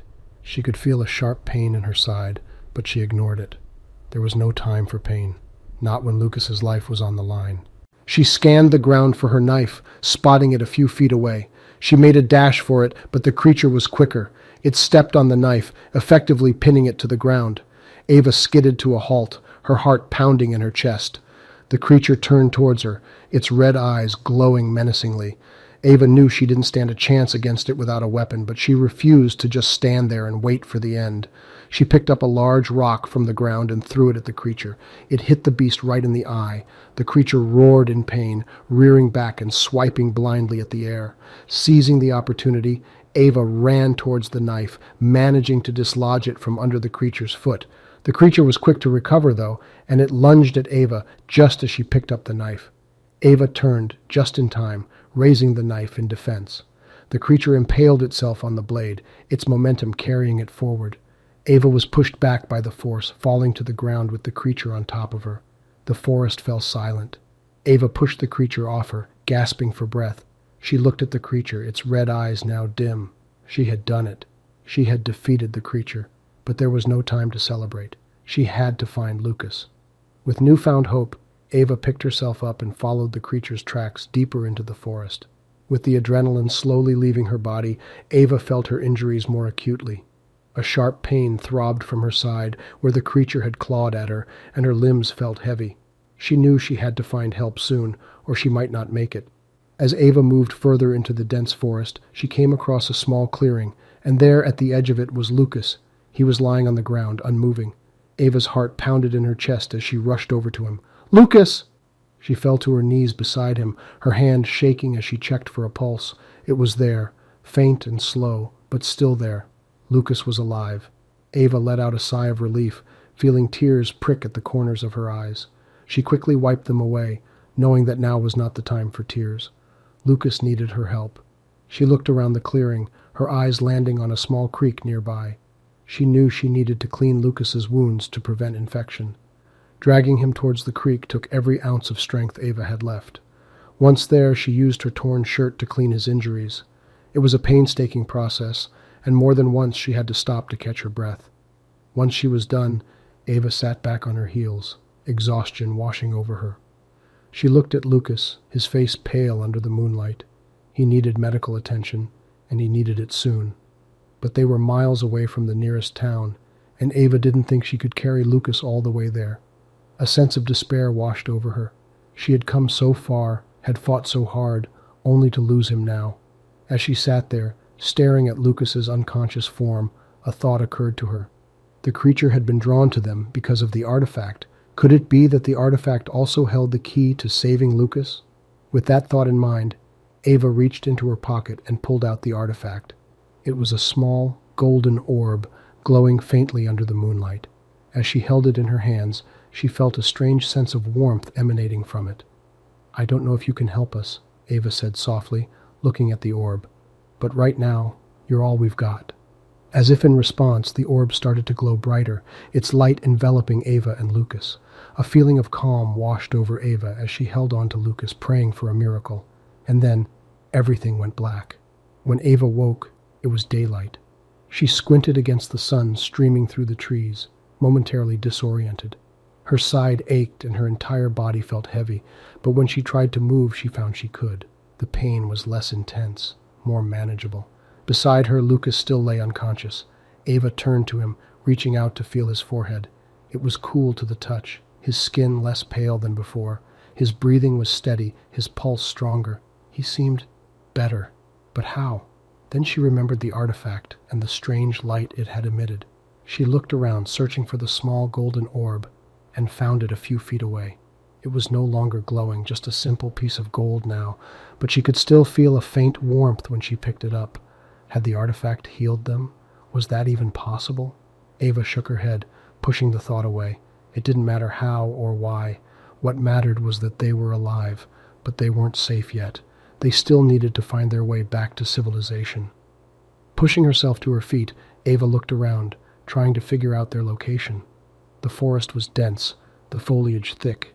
She couldn't see the path they had taken to reach here. Knowing that she couldn't carry Lucas, Ava made the decision to leave him behind while she searched for help. She hesitated, not liking the idea of leaving him alone and vulnerable, but there was no other choice. Leaving Lucas with the artifact and a promise to return as soon as possible, Ava set off into the forest.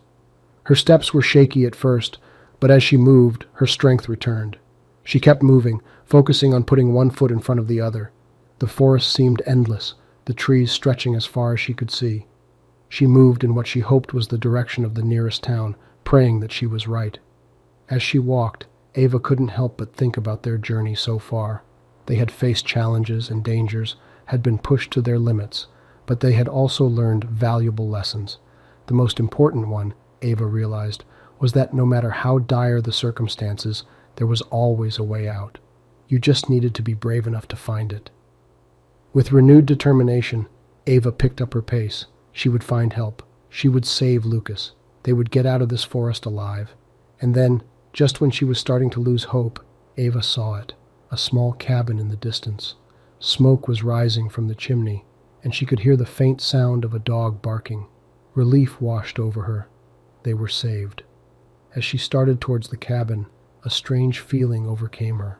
She felt a sudden chill, and the hairs on the back of her neck stood up. A sense of dread filled her, and she instinctively knew that something was wrong. She turned around, her heart pounding in her chest. She needed to get back to Lucas. She needed to... And then she saw it, the creature. It was back, and it was heading straight for the clearing where she had left Lucas. Ava's breath hitched in her throat. She was too far away. She wouldn't make it in time. The creature would reach Lucas before she could. And just like that, Ava was running, the cabin and its promise of safety forgotten.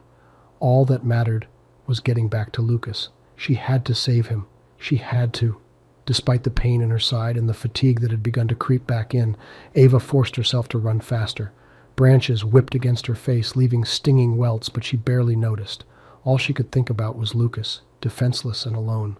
As she neared the clearing, she heard the creature before she saw it.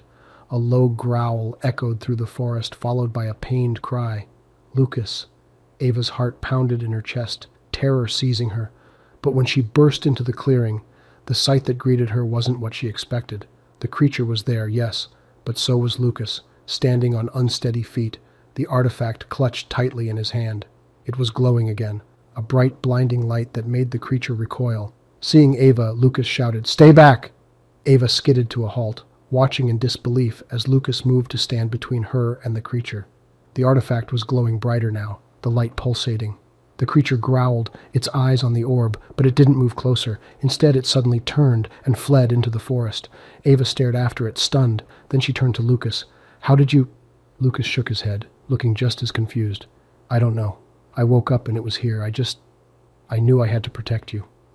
Ava moved closer, taking in Lucas's pale face and the way he was swaying on his feet. "You need to rest," she said. "We need to get you to that cabin." Lucas nodded, allowing Ava to support him as they began the slow journey towards the cabin. As they walked, Ava kept glancing back at the forest, half expecting the creature to return. But there was nothing, only the rustling of leaves and the distant sound of a river. They were safe, for now. The profound lesson was simple, but it was one that Ava would never forget. Courage wasn't about not being afraid. It was about being afraid and doing what had to be done anyway. Lucas had shown that today, and Ava knew that she would be forever grateful for his bravery. But as they finally reached the cabin and the promise of safety it held, Ava couldn't shake off the feeling of unease. The creature was still out there, and as long as it was, they were still in danger. That realization was a cold knot in her stomach, a grim reminder that their ordeal was far from over. And as she helped Lucas into the cabin, she knew that the next few days would be a test of their strength and resilience. But for now, they were safe, and that was enough. Chapter 17. You don't have to control your thoughts. With the cabin's door firmly shut behind them, Ava helped Lucas onto a makeshift bed. It was nothing more than a couple of worn-out blankets spread on the floor, but it was far better than the cold, unforgiving forest ground. "Here, lie down," she instructed, her voice softer than she intended. Lucas did as he was told, his face pale in the dim light of the cabin. He was clearly still in pain, and his eyes held a lingering fear that Ava understood all too well. She took a moment to look around the small cabin. It was as Spartan as it could get. There was a fireplace at one end, long since cold, and a small window that looked out into the darkening forest. On a rickety table were remnants of meals eaten long ago, an empty tin can, a knife, and a cracked plate. The place was abandoned, but it was shelter, and for now, that was what mattered. Ava turned back to Lucas. He had closed his eyes, a faint grimace of pain marring his features. A pang of fear went through her. They were far from any kind of medical help, and if Lucas's condition worsened... Shaking her head, she pushed those thoughts away. She wouldn't let that happen. They had survived so far. They would make it through this. She went to the fireplace, trying to see if there was any wood left. There were a few logs, enough to start a small fire. She set to work, her hands moving mechanically. The fire would not only provide warmth, but would also keep wild animals at bay. As she worked, a sound made her pause. It was faint, almost inaudible, but she was sure she heard it.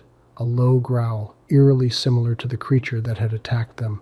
With her heart pounding in her chest, Ava moved to the window. She peered out, her breath fogging up the glass. The forest was quiet, bathed in the soft glow of the moonlight. She saw nothing unusual. Was it her imagination playing tricks, or was the creature back? Either way, they couldn't let their guard down. The cabin was their sanctuary, but it wouldn't hold against the creature if it decided to attack. That thought made her glance at Lucas. He was still unconscious, oblivious to the potential danger they were in. But he was safe, and for now, that was enough. She would make sure nothing happened to him. The lesson here was about perseverance. No matter how bleak the situation seemed, one had to keep going. Ava knew they were far from safety, but they couldn't afford to lose hope. They had each other, and they had survived so far. They would get through this. She added the last log to the fire, watching as the flames danced, casting long, flickering shadows on the cabin walls. It was going to be a long night, but they were survivors, and survivors never gave up, to have to stop letting them control you. As Ava stared into the flickering flames, she lost herself in thought. Her mind went back to their journey so far. They had been through so much, encountered numerous challenges, yet they had survived, always found a way to keep moving. That resilience, that determination, was their greatest strength.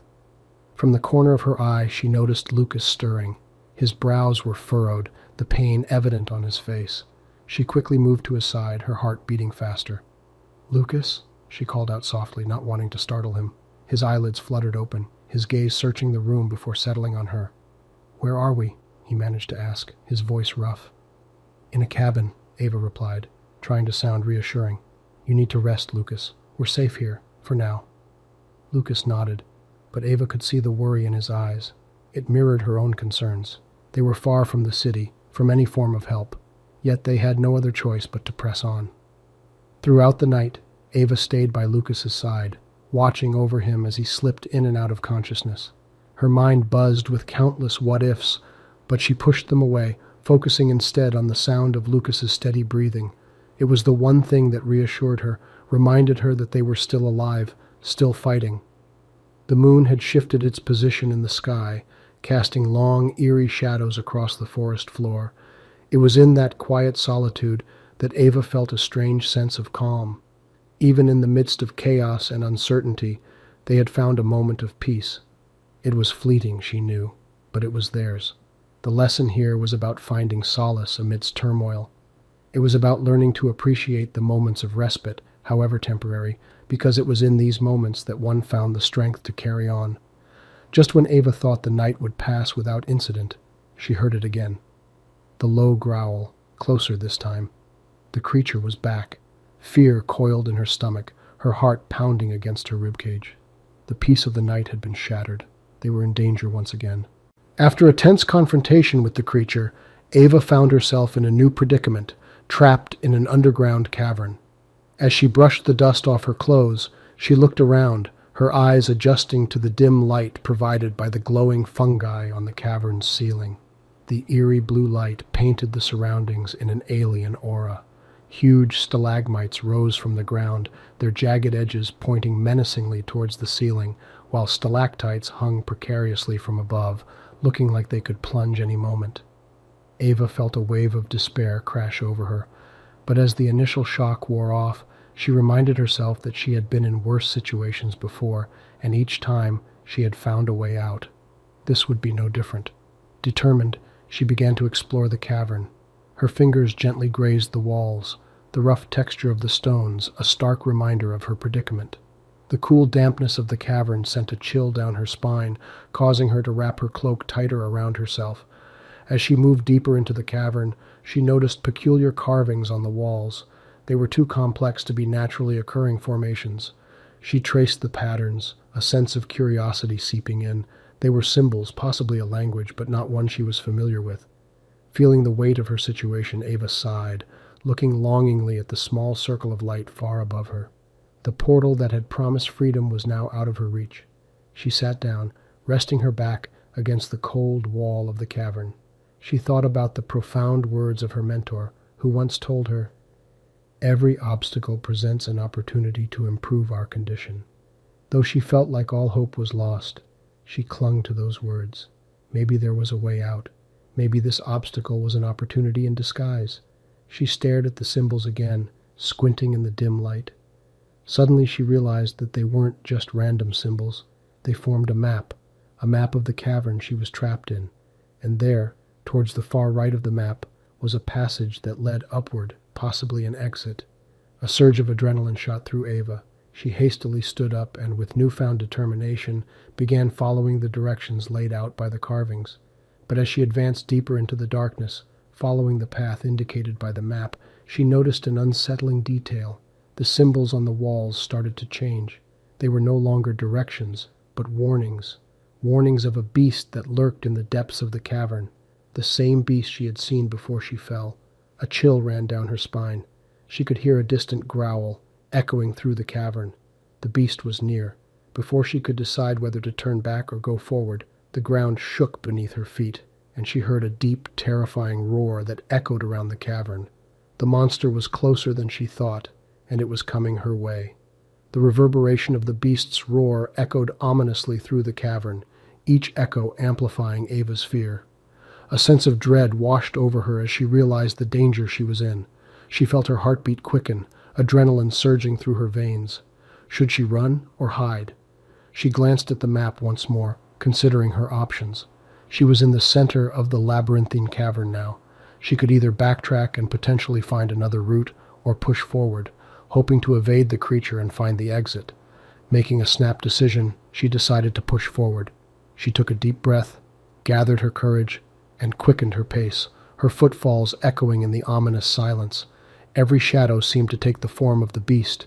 Each strange noise was its footsteps, and every flicker of light was its eyes watching her. Her heart pounded against her chest like a war drum, and she had to remind herself to breathe. Hours passed like seconds, and Ava kept pushing forward, driven by a primal fear and a resolve not to be the beast's prey. The carvings on the walls became more and more grotesque, their warning more urgent, but she forced herself to ignore them and focus on the path that would lead her to the exit. Suddenly she heard a low growl behind her, closer than before. She broke into a run, her eyes darting around the cavern, scanning for the exit. She could hear the beast gaining on her, its breath hot and heavy, its roars rattling the cavern walls.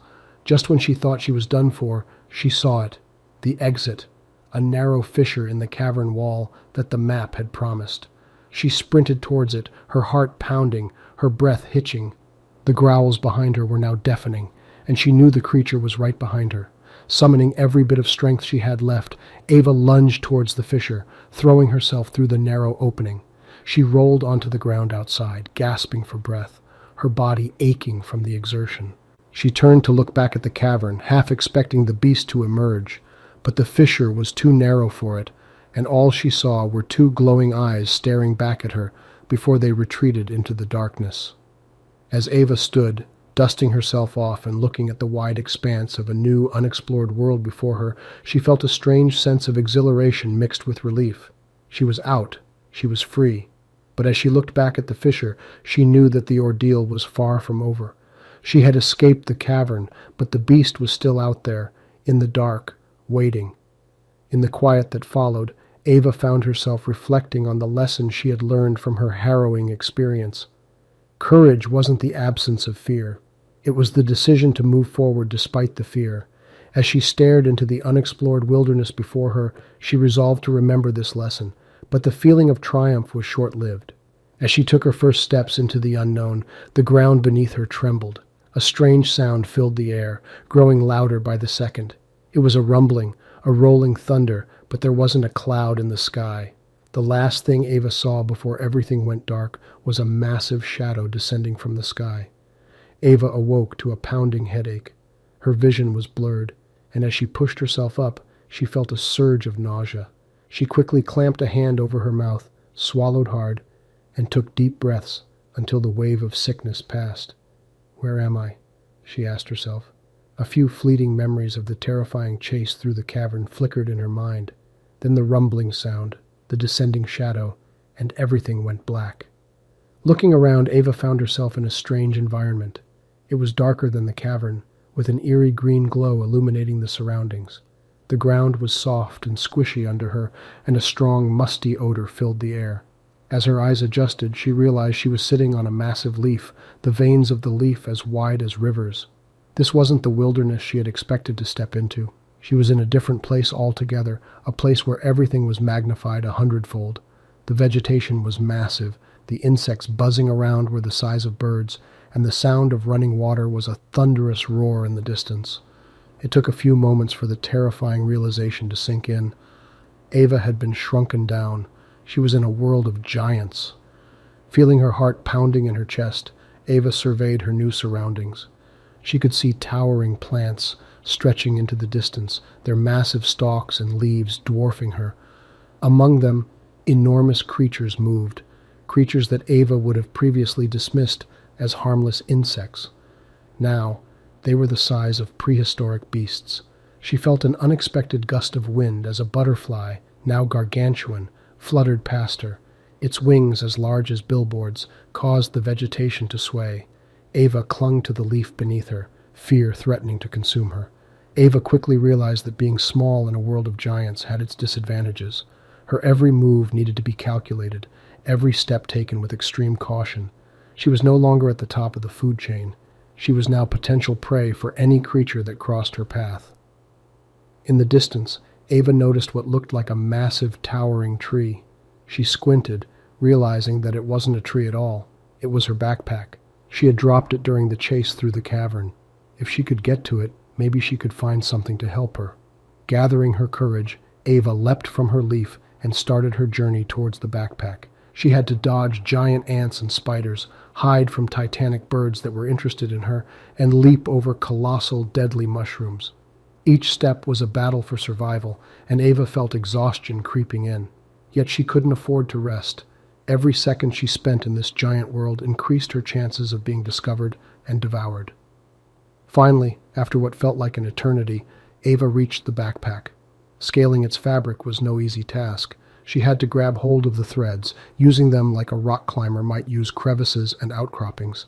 After an arduous climb, Ava reached the backpack's opening.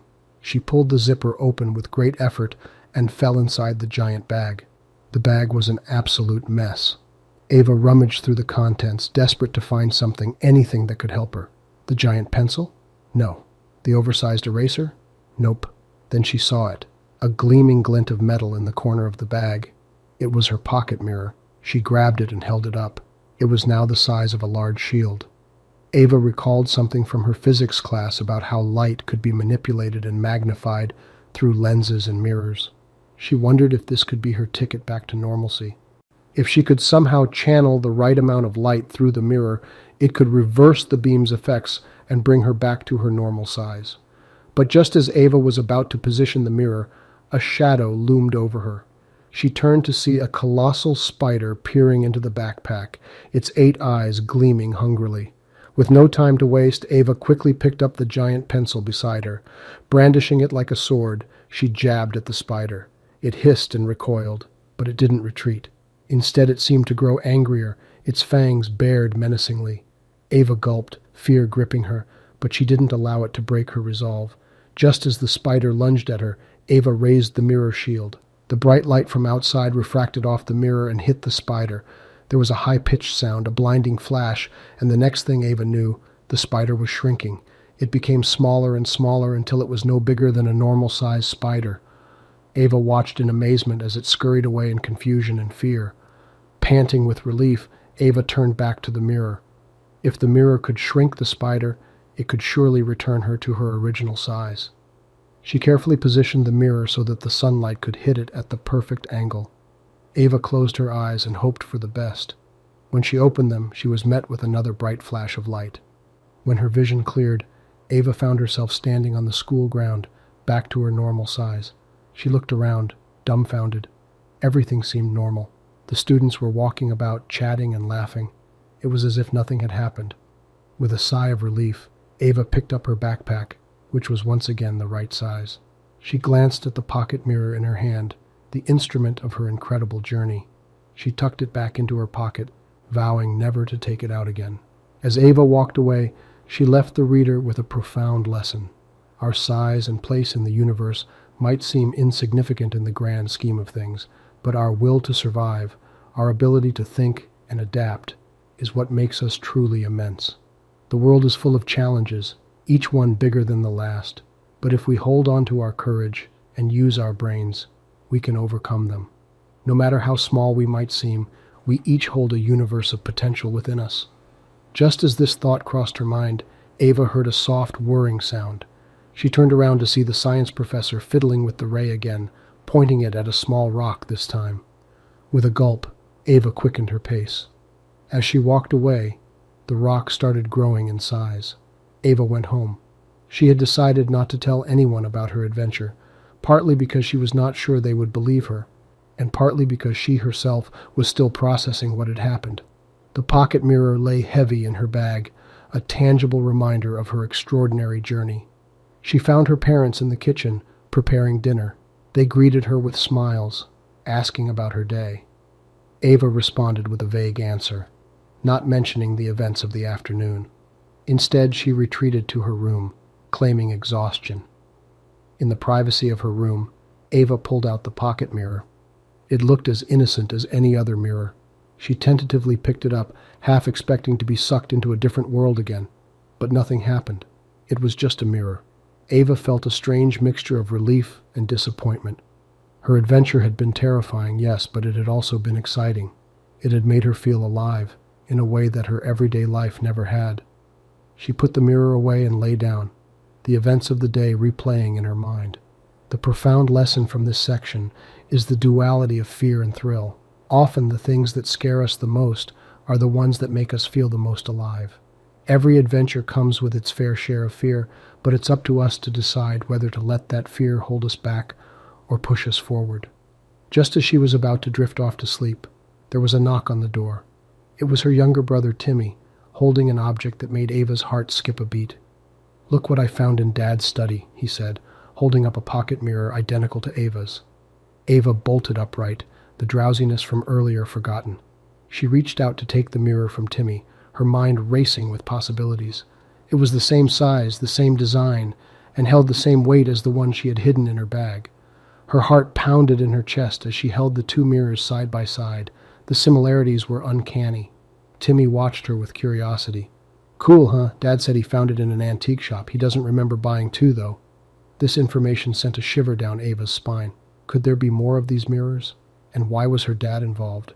She looked at Timmy, who was still blissfully unaware of the seriousness of the situation. "Timmy, where did you find this?" "In Dad's study, in one of the drawers," he replied. "Why?"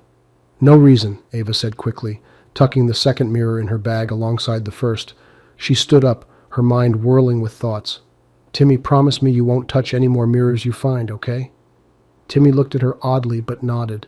Ava breathed a sigh of relief, thanking him before showing him out of her room. She then retrieved the two mirrors from her bag, placing them side by side on her desk. In the quiet of her room, Ava thought hard about the implications of this discovery. There were now two magical mirrors, possibly more, and they had found their way into her home. She couldn't ignore the threat they posed, but as much as she was afraid, she was also thrilled. The mirrors were her link to a world beyond her imagination, a world of adventure and danger. The profound lesson here is that reality often surpasses our wildest imagination. Sometimes life can surprise us in the most unexpected ways, and these surprises can be both terrifying and exhilarating. It's up to us to decide whether to embrace the adventure or run from it. Just as she was considering her next move, Ava heard a strange noise. It was a low humming coming from the mirrors on her desk. She watched, her heart pounding as the mirrors began to glow. As the sun set, casting long shadows in the meeting room, the atmosphere was palpable. Marcus, a charismatic leader known for his strategic prowess, was about to speak. The elites of the society had gathered, their hearts pounding in anticipation, their minds bracing for the unexpected. Marcus was a tall, imposing figure, his silver hair reflecting the wisdom of his years. He carried himself with a gravitas that commanded respect, his black suit a symbol of the authority he wielded. As he ascended the podium, a hush descended on the room. With a deep breath, Marcus began to speak, his voice echoing throughout the room. He spoke of the society's founding, of the sacrifices made, of the enduring spirit that had driven them since time immemorial. He spoke of their shared purpose, the unifying thread that held them together. Marcus then shifted gears, his voice growing somber. "The world around us is changing," he declared, his gaze steady despite the murmurs that began to ripple through the crowd. "And change, my friends, is not something to fear but something to embrace." He outlined a series of proposals, radical transformations that were intended to propel their society into the future. His ideas were revolutionary, unheard of within the walls of their age-old institution. It was the first time in centuries that someone dared to disrupt the status quo, to challenge the traditions that had held them back. Marcus's speech was a masterclass in persuasion, weaving in personal anecdotes, historical facts, and compelling arguments. His every word left a profound impact, compelling the listeners to reevaluate their beliefs, to question the path they were on. His vision for the society was bold, transformative, and utterly terrifying. The room was quiet when Marcus finally stepped away from the podium. The members of the society were left to grapple with the bombshell he had dropped, their minds a whirlwind of thoughts and emotions. In the hushed silence, one voice rose, a question echoing through the room. "And if we refuse to change, Marcus? What then?" Marcus turned back, his eyes glinting in the dim light. "Then, my friends," he said, his voice ringing with conviction, "we perish." As the word echoed through the room, the reality of the situation dawned on them. They were at a crossroads. It was time to make a choice that would dictate the future of their society. And so, they were left hanging on the precipice of change, grappling with the profound lesson Marcus had imparted. Change is not a threat, but an opportunity to grow, to evolve, to step into the unknown with courage and conviction. The end will be written, but not today, because today they stood on the brink of transformation, teetering between the safety of the known and the allure of the unknown. They were left with a decision to make, a decision that could alter the course of their society forever. The future was uncertain, the path uncharted, but one thing was clear: there was no turning back. In the wake of Marcus's words, the entire room fell into silence. His declaration echoed through the vast chamber, his final statement, "Then we perish," hanging heavily in the air. The atmosphere was filled with an uneasy tension. These words were a cold reality check that no one had anticipated. As the silence persisted, Marcus looked out over the crowd. Each face was a mask of varying emotions: shock, disbelief, fear. But amongst the sea of doubt, there were a few, Marcus noticed, whose eyes sparkled with curiosity and anticipation. The enormity of the situation was not lost on anyone. The society that had for so long been set in its ways was now on the brink of change, poised at a crossroads where the future was uncertain. The path laid out by Marcus was revolutionary, filled with challenges and potential failures, but also offering new possibilities and the promise of survival. The leader's heart felt heavy. He understood their fear.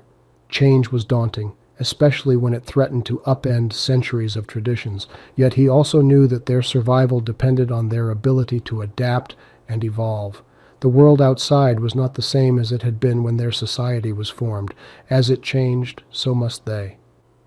"Consider this," Marcus resumed, breaking the silence. "For centuries we have kept our traditions, our values, believing they are what kept us together, gave us our strength.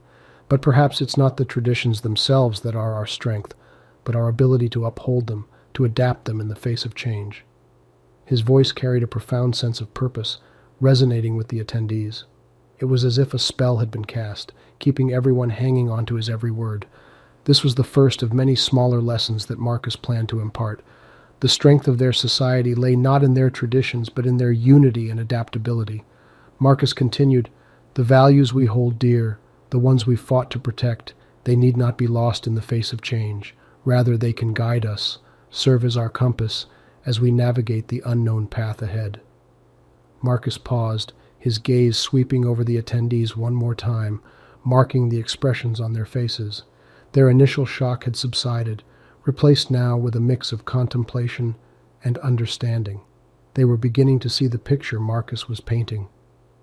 "But for now, let's take some time, reflect on our path forward, the challenges and opportunities that lie ahead," Marcus advised. "We will meet again tomorrow. By then, I hope you'll have your questions, your doubts, and your suggestions ready. Because this decision is not mine to make alone, it's ours." With those words, Marcus stepped down from the podium, leaving the room in a state of contemplative silence. The members were left with a lot to ponder: the future of their society, the consequences of their actions, and the realization that their strength lay not in the rigidity of their traditions, but in their adaptability, their unity, and their willingness to embrace change. But as Marcus left the room, another figure rose, a shadow at the edge of the gathering. This figure, unknown to the attendees, had been listening carefully to Marcus's speech, and as he watched Marcus's retreating form, a slow, sinister smile spread across his face. "Tomorrow will indeed be interesting," he murmured to himself. As the night crept in, members of the society spent hours in hushed discussions, trying to grapple with the enormity of the situation. An air of uncertainty loomed, intertwining with anxiety and anticipation. Marcus's words had echoed through their minds, a profound realization that their survival depended on change, not just the physical kind, but also the metamorphosis of thought and approach. In the solitude of his quarters, Marcus reflected on the day. He pondered the questions that were likely to arise and the potential solutions. He also contemplated the anonymous figure who had left the room with a sinister smile. It was an anomaly he had not expected, a wild card in an already complicated scenario. At the same time, the mysterious figure was in the midst of his own contemplation. He reclined in a dimly lit room, a silhouette against the soft flicker of candlelight. His gaze was fixed on an ancient map spread out on the table before him. His fingers traced the faded lines, the routes, and the markers, revealing a deep familiarity with the land. A quiet chuckle escaped his lips as he considered the day's events. "Marcus, Marcus, you're walking a dangerous path," he whispered into the silence of his room, "and you have no idea what you're up against." Back at the gathering hall, the members continued their discussions, their voices a blend of trepidation and resolve. A few were already devising plans, suggesting strategies, their spirits buoyed by Marcus's words. It was evident that the idea of change, as daunting as it was, also kindled hope and a sense of adventure. A glimmer of excitement was visible in their eyes. They were on the cusp of a significant shift, a step towards a future they hadn't yet imagined, but one they were beginning to accept. Through the heavy discourse of the night, a profound lesson had found its place. The beauty of change lay not in the destination, but in the journey itself. They began to understand that change, while undoubtedly uncomfortable and challenging, also held the potential for growth, discovery, and innovation. As they looked towards the future, they knew it was the strength of their unity and adaptability that would guide them, not the strict adherence to unchanging traditions. The night wore on, and slowly the conversations dwindled. The members retired, their minds abuzz with thoughts and questions. As the last light in the hall was extinguished, a profound silence filled the space, as if the building itself was pausing, taking a breath before the dawn of a new era. In the silent night, a shadow moved. The mysterious figure slipped out from his quarters, a parchment tightly held in his hand. He looked up at the moon, a smirk playing on his lips. "Tomorrow," he mused, "will indeed be a day of reckoning." As dawn broke, the society awoke to a day of significant change. The rising sun painted the sky in hues of pink and gold, a visual metaphor for the new dawn that the society was about to embark upon. Marcus was up early, ready to execute the ideas that had been discussed the night before. However, as the members started trickling in, the atmosphere of excitement was tinged with a sense of anxiety. There was no guarantee of success, and their entire existence was at stake. Meanwhile, the mysterious figure from the night before, whom we'll refer to as the Stranger, continued his clandestine operations. He had been working tirelessly, subtly manipulating events from the shadows. His smirk from the night before hadn't waned. If anything, it was more pronounced now. The Stranger was ready to set his plan into motion, the parchment from the night before securely tucked away. Marcus was not oblivious to the undercurrents. He had noticed the Stranger, an unfamiliar presence in their small society. There was something about him that didn't fit in, something that made Marcus's intuition bristle. But he decided to keep his observations to himself for now. The first part of the plan involved organizing the society's resources. Marcus and his core team were busy inventorying everything they had and identifying what else they might need for their journey. They discussed, debated, and planned out the next steps with a sense of urgency. This was a monumental task, but the energy in the air was palpable. They were ready to put their all into this. As the society busied itself in the preparations, the Stranger moved stealthily, blending in with the crowd but always on the outskirts. He watched as Marcus and his team organized the resources, as the society came together, the very picture of unity and resolve. Yet his smirk never faded. At the end of the day, Marcus stood before the society. He spoke of the progress they had made and the journey they were about to undertake. The people listened attentively, their faces a mix of fear, anticipation, and excitement. Marcus ended his speech with a powerful lesson about the power of unity and adaptability, reminding them that their strength lay in their collective resilience and their ability to embrace change. The society took his words to heart, knowing that their survival hinged on their ability to work together and adapt to new circumstances. As Marcus's words reverberated in the minds of the society members, the Stranger retreated into the shadows, the parchment now in his hands. A chuckle escaped him as he unrolled it, revealing a map. The path Marcus had outlined for the society was marked clearly, but with a significant alteration. The Stranger's fingers traced a different path, one that would lead the society not towards survival, but towards an unknown fate. As the Stranger looked on with a sinister grin, the society celebrated the end of the day with renewed hope. Unbeknownst to them, a dramatic change of course was imminent.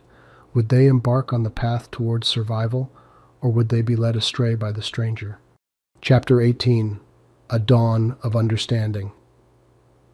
Over the weeks since the Stranger arrived, a subtle change began to ripple through the town of Crestwood. He, who had once been treated with caution and suspicion, was now viewed through a different lens. The quiet, mysterious Stranger, with his intelligent eyes and weathered hands, was gradually proving to be an unexpected asset. Despite the lingering mystery surrounding his origins, he had demonstrated nothing but willingness to assist in the town's survival. From a distance, the crestfallen youth watched this transformation in awe and fascination. Marcus, a young man of 17, had grown up in Crestwood, under the protective gaze of its magnificent towering oak trees. He had always considered the small town to be his safe haven, nestled amidst the vast, intimidating forest. But as the forest started posing a threat, his view of the world had shattered. The town's decision to abandon its home of generations and venture into the unknown weighed heavily on him. He needed understanding, clarity. He needed answers. The Stranger seemed to be the key to them all. At the break of dawn, the Stranger was as usual at the edge of the town, looking over the looming forest with an inscrutable gaze. Marcus took a deep breath, steeling himself, and walked towards him. As he approached, the Stranger didn't move. He didn't need to turn to know someone was coming. The crisp morning air carried the sound of footsteps clearly. "Can we talk?" Marcus asked, his voice wavering slightly. The Stranger finally turned, his dark eyes studying Marcus for a moment before nodding. Marcus had thought through this moment 1,000 times, but now that it was here, he felt unprepared. He fumbled over his words. We need to know. About the forest, the creatures. What are we up against?" The Stranger's gaze returned to the forest as he took in Marcus's words. For a few agonizing moments, he remained silent. causing Marcus to worry that he had overstepped his bounds. Finally, the stranger spoke, his voice calm and even. "The forest isn't our enemy, Marcus. It's merely a part of this world as much as we are." Marcus's brows knitted in confusion. "But the creatures—" The stranger turned to him, his expression serious. "Yes, the creatures. They are a part of the forest, just like the trees and the plants. The forest doesn't send them, they simply live there. We must learn to understand them, to coexist." This was a concept that Marcus had never thought of. Coexist with the creatures that were forcing them out of their homes. It seemed impossible. Yet the stranger's words held a certain gravity. He found himself unable to dismiss them. There was so much more to this world, to their situation, than he had ever imagined. He realized then that this was only the beginning of his journey towards understanding, towards survival. "The journey ahead is tough, Marcus, but with understanding and unity you all can face it. I can help, but the will to survive, to change, to adapt, that must come from within each of you." This conversation marked the beginning of Marcus's journey towards understanding. The dawn was breaking, not just in the sky above, but also in the minds of the people of Crestwood. A dawn of understanding, of adaptation, and of coexistence. In the days that followed, Marcus spent more time with the stranger, learning, understanding, and slowly shifting his perspective. His conversations with the stranger, his insights and teachings, started to shape the young man's thoughts and actions. As Marcus spent more time with the stranger, he discovered a well of wisdom beneath the stern exterior. The stranger didn't just share knowledge, he shared a different perspective, a different way to see their world. "The key to survival, Marcus, is adaptation," the stranger would often say, his gaze lost in the dancing flames of their campfire. "The forest is not the enemy, it's change. We have to learn to adapt, to change with it." It wasn't just Marcus who was learning. Word of his discussions with the stranger spread, and soon more townsfolk started to join them. These sessions grew into a new routine for Crestwood, a beacon of hope amidst the grim uncertainty. One day, as the sun began to set, painting the sky with hues of orange and pink, the stranger told them about the great migration of the northern tribes. It was a tale of a people who had faced similar trials, forced out of their homes by the harsh, unforgiving winters. Yet, they had not only survived, but thrived, their culture and strength growing with each passing year. "The northern tribes adapted," the stranger explained. "They embraced the change and made it a part of their existence. Instead of resisting the harsh winters, they learned to use the snow and ice to their advantage. They built homes from it, created tools, and discovered new hunting techniques. They did not fight against the change. They became a part of it." The stories of the northern tribes and their resilience filled the townsfolk with a new sense of hope and determination. If others could adapt and thrive, why couldn't they? The air in Crestwood started to change, thick with resolve and a newfound sense of unity. Meanwhile, Marcus was gradually transforming too. The unsure, crestfallen youth was slowly becoming a beacon of strength and wisdom for his people. He took the stranger's teachings to heart and shared them with others. His change was proof of the stranger's wisdom, and it gave the people of Crestwood a solid reason to trust and believe in the stranger. The transformation of Crestwood was a sight to behold. Every corner you turned, every street you walked, you could sense the change. There was a palpable sense of unity and determination. The once quiet and secluded citizens were now working together, pooling resources, learning new skills, and preparing for the change. There was laughter, camaraderie, and an undying spirit that filled the air. Yet change is never universally accepted. Just as there were those who embraced it, there were others who saw it as a threat, a disturbance to the old ways of living, and among them was Mayor Bronson, who had been a formidable figure in Crestwood for years. Mayor Bronson saw the changing atmosphere in Crestwood as a direct challenge to his authority. He saw the stranger not as a savior, but as an intruder, an outsider who was disrupting the status quo. And of course the rising influence of Marcus was a thorn in his side.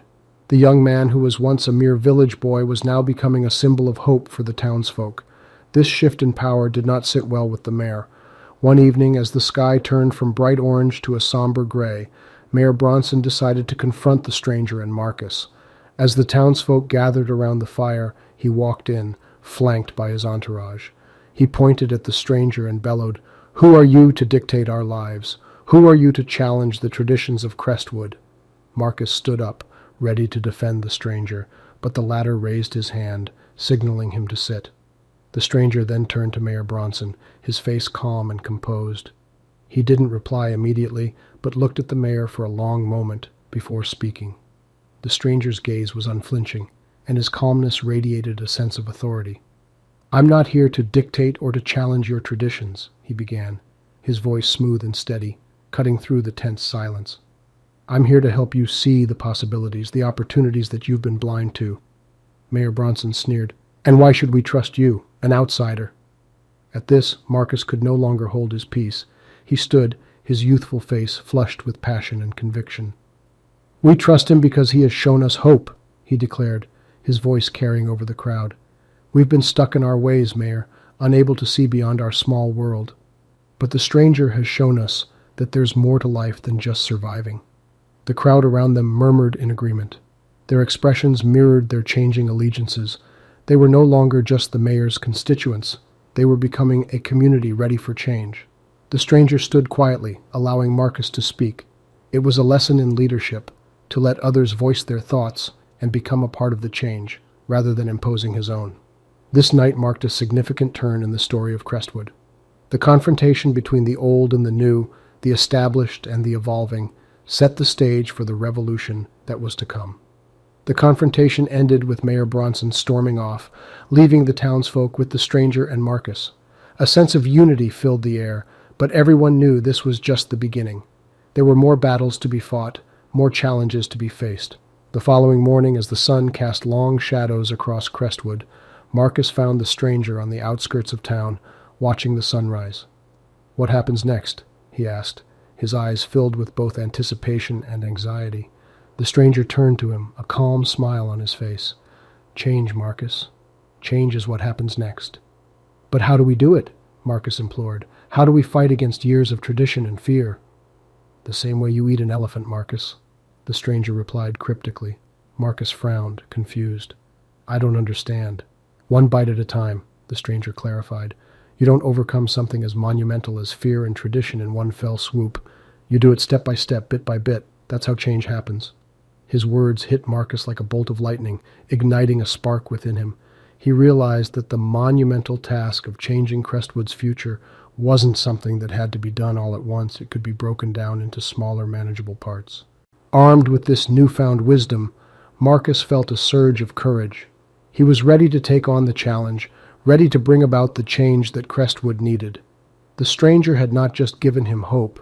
He had also equipped him with the wisdom and strength to make that hope a reality. As the day progressed, the townsfolk started rallying around Marcus and the stranger. Together, they started formulating plans, organizing groups, and breaking down their larger goal into achievable tasks.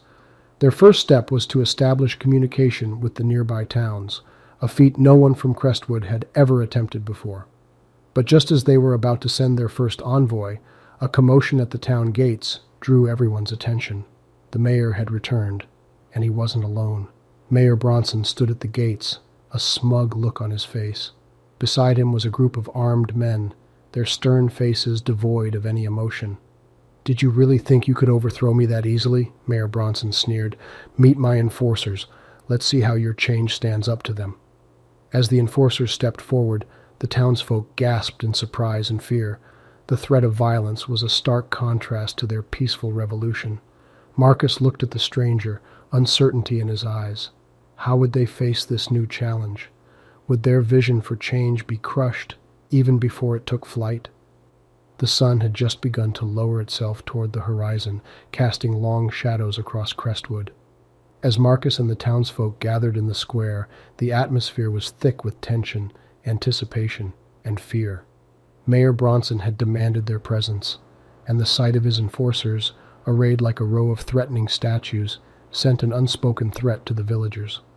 Marcus's palms were sweaty, his heart pounded in his chest like a frantic drummer. He could see his fellow villagers, men and women he had grown up with, their faces pale and tense. He knew they were looking to him, waiting to see what he would do, but he felt like he was standing at the edge of a precipice, with no idea how to cross it. He thought about the stranger, their mentor, who had ignited the spark of rebellion in their hearts. His words echoed in Marcus's mind. When faced with a challenge, don't think about the enormity of it. Take it one step at a time, like eating an elephant, one bite at a time. Mayor Bronson stepped forward, his expression one of smug satisfaction. He was a tall, imposing figure, made even more intimidating by his black coat and top hat. He raised a gloved hand, calling for silence, and the square instantly fell quiet. "Any resistance will be dealt with, harshly," Mayor Bronson declared, his voice reverberating around the silent square. His gaze swept over the villagers, lingering on Marcus. There was a challenge in his eyes, an invitation to defy him. A chill went down Marcus's spine, but he held the mayor's gaze. He wouldn't be intimidated, not when so much was at stake. As Marcus stood tall, defiance sparking in his eyes, he remembered the stranger's advice about maintaining courage, even in the face of formidable adversaries. His heart was racing, his palms were sweaty, but he knew he had to stand his ground. "Is that so, Mayor?" Marcus asked, his voice carrying clearly across the square. His question was met with gasps of surprise from the crowd. Marcus could feel 100 pairs of eyes on him, their attention solely focused on this budding confrontation. "Yes, Marcus," Mayor Bronson replied, his voice dripping with condescension. "I thought you, of all people, would be wise enough to understand. But what if what you're doing is wrong? What if you're the one who needs to be dealt with harshly?" Marcus's words echoed around the square, and for a moment all was silent.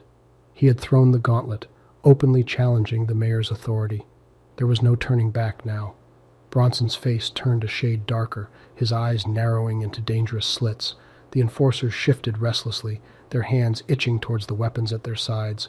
A low murmur rippled through the crowd as they waited with bated breath for the mayor's response. Mayor Bronson broke into a sudden, unsettling laughter, making everyone in the square flinch. "You? Dealing with me harshly? You must have forgotten your place, boy." His voice echoed with the menace of a predator enjoying the fear in its prey. Marcus stood undeterred, his gaze unwavering. He took a step forward, the sound of his boot on the cobblestones reverberating through the square. "I remember my place perfectly, Mayor.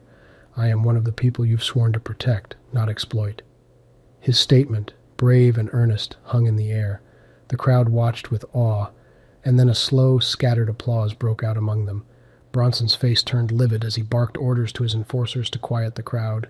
Before they could move, Marcus turned to the crowd, raising his hand for silence. The applause died down as quickly as it had started, replaced by an uneasy calm. "People of this town, we have been lied to and exploited. Our labor, our lives, our dreams have been stolen by this man, all under the guise of protection. But what is he really protecting, if not his own wealth and power?" A murmur of agreement rippled through the crowd, growing louder and bolder with every passing second. For the first time they had found their voice, and it echoed around the square, a clear, resounding challenge to Bronson's rule. As Marcus continued his speech, each word punctuating the air like a powerful fist, the atmosphere of the square started to shift. It was as if the collective consciousness of the town was waking up from a deep slumber, their eyes wide open to the reality that had been hidden from them for so long. He recounted the countless injustices, the forced labor, the exorbitant taxes, and the ruthless suppression of any opposition. Each story he told was a reminder of the corruption that had been allowed to fester for far too long. His final words struck a chord within every individual in the square. "I urge you, friends, neighbors, comrades, take back what is rightfully ours: freedom, dignity, and a fair chance at life. Today we stand together. We demand justice, and we shall have it." Bronson's fury was palpable, but for the first time he seemed small, diminished. He was not the towering figure of authority anymore. His enforcers, witnessing the swell of solidarity amongst the townsfolk, hesitated. They were outnumbered, and the once passive crowd now glared at them with unmasked defiance.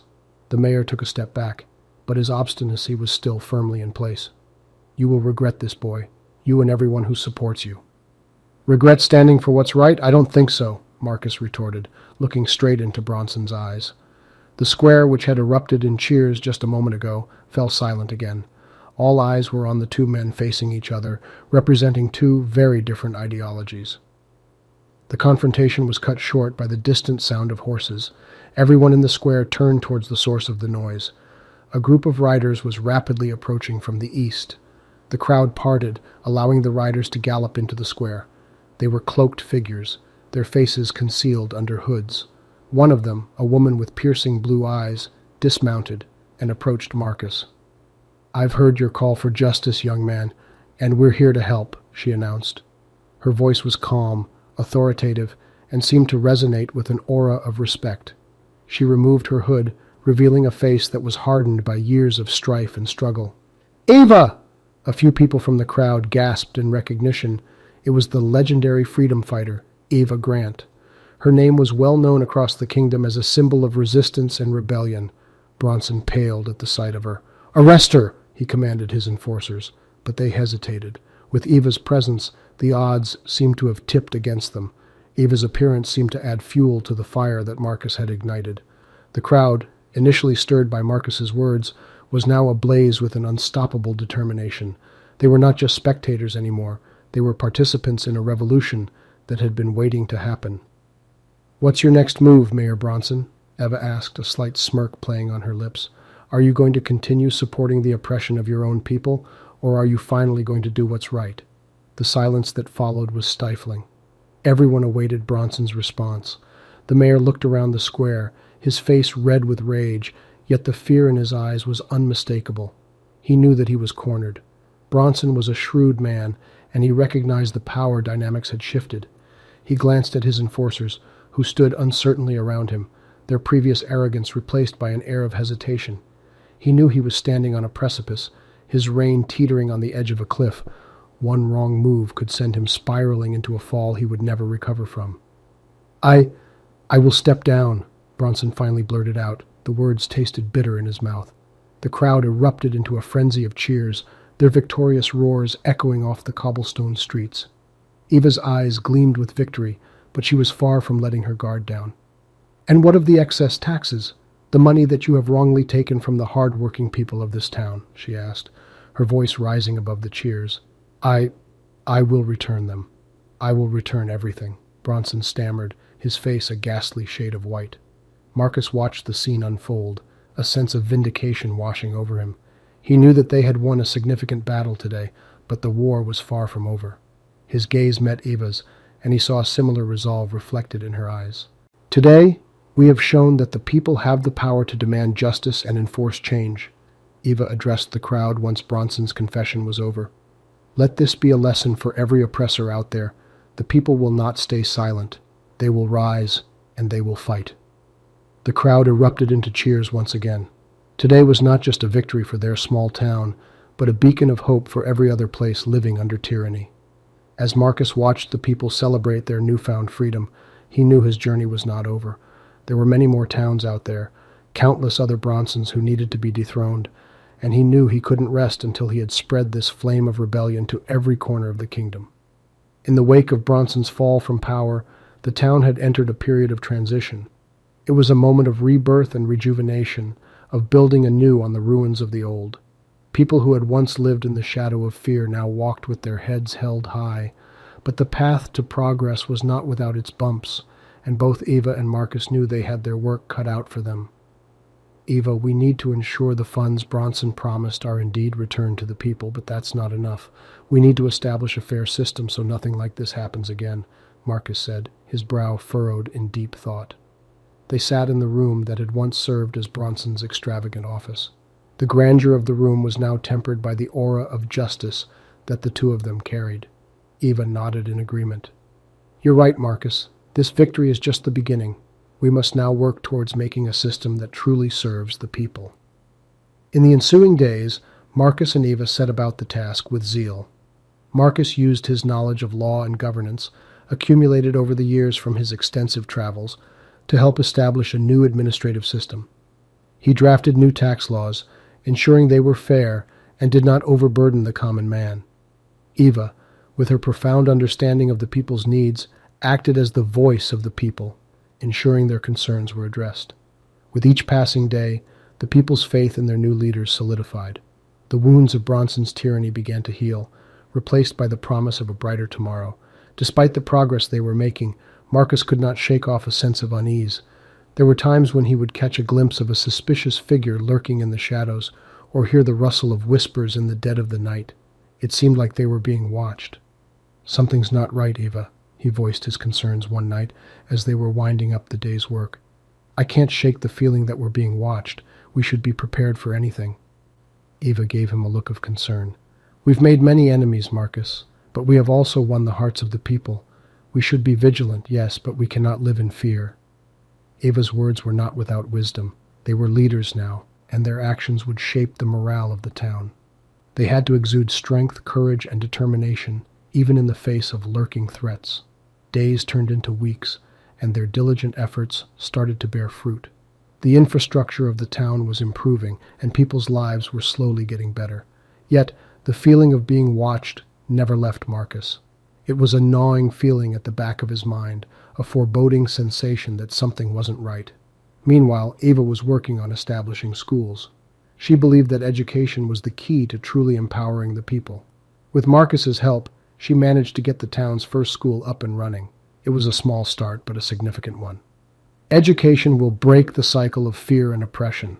It will give our people the power to question, to reason, and to decide for themselves, Eva declared on the day the school was inaugurated. Her words were met with resounding applause. The people of the town respected her deeply, not just for her leadership, but for her unwavering faith in them. She was a beacon of hope and an embodiment of the future they were all working towards. At night, Marcus would go out, investigating the outskirts of their little town. He wanted to understand the lay of the land, the potential hideouts, and routes the enemy might take. His instincts, honed by years of survival in the wilderness, told him there was more to this tranquil town than met the eye. He found traces of unfamiliar footprints around their borders and unusual marks on the trees. They were subtle, almost invisible, unless one knew what to look for. But to Marcus, they were clear signs of covert surveillance. He decided not to alarm the others yet. He needed more concrete evidence. During one of these night patrols, he found something that sent a chill down his spine. Buried under a pile of leaves, there was a small device blinking in the dark. As he brushed the leaves away, his blood ran cold. It was a surveillance camera, camouflaged to blend with the surrounding vegetation. The fact that someone was spying on them was alarming enough, but the existence of such advanced technology in this seemingly primitive world was downright baffling. It hinted at a force much more formidable than they had anticipated. Marcus decided to take it to Eva. It was a severe threat, and he couldn't tackle it alone. They needed to devise a strategy, quickly and efficiently. Eva was just as disturbed as Marcus when she saw the device. Her mind raced as she contemplated the implications of this discovery. Their peaceful haven was not so secure after all. "We must increase our defenses," she declared, her voice firm. "We need to send scouts and find out who is behind this." Marcus nodded, agreeing with her. He had been considering the same course of action. "I've already mapped out possible areas from where the surveillance could be managed. We need volunteers." Eva glanced at the assembled group, who had been informed of the grim discovery. She could see fear and worry on their faces, but more than that, she saw determination. These people had already suffered much, and they were ready to fight for their safety and freedom. Over the next few days, volunteers were chosen, plans were discussed, and training was begun. They decided to have a two-pronged approach, increasing the fortifications around the town and sending out scouting parties to gather information. Eva and Marcus would personally lead these parties, wanting to evaluate the threat firsthand. In the meanwhile, life in the town went on. People worked during the day, fortifying their homes, practicing combat drills, and helping each other. The community's unity in the face of this looming threat was inspiring. Their resilience became a beacon of hope for everyone, pushing them to work harder. Marcus often caught himself watching Eva during these days. Her leadership, her calm demeanor under pressure, and her unyielding spirit were all things he admired. He found himself drawn to her strength and resilience, reminding him of his late wife, Sarah. One day, as Eva was going over the scouting reports, she paused, her gaze frozen on a particular area on the map. It was a location slightly north of their town, a thick forest region that was hard to access. Marcus noticed her intense stare and walked over to her. "What is it, Eva?" he asked, looking at the area she was focused on. She pointed at the dense forest patch on the map. "This area .IT, the only place we haven't covered yet. It's secluded, hard to reach, the perfect spot for someone wanting to spy on us." Marcus frowned, studying the area. "It's dangerous. The woods are thick and the area is known to house wolves. Eva looked at him, her eyes determined. Which is why they would choose it, right? If there's a chance we might find answers there, we have to take it. I'll lead the team. Marcus nodded slowly. All right, but I'm coming with you. They planned the mission for the next day. It was a small team, just Marcus, Eva, and 2 other volunteers, Sam and Lucy. They equipped themselves with weapons and tools, ready to face whatever came their way. As dawn broke, they set out, their hearts heavy with anxiety and determination. The journey was just as challenging as they'd predicted. They had to tread slowly, careful not to alert any potential watchers. The deeper they went into the forest, the more the tension increased. Every rustle of leaves, every snap of a twig put them on edge. After several hours, they reached a small clearing. Hidden among the dense foliage, they discovered a rudimentary shack made out of wood and leaves. The sight sent a chill down their spines. This was it. This was where their enemy had been hiding. Cautiously, they approached the shack. Eva signaled for Sam and Lucy to secure the perimeter while she and Marcus went inside. As they pushed open the door, the sight that met their eyes was disconcerting. The room was filled with maps and papers. On one wall, there was a giant map of their town, dotted with markings and annotations that made their hearts pound with fear and anger. They scoured through the papers, discovering detailed notes about the town's defenses, supply routes, and even personal information about the townsfolk. It was evident that they had been spied upon for a very long time. The realization sent a wave of fury coursing through Eva. She slammed her fist on the table, causing Marcus to look at her. "We need to take all of this back with us," Eva said, her voice strained. "We need to find out who's been doing this and stop them." They worked quickly, collecting all the documents and carefully storing them in their backpacks. Just as they were about to leave, Eva noticed a peculiar piece of paper lying underneath the table. She picked it up and her blood ran cold. It was a detailed plan for an imminent attack on their town. The 4 of them, Eva, Marcus, Eli, and Alina, pushed on, guided by the pale silver moonlight filtering through the trees. The ground was littered with dried leaves and broken twigs, each crunch beneath their feet reverberating through the silent forest. Tensions were high, each of them lost in their own thoughts, the only sound being the rustling of the trees and their own steady breathing. "Marcus," Eva broke the silence, her voice barely above a whisper. "If we manage to convince the council, how do we prepare the townsfolk? We can't exactly train them to fight." Marcus was quiet for a moment, deep in thought. "We won't have to. We just need to evacuate them, get them to safety before the attack." "But where would they go?" Alina asked, worry clear in her voice. "The next town is miles away. We won't be able to move them all in time." "We'll have to figure that out," Marcus replied, determination hardening his features. "There must be a way." Their path took them up a steep hill, each step more tiring than the last. But they kept moving, their resolve unwavering. There was no turning back now. The safety of their town, their home, depended on them, and they wouldn't let it down. The lesson in their struggle was clear. Sometimes the hardest decisions required the greatest sacrifices, but if it meant the safety of their loved ones, of their home, then the sacrifice was worth it. "Rest," Eli ordered as they reached the top of the hill. His eyes were hard, his face serious. It was clear that the stress was taking its toll on him, but he never complained, not once. He took the lead, his presence comforting in the eerie silence that had fallen upon them. They collapsed onto the ground, exhausted. The cold ground beneath them was a relief, the chill seeping into their overheated bodies. The rustling of the leaves was a soothing lullaby, lulling them into a sense of security. Eva stared up at the sky, the stars twinkling back at her like 1,000 tiny eyes. She let out a sigh, the weight of their situation pressing down on her. "We should eat," Marcus said, breaking the silence. He took out some of the food they had packed, dried meat, cheese, a loaf of bread. It wasn't much, but it was enough. They ate in silence, the food a temporary distraction from their predicament. Once they were done, they huddled close together for warmth, their breaths misting in the cold night air. They slept in shifts, 2 of them always awake to keep watch. Despite the danger lurking around them, sleep came easily. The exhaustion of the day took over, pulling them into a deep slumber. The night passed in a blur of darkness and silence, the forest seeming to hold its breath as they slept. But despite the quiet, The fear of the unknown lurked in the back of their minds, a constant reminder of the challenges ahead. As the first rays of sunlight broke through the trees, they woke up, their bodies stiff from the cold. They packed up their belongings and started on their journey again, their steps heavy but resolute.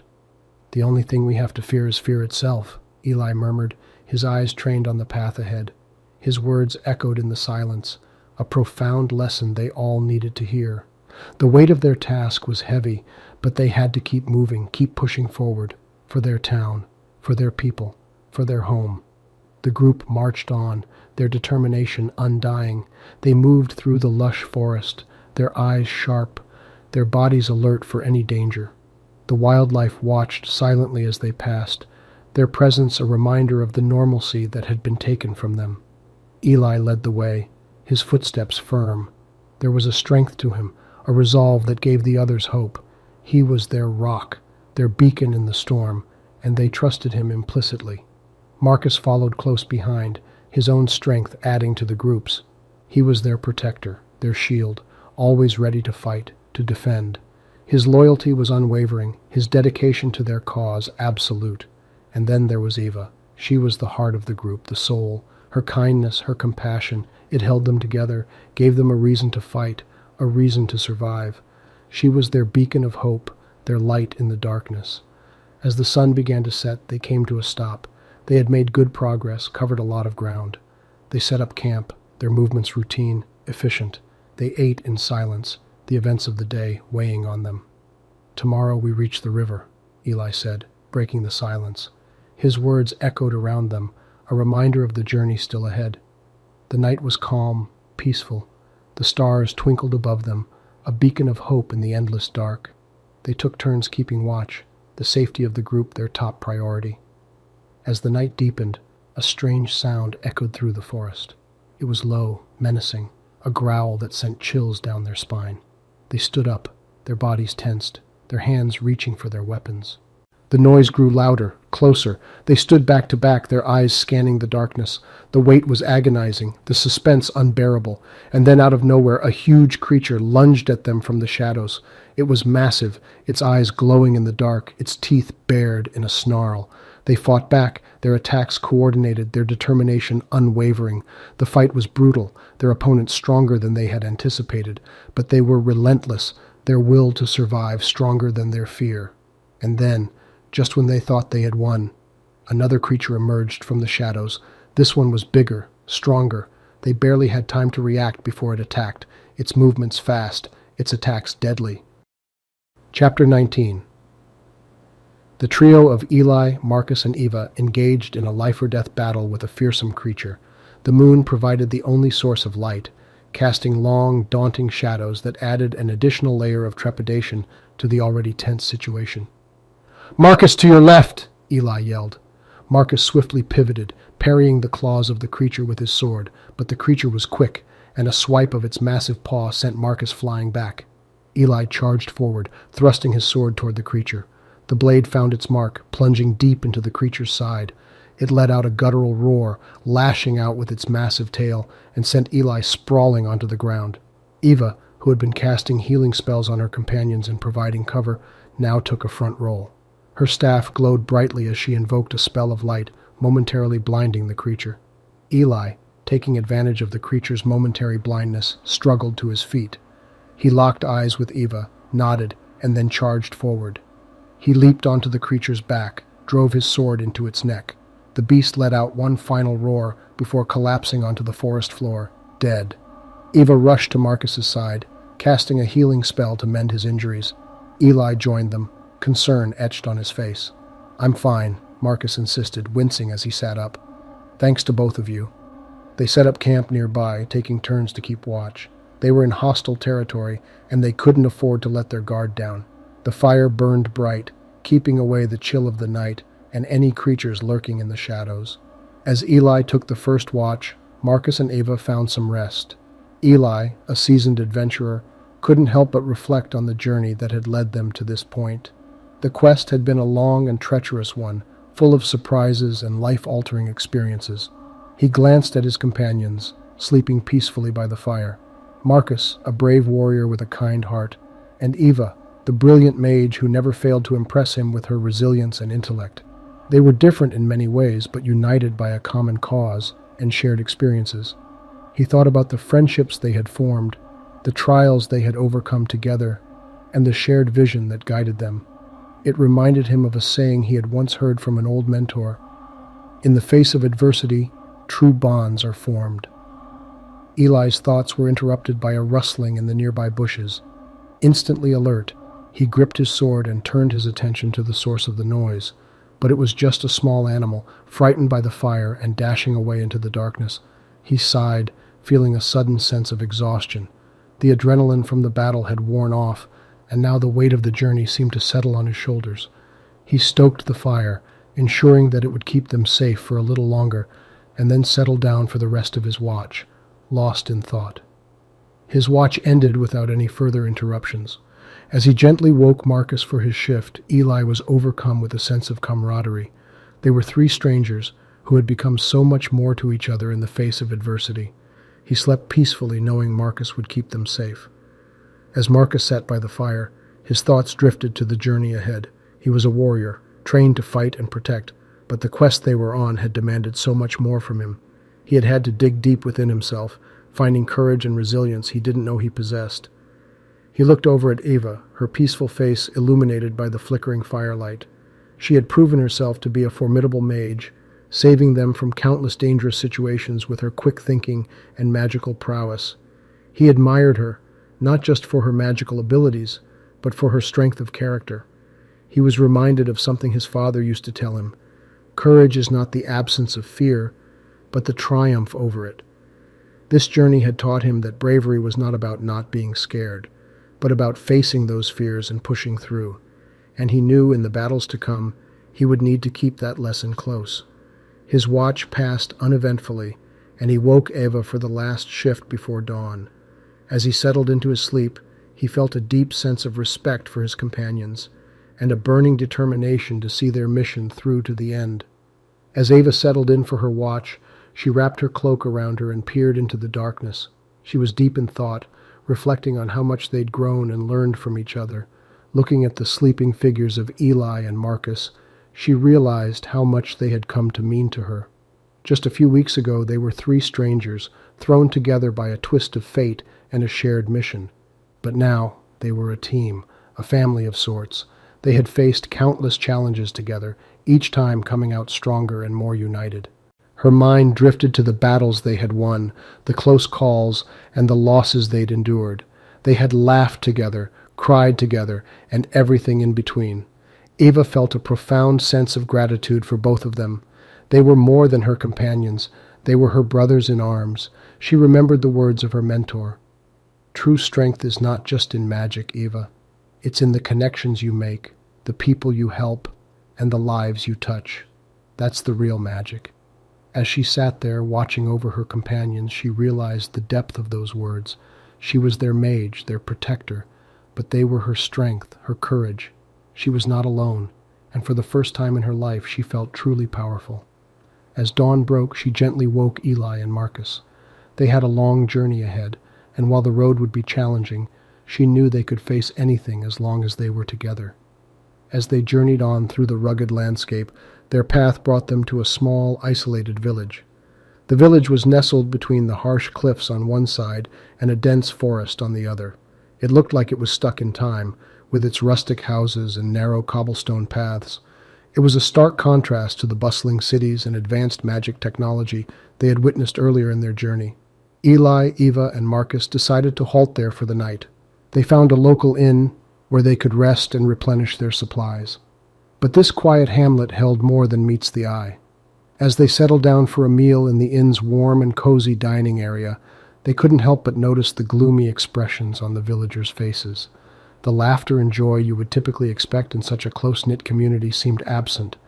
There was a strange aura of dread hanging in the air. Eli, with his innate ability to read people, felt it the most. Being the ever-curious person, Eli decided to engage in conversation with the innkeeper, hoping to find out more. As Eli carefully broached the subject, the innkeeper's face grew even more grave. He began to recount a tale that had plagued their village for generations. Apparently, the village was under the constant threat of a mysterious creature that lived in the nearby forest. It would attack the village randomly, causing destruction and taking lives. The villagers had tried to confront it several times, but all attempts had proven futile. The creature was too powerful for them. The innkeeper went on, "We've lost so many, we don't know what to do anymore. The creature's next attack could be any day now, and we're helpless." The mood in the room had grown considerably heavy by the end of the innkeeper's tale. Eva, Eli, and Marcus shared a glance. They all knew without saying a word. They couldn't just stand by and do nothing. They decided to help the villagers. That night, they prepared for a confrontation with the unknown creature, not knowing what they were up against. There was a sense of nervous anticipation in the air. They had battled many creatures before, but every new encounter brought its own set of unknowns. As the moon rose high, they ventured into the forest, armed with their magic and weapons, ready to face the threat that had cast a shadow over the innocent village. The forest was eerily quiet as they ventured deeper, the moonlight casting long shadows that danced around them. They could feel the raw, untamed magic of the place buzzing around them, a stark contrast to the controlled magic they were used to in their city lives. Even Eva, who was the most experienced with wild magic, felt a sense of unease. Eli, using his enhanced senses, tried to track the creature. He found traces of destructive magic residue and followed the trail. Their journey through the twisted, gnarly trees and dense foliage was quiet, except for the occasional snap of a twig under their boots. They soon came upon a clearing. The moonlight shone brightly here, reflecting off a small, calm pool in the middle. They had barely taken a few steps into the clearing when they felt it, a rush of powerful, dark magic. It sent chills down their spines, and they immediately went into defensive positions. With a sudden, terrifying roar, the creature leaped out of the shadows. It was unlike any creature they had ever seen. It was massive, with gnarled skin that looked as hard as stone, glowing red eyes that bore into them with a chilling intensity. Its roar echoed around the forest, seeming to shake the very earth beneath them. Their battle with the creature was harsh and chaotic. They tried to coordinate their attacks, with Eva and Eli using their magic to attack from a distance, while Marcus attempted to engage the creature directly with his weapons. But the creature was stronger than anything they had ever faced. Despite their best efforts, they found themselves on the defensive, trying to dodge and counter the creature's powerful attacks. Marcus was thrown against a tree, momentarily stunned. Eli's attempts to bind the creature with his magic were shrugged off like they were nothing. Eva's spells seemed to only agitate the creature further. They were struggling, and the harsh reality of the situation struck them. They were not winning this fight. This realization, however, did not bring despair. Instead, it sparked a newfound determination within them. They could not, would not, give up. Not when the lives of the innocent villagers depended on them. As Marcus recovered, he shouted to Eli and Eva, "We need to combine our magic." They had only done this once before, and it had drained them significantly. But it was a risk they were willing to take. Gathering their strength, they focused on their bond, their shared determination fueling their magic. Marcus initiated the sequence, his weapon acting as the focal point. Eva and Eli followed, their magic intertwining with Marcus's. The resulting blast of combined magic was more potent than anything they had ever produced. It hit the creature square in the chest, sending it flying back. The creature roared, an agonizing, terrifying sound that echoed through the silent forest. Then it fell silent. Exhausted, the three friends watched as the creature slowly reverted back to its original form, that of a normal forest animal. The dark magic that had corrupted the creature slowly dissipated into the air. The aftermath of the battle was surprisingly peaceful. The forest, which had been so menacing before, seemed to breathe a sigh of relief along with them. They looked at each other, their eyes reflecting a shared relief, but also a profound exhaustion. They were drained, physically and magically, but they had succeeded. The creature was no longer a threat. They gave themselves a moment to catch their breaths, leaning on each other for support. Then, slowly and painfully, they set about taking care of their wounds. Eva, despite her own injuries, used her remaining magic to heal the worst of Marcus and Eli's injuries. They thanked her with tired smiles, their eyes reflecting a deep gratitude. As they rested, they began to feel the side effects of their combined magic. A profound weariness had set in. making their limbs heavy and their eyelids droopy. They knew they needed to return to the village to inform the villagers of their success. But in their current state, they were unable to even stand, let alone walk back to the village. "We'll rest here for the night," Eli decided, his voice barely a whisper. Marcus and Eva nodded, too exhausted to argue. They found a relatively dry and soft spot on the forest floor and settled down, their bodies aching from the intense battle. Despite their exhaustion, sleep did not come easy. They were too wound up, the adrenaline from the battle still coursing through their veins. They lay there, staring at the stars peeking through the tree canopy, lost in their own thoughts. As the moon traveled across the sky, they each found themselves contemplating the same question. What did it mean to be a hero? They had always thought of heroes as invincible beings, always winning their battles with a smile. But today, they had faced a real battle. They had been scared, hurt, and on the verge of giving up. But they had pushed through. They had fought not because they were invincible, but because they had to, because they cared about the people they were protecting. They realized then that being a hero was not about being invincible. It was about standing up for what you believed in, despite your fears and despite the odds. It was about caring for others more than yourself. As dawn approached, they found themselves drifting off to sleep, their bodies finally giving in to the exhaustion. Just as they were about to succumb to sleep, a sudden noise jolted them awake. They sat up, their hearts pounding, their senses on high alert. The noise came again, louder this time, followed by a soft, echoing laughter that sent chills down their spines.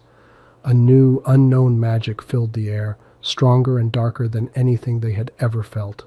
As they stood there, their exhaustion forgotten, they knew one thing for certain. Their journey was far from over. Decades of layered history, old streets buried beneath new, creating a labyrinth only known to the few who dared to venture into the city's depths. They had planned to set out when the dawn had barely touched the sky, a moment when the city was still cloaked in shadows, providing them the perfect cover for their descent. "You're sure about this, aren't you?" Samantha questioned Elias. The usually carefree woman's demeanor had shifted. Her concern was palpable, even under the dull glow of the early morning lights. "I'm sure," Elias responded, his eyes focused on the old map spread out on the table before them. His fingers traced the lines of the ancient roads, the maze of the Undercity that they were about to delve into. "We've got no other choice. The answers we're seeking, they're down there." The team had come together, each one of them carrying their own weight, and Elias, though he bore the mantle of leader, knew that every single one of them was invaluable. Their unity, their shared determination was their strength. He looked around at his companions, his friends, their faces illuminated by the faint glow of the single lantern in the room. "I won't lie to you," he said, breaking the silence that had enveloped them. "This is going to be dangerous, but I believe in us. I believe in our ability to face whatever lies ahead. And remember, we're doing this not just for ourselves, but for our city, for those who can't fight, for those who have been silenced." As Elias finished his speech, a quiet, solidifying determination seemed to settle among the group.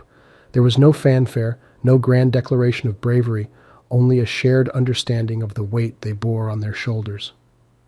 "All right," Samantha said finally, breaking the momentary silence. "Let's do this." The group set out, the ancient city looming over them, its secrets lying in wait, ready to be unveiled. The atmosphere was heavy with anticipation, the streets desolate, the city holding its breath as they made their way to the Undercity entrance. It wasn't long before they reached their destination, a centuries-old stairwell, worn down by time, leading into the city's belly. They each took one last look at the city above before starting their descent, the dim light from their torches casting eerie shadows on the rough stone walls surrounding them. As they ventured further down, the sounds of the city faded, replaced by the echoing silence of the Undercity. The air grew cooler, the smell of damp earth filling their nostrils. Their footsteps echoed off the walls, the only sound to break the eerie silence. Slowly but surely, they navigated through the Undercity, their path lit by the wavering glow of their torches. The silence was deafening, their hearts pounding in their chests, the only reminder of their existence in this desolate place. Just as they were starting to grow accustomed to the oppressive silence, a low rumble echoed through the corridors, the ground beneath their feet starting to shake. The torches flickered wildly as dust and small stones fell from the ceiling. "Everyone hold on!" Elias shouted above the roar of the trembling earth. But as the tremors grew stronger, a gaping hole suddenly opened up beneath them, swallowing them whole into the unknown. Was what truly held them together. Regardless of their unique backgrounds and varying skill sets, their strength was derived from their collective unity. Elias gripped onto the nearest ledge as the ground beneath them gave way. Samantha was not far away, clinging onto a piece of rock jutting out from the walls. The others were in a similar state, hanging onto whatever they could find as the earth quaked beneath them. Once the tremors subsided, they found themselves in a dark void. Their torches had been extinguished in the fall, and now they were in complete darkness. The silence was stifling, a stark contrast to the chaotic rumbling they had just experienced. "Samantha, are you okay?" Elias called out, his voice echoing in the darkness. "I'm okay, Elias." Samantha's voice came from a little distance away. One by one, each member of the group confirmed their safety, their voices echoing in the abyss. With the help of a flint, Elias managed to reignite his torch, casting an unsteady light around them. They found themselves in an enormous cavern, the ceiling lost to darkness above them. A new path lay ahead, leading further into the depths of the Undercity. But this path was different. It was lined with strange markings and symbols etched into the stone walls. Elias looked at the symbols, his fingers tracing the strange characters. They were unlike any he had seen before. But as he examined them closer, he noticed a familiar symbol hidden among the rest, one that he had seen on the old map. "We're on the right track," he stated, an air of determination enveloping him. "These symbols, they match with those on the map. We're heading the right way." With renewed vigor, the group continued on their path. They walked for what seemed like hours, their journey only interrupted by the occasional echoing drip of water from the cave ceiling. Suddenly they came upon a fork in the path, with two tunnels extending in different directions. Both were marked with the same symbols they had been following. "Now what?" Samantha asked, turning to Elias. Elias studied the symbols at the entrance of both tunnels. One set was etched deeper than the other, and Elias made his decision. "We'll take the left path. The symbols are deeper on this side. It may indicate it's the main route," he explained. And so they ventured into the left tunnel, the echo of their footsteps the only sound to break the heavy silence. As they walked further in, a faint glow started to fill the tunnel, growing brighter with each step. The tunnel opened up into a massive chamber filled with an eerie, glowing light. But the source of the light was what caught their breaths. In the center of the chamber was a glowing crystal formation, pulsating with a mesmerizing light. It was unlike anything they had ever seen, a breathtaking spectacle that was both beautiful and ominous. But as they stood in awe, Elias noticed something in the distance, a figure standing by the glowing crystal. As he squinted to get a better look, he felt a shiver run down his spine. The figure turned towards them, its eyes glowing in the dark, mirroring the light of the crystal. A voice, ancient and deep, echoed throughout the chamber, freezing them in their tracks. "Who dares enter the heart of the Undercity? Who dares enter the heart of the Undercity?" The figure echoed once more, its voice resonating within the chamber. Elias stepped forward, his torch held high. "We mean no harm," he called out. "We are explorers, seeking knowledge." The figure did not move, but the glow in its eyes dimmed slightly. "Explorers," it mused. "You have traveled far, and yet what have you truly discovered?" Elias paused at this, taken aback by the figure's question. "We have discovered much," he replied somewhat hesitantly. "New paths, ancient symbols, and now, you." "Knowledge does not only reside in tangible discoveries, young one," the figure said, its voice softer now. "True understanding lies within, in the lessons you learn from your journey. Remember, not all that glitters is gold." Elias contemplated the figure's words, his mind a whirl of thoughts. He thought about their perilous journey so far, the challenges they faced, the decisions they had to make. It wasn't just about finding the hidden treasures or unraveling the secrets of the ancient civilization, but it was also about the bonds they formed, the resilience they discovered within themselves, and the wisdom they gained along the way. In that moment, Elias understood the profound meaning behind the figure's words. Their journey was more than just a physical exploration of the Undercity. It was an exploration of their inner selves, a testament to their courage, unity, and thirst for knowledge.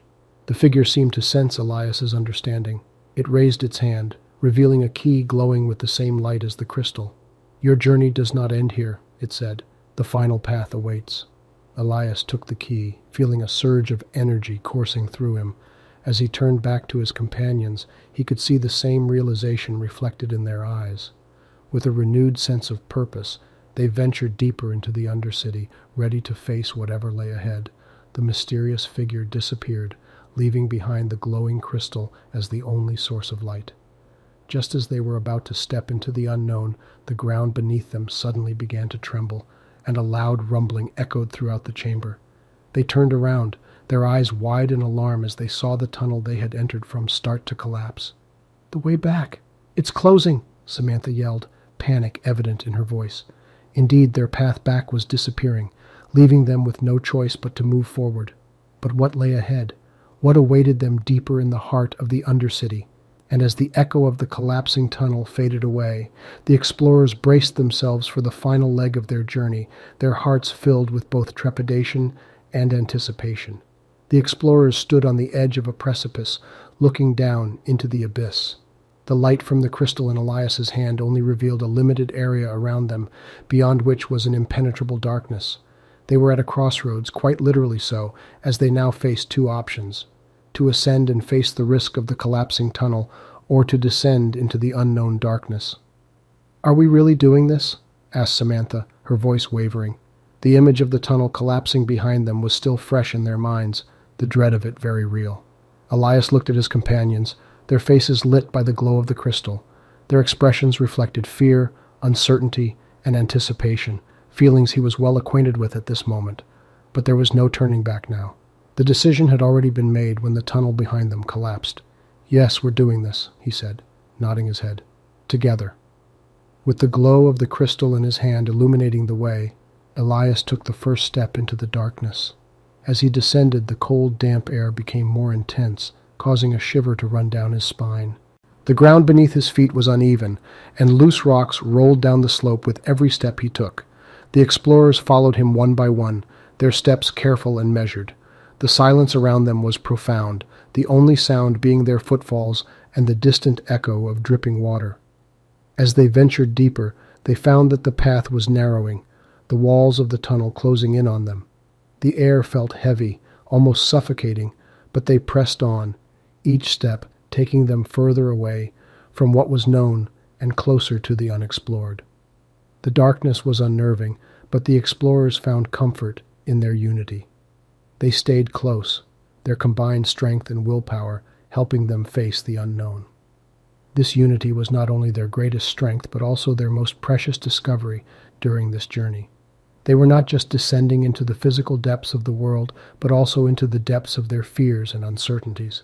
The journey was a test of their resolve, of their willingness to confront their fears and emerge victorious. After what felt like hours, Elias felt the descent beginning to level out. They had reached the bottom. The ground was wet, possibly due to an underground stream. The explorers, guided by the light of the crystal, began to explore the cave. Suddenly, they saw a flicker in the distance, a weak, trembling light, unlike the steady glow of the crystal.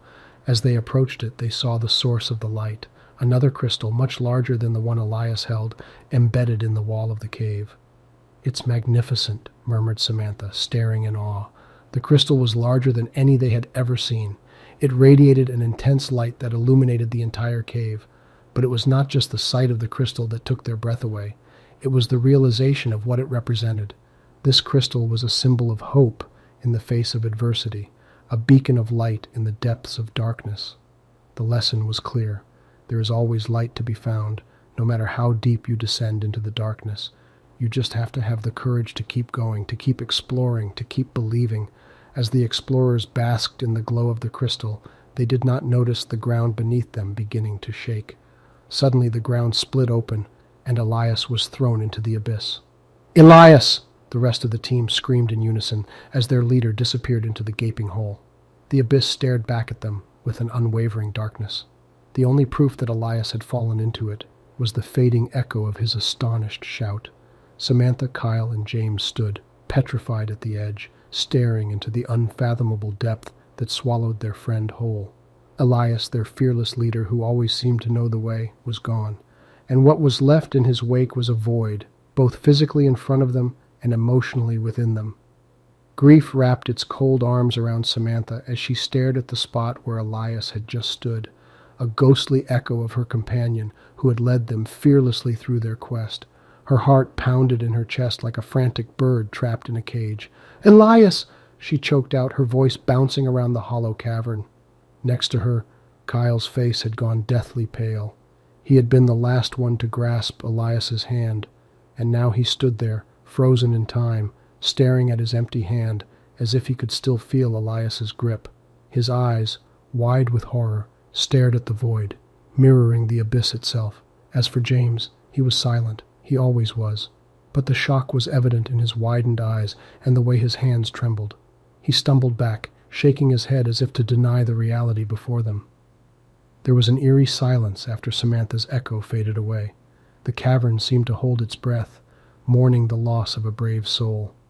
The wind whimpered through the nooks and crannies of the cave, a soft lament for their fallen leader. It was Kyle who finally broke the silence.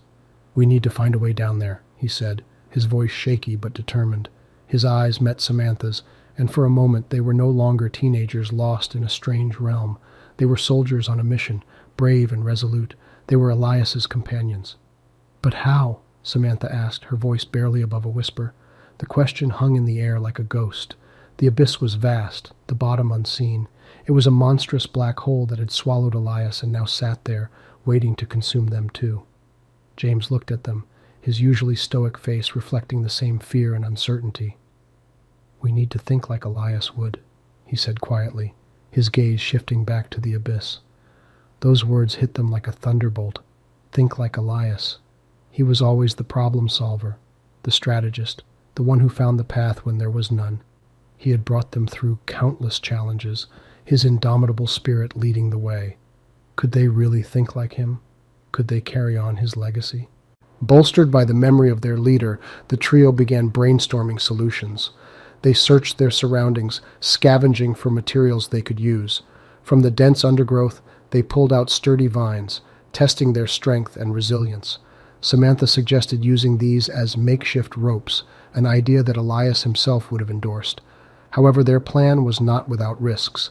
The vines could snap, the knot could loosen, or they might not even reach the bottom of the abyss. Yet, it was the only plan they had, and time was running out. The longer they took, the worse Elias's condition could become. Working together, they tied the vines into a long, sturdy rope. James was the first to descend, his body swaying precariously as he lowered himself into the abyss. Samantha and Kyle watched anxiously, holding their breaths as he disappeared into the darkness. After a tense moment, they heard a muffled shout. James had made it. Samantha went next, her heart pounding in her chest. As she descended, she felt the chilling cold of the abyss creeping into her bones. Yet, she pressed on, motivated by the need to find Elias and the knowledge that giving up was not an option. Finally, it was Kyle's turn. Clenching the vine rope, he stepped into the abyss. His heart pounded wildly, echoing the eerie silence that engulfed him. As he descended, he could make out the faint outline of his companions waiting for him. At last, they were at the bottom of the abyss, the air heavy with anticipation. They switched on their flashlights, scanning the area for any sign of Elias. The beams of light danced across the rocky floor, creating moving shadows that seemed to come alive in the darkness. Just when they were about to lose hope, James's flashlight fell upon a figure huddled against a rock. It was Elias. He was unconscious, his face pale, but alive. The trio felt a surge of relief. However, their joy was short-lived as they realized the gravity of the situation. Elias needed medical help immediately, but they were stuck at the bottom of an abyss, with only a vine rope as their way out. It was a daunting task, but they were ready to face it. As the trio huddled around Elias, a lesson they learned from their leader echoed in their minds. Hope is the greatest ally in the face of adversity. In this harrowing situation, they found strength in those words, clinging onto the hope that they could save Elias. However, as they devised a plan to evacuate Elias, a low rumble echoed from above. The ground beneath them started shaking. An earthquake. Their situation was perilous, with the danger of a cave-in becoming real. As rocks began to fall around them, the trio looked at each other. realizing that their fight for survival was far from over. They were trapped in the abyss with an injured friend and a potential cave-in looming over them. The ground beneath them was shaking, the vibrations growing stronger with every passing second. Chunks of rock began to crumble from the ceiling, falling around them. The noise was deafening, a horrific roar that echoed off the walls of the cavernous abyss. James, Kyle, and Sarah quickly moved to shield Elias, their bodies becoming a protective barrier against the onslaught. Each was acutely aware of their own vulnerability, their mortality, as they faced the mounting danger. But in their hearts a fire burned, fueled by the desperate need to survive, to save Elias, to overcome this impossible situation. However, amidst this chaos, a profound realization dawned upon them. Each challenge they had faced till now had prepared them for this moment. Every problem they had solved, every obstacle they had overcome, had brought them to this point. They realized that this was not just about survival, but also about the essence of being human. In the face of insurmountable odds, their humanity had come to the fore, pushing them to not only survive, but to protect their own. They understood that it was this strength, the strength of spirit and camaraderie, that truly defined them. This realization, while daunting, also imbued them with a sense of purpose, strengthening their resolve. Shifting his focus back to the matter at hand, James started formulating a plan. They needed to secure Elias and find a way out, all while avoiding the falling rocks and the ever-present danger of a total cave-in. They were in a race against time, and they couldn't afford to lose. James quickly ran through their limited options, making split-second decisions. He knew they had to remain calm and focused, not an easy task given the circumstances. However, he had faith in his team, in their ability to adapt and overcome. As he looked around, he saw a narrow opening on the far side of the cavern. It seemed to lead deeper into the mountain. The path was treacherous, strewn with sharp rocks and loose gravel, but it was their only option. James took one last look around, steeling himself for what was to come. He knew the journey wouldn't be easy. They would face dangers, perhaps even greater than the ones they had already encountered, but they had no other choice. They had to move forward. It's a profound thought, one that carries weight not just in their current predicament, but in life as well. Often we find ourselves facing challenges that seem insurmountable, situations that leave us feeling helpless and cornered. It's in such times that we must find the strength to push forward, to persevere, even when the path ahead seems treacherous and fraught with danger. After all, the only way out is through. With a last reassuring look at his team, James moved, his footsteps echoing off the cavern walls. He was painfully aware of the earth shaking under their feet, and he forced himself to concentrate on the narrow path ahead. Behind him, Sarah picked her way carefully, her eyes darting between the path ahead and the team behind her. She was tense, her body ready to spring into action at any moment. She knew the risks they were taking, but she also knew they had no other choice. It was either this or be buried alive. They moved in silence, the only sound the echo of their footsteps and the occasional rumble of the mountain. The path was treacherous, but they moved steadily, not allowing fear to slow their progress. Just as they were about halfway across, a loud, echoing boom filled the cavern. The ground under their feet shuddered violently, and a large piece of the cavern's ceiling collapsed, sending a shower of rocks and debris towards them. James instinctively pushed Sarah out of the way, taking the brunt of the fall himself. He heard her shout his name, but his vision was filled with dust and darkness. He felt a sharp pain in his back, and then nothing. This moment serves as a poignant reminder of the importance of selflessness and sacrifice. James was willing to put his life on the line for his team, and his actions speak volumes about his character. It's a profound lesson on the power of selfless love, loyalty, and the bonds that tie us together. When the dust settled, Sarah was the first to recover. She pulled herself up from the ground, her heart hammering in her chest. "James!" she called out, her voice echoing in the silent cavern. She rushed to his side, her hands shaking as she checked for a pulse. It was weak, but it was there. Relief washed over her, but it was quickly replaced by fear. They were trapped in a rapidly deteriorating mountain, and their leader was unconscious. With a sense of urgency, Sarah turned to the rest of the team. "We need to get him out of here," she said, her voice firm. She knew she had to step up and take charge. They were in a dangerous situation, and hesitation could cost them their lives. Working together, They carefully lifted James and continued their journey across the cavern. The path was even more treacherous now, but they moved with determination, spurred on by the knowledge that their leader's life depended on their actions. They made it to the other side of the cavern just as another violent tremor shook the mountain. They quickly sought cover, shielding James as best as they could. When the shaking stopped, they were greeted by the sight of the path they had just traversed, completely blocked by debris. They were cut off from their original route, but they were still alive. They had made it through the first part of their dangerous journey, and they had done it together. The events that unfolded in the cavern illustrate the importance of resilience and teamwork. When faced with an impossible situation, the team didn't panic or fall apart. Instead, they came together and relied on each other to make it through. It's a powerful lesson on the strength of unity and the human spirit's ability to overcome adversity. Despite the trials they had already faced, the team knew they were not out of danger yet. The mountain continued to groan around them, a reminder of their precarious situation. The way back was blocked, and their only choice was to move forward, deeper into the unknown. They took stock of their supplies, realizing they had enough for only a couple more days. The gravity of their situation was clear, but it did not dampen their spirits. They had come this far together and were resolved to face whatever came next as a united front. They set up a makeshift camp, taking turns to keep watch while the others tried to rest. Sarah looked at James, his face pale but peaceful in his unconscious state. His condition was stable for now, but she knew they needed to find help soon. Her resolve strengthened. They would get out of this mountain alive. Through the next few grueling days, the team faced challenges they never imagined. Limited food and water, treacherous terrain, and the constant threat of another cave-in were daily realities. But in the face of it all, they didn't lose hope. They shared stories, laughed and cried together. Their camaraderie and shared experiences only strengthened their bond. The mountain taught them an important lesson that even in the face of uncertainty and danger, hope and unity could carry them through. It was a profound message that they would carry with them long after they made it out of the mountain. But for now, their journey was far from over.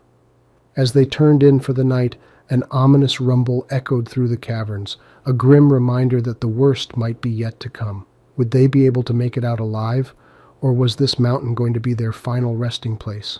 Chapter 20. The Dawn of a New Era. The rain drizzled against the cold glass windows of the office as Ethan stared out, lost in thoughts. The city below was awash with streams of light from the traffic and city buildings, but to him the city looked different. Not just a mass of steel and concrete anymore, but a living entity with its pulse. He turned away from the window to face the bustling office. The team was busy working on their projects, their eyes reflecting the glow of the computer screens. A sense of pride washed over him. They had come so far from being a group of like-minded individuals to a team that had surpassed all expectations. They had proven that unity and perseverance could defy even the mightiest of odds. "Ethan," a voice interrupted his thoughts. He turned to see Sandra approaching, a smile lighting up her face. "The reports are in." Ethan's heart pounded in anticipation. The whole team had been waiting for these results. The future of their project hinged on it. Sandra handed him the file. Ethan hesitated, a strange mix of fear and hope fluttering in his chest. After a moment of silence, he finally took a deep breath and opened the folder. He glanced at the first page, and suddenly, time seemed to freeze. His eyes scanned the document, and slowly, a smile started to spread on his face. The results were not just positive, they were far better than they could ever have anticipated. The project was a success. As Ethan shared the good news, a wave of applause and cheers filled the office. The team's jubilation was infectious. Their hard work, determination, and unity had paid off. This victory wasn't just about the success of their project. It was a testament to their spirit, resilience, and trust in each other. But amidst the celebrations, Ethan's gaze returned to the glass window. He looked out at the city once more, the city that was about to witness the dawn of a new era thanks to their efforts. However, despite their victory, Ethan knew that their journey was far from over. Their success had opened up new challenges they needed to address to ensure the longevity of their project. One lesson that Ethan had learned from his experience was that victory was not the end, but but just the beginning of a new set of trials. This lesson, he knew, was something that each of his team members had also come to understand. It was the fuel that would keep them moving forward, facing whatever challenges came their way. However, as he stared out the window, a sense of uncertainty crept in. They were stepping into unknown territory, and although they had each other, the path ahead was still shrouded in darkness. But one thing Ethan was sure about was that they were ready to face it together. As Ethan stood there reflecting on their success and the journey that lay ahead, his eyes caught a glint of something on the horizon. It was the first hint of dawn, a sliver of light cutting through the darkness. It was a new day, a symbol of their new beginning. A quiet resolve settled within him. They had weathered storms, faced countless trials, and they would do so again, together. His gaze swept back to his team, his family. They were chatting excitedly, their faces glowing with the thrill of their achievement. Ethan felt a surge of gratitude for each one of them. Each person in the room had contributed significantly to their victory. It wasn't just the skills or the intelligence they brought to the table. It was their spirit, their drive, their willingness to give their all for the sake of the project. "Ethan," Sandra called out again, this time her voice softer. She was holding out a glass of champagne to him, her eyes sparkling with happiness. "A toast," she said, "to us, to our victory, and to the journey ahead." The sound of clinking glasses echoed around the room as everyone joined in the toast. Ethan felt a warm sense of camaraderie fill him. They were more than just a team. They were a community, a group of people bound by a common goal and a shared passion. As he took a sip of his champagne, Ethan realized another profound truth. No matter how daunting the challenge, no matter how unpredictable the journey, as long as they had each other, they could conquer anything. It was a lesson that he would carry with him, a guiding principle that would see them through the trials that lay ahead. The first rays of the sun began to filter through the windows, casting a warm, golden glow on the office.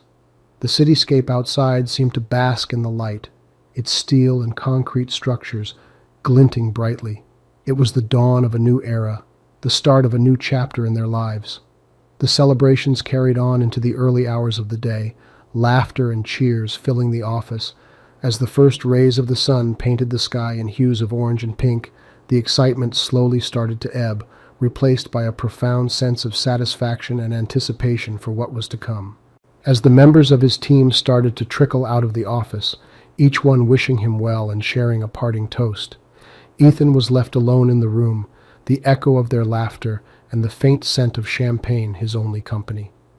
He gazed out of the window at the city bathed in the soft morning light, the skyscrapers standing tall against the brightening sky, their silhouettes slowly becoming more distinct as the sun continued to rise.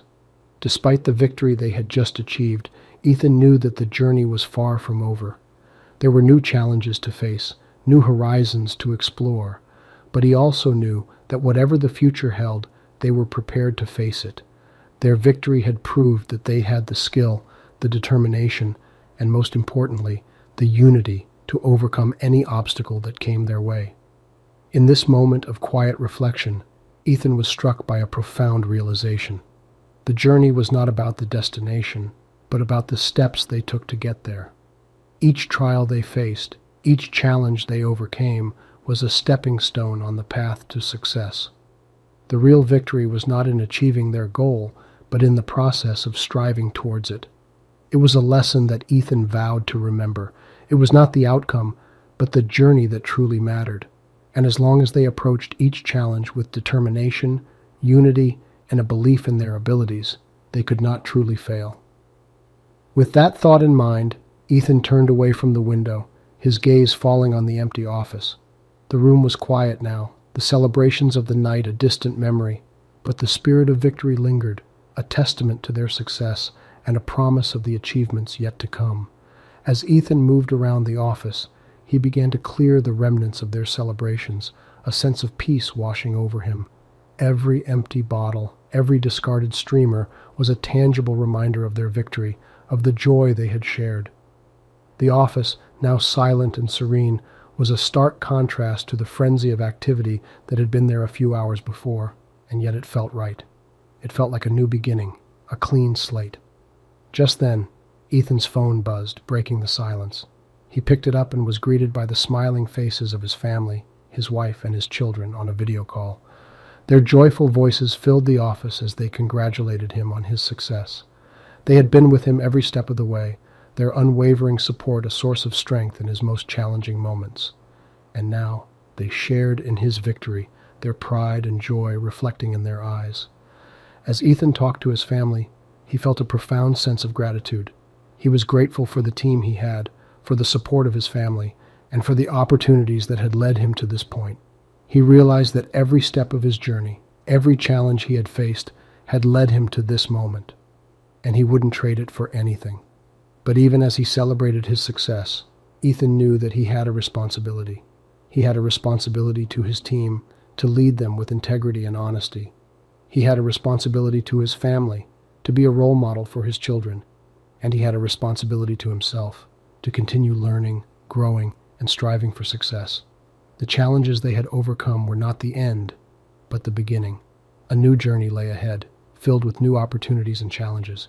But no matter what the future held, Ethan knew that they were prepared to face it. They had proved that they could overcome adversity, that they could achieve their goals. And as long as they had that belief, they could accomplish anything. This realization, this profound lesson, was something that Ethan vowed to carry with him. He realized that success was not just about achieving your goals, but about the journey, the process, the lessons learned along the way. And as long as they continued to learn, to grow, to strive for success, they would never truly fail. And with that thought in mind, Ethan ended the call, his family's smiling faces lingering in his mind. He looked around the office one last time, taking in the scene of their victory, the promise of the future. He moved towards his desk, picked up a small, framed picture that held a special place in his heart. It was an old photograph of him and his father standing in front of their family bookstore. That humble beginning, the countless hours spent reading books and understanding the business under his father's patient guidance, had been the catalyst for his successful venture into the e-commerce world. The bookstore was long gone, replaced by a towering skyscraper. However, the memory and values it instilled in him still lived on, serving as a constant reminder of where he had come from. As he looked at the photograph, a wave of nostalgia washed over him, a gentle reminder of his roots. He was a successful entrepreneur, but he was also that curious little boy, fascinated by the world of books. Putting the frame back down, he opened his laptop, his fingers dancing over the keys as he began to write a letter to his team. This was not a formal corporate communication. Rather, it was a heartfelt letter of gratitude, appreciation, and inspiration. He thanked each team member for their contribution and acknowledged their hard work. He encouraged them to remember the lessons they had learned, the challenges they had overcome, and the strength they had demonstrated. He wrote about the importance of staying grounded, about the need to stay committed to their values, and to continue learning. He wrote about the importance of celebrating victories, however small they might be, and the need to continue supporting one another, not just as colleagues, but as a family. As he finished writing, he took a moment to read it, each word resonating with sincerity. He hoped that the letter would serve as a source of motivation and encouragement for his team, a reminder of their collective strength and potential. His fingers hovered over the send button, a mix of emotions swirling within him. This was more than just an email. It was a symbolic act, a testament to their journey together, and a promise of what lay ahead. With a deep breath, he clicked send, his message now on its way to his team. While his message was being sent to thousands of his team members around the globe, he decided to take a walk down the hallway. He passed several of his employees who looked up from their screens, surprised and pleased to see him. He made it a point to know everyone's name, a small gesture that meant a lot to his team members. He exchanged pleasantries, listened to their project updates, and thanked them for their hard work. As he continued his walk, he came upon a space that was particularly special to him, the company library. Although the company had grown to embrace digital technology, he had always insisted on maintaining a physical library, a sanctuary of books, a legacy from his father. It was a constant reminder of their humble origins. In the library, he picked up a worn-out copy of To Kill a Mockingbird, one of the many books that had shaped his thoughts and perspectives during his formative years. As he flipped through the pages, he couldn't help but think about the profound lessons the book had taught him. As Atticus Finch said, "You never really understand a person until you consider things from his point of view, until you climb into his skin and walk around in it." His father had always emphasized the importance of empathy, both in life and in business. Now, as a leader, he understood the true value of that lesson. In his pursuit of success, he had always strived to understand his customers, employees, and competitors. He believed that his ability to empathize was a significant factor behind his success. In a world dominated by data and analytics, it was easy to lose sight of the human element. It was easy to forget that behind every data point was a human being with dreams, challenges, and emotions. He had made sure his company never forgot that.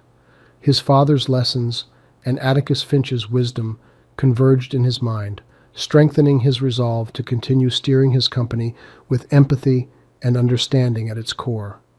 A quiet smile played on his lips as he put the book back on the shelf. He was reminded once again of the profound impact of his beginnings, the timeless wisdom of literature, and the invaluable lessons from his father. He returned to his office with a renewed sense of purpose. As he sat behind his desk, he glanced at the clock. It was almost time for the global team meeting, the first one since his broadcast message. He knew his decision would spark questions, doubts, and possibly resistance, but he was prepared. The digital clock hit the hour, and the screen on his desk flickered to life. Thousands of faces from all around the world appeared, a testament to the scale and diversity of his company. His heart pounded in his chest as he began to address the meeting. He spoke of his decision, the rationale behind it, and how it aligned with the company's ethos. He stressed the importance of empathy in their work, drawing parallels between their mission and the lessons from To Kill a Mockingbird. He acknowledged that it wouldn't be easy, that it would require effort and understanding from everyone. He also acknowledged the potential drawbacks and challenges, assuring his team that they would tackle them together. Silence filled the virtual room after he concluded his speech. Then, slowly, applause began to echo through the speakers. It started with a few hands, then grew to a wave that swept through the virtual room. He looked at the faces on the screen, some surprised, some thoughtful, others smiling and nodding. He knew then that he had made the right decision. After the meeting, he leaned back in his chair, exhausted but satisfied. He had taken a risk, made a hard decision, and most importantly, stood by his beliefs. The lesson was clear. The ability to understand and share the feelings of others isn't just a human virtue, but a crucial element of effective leadership and business.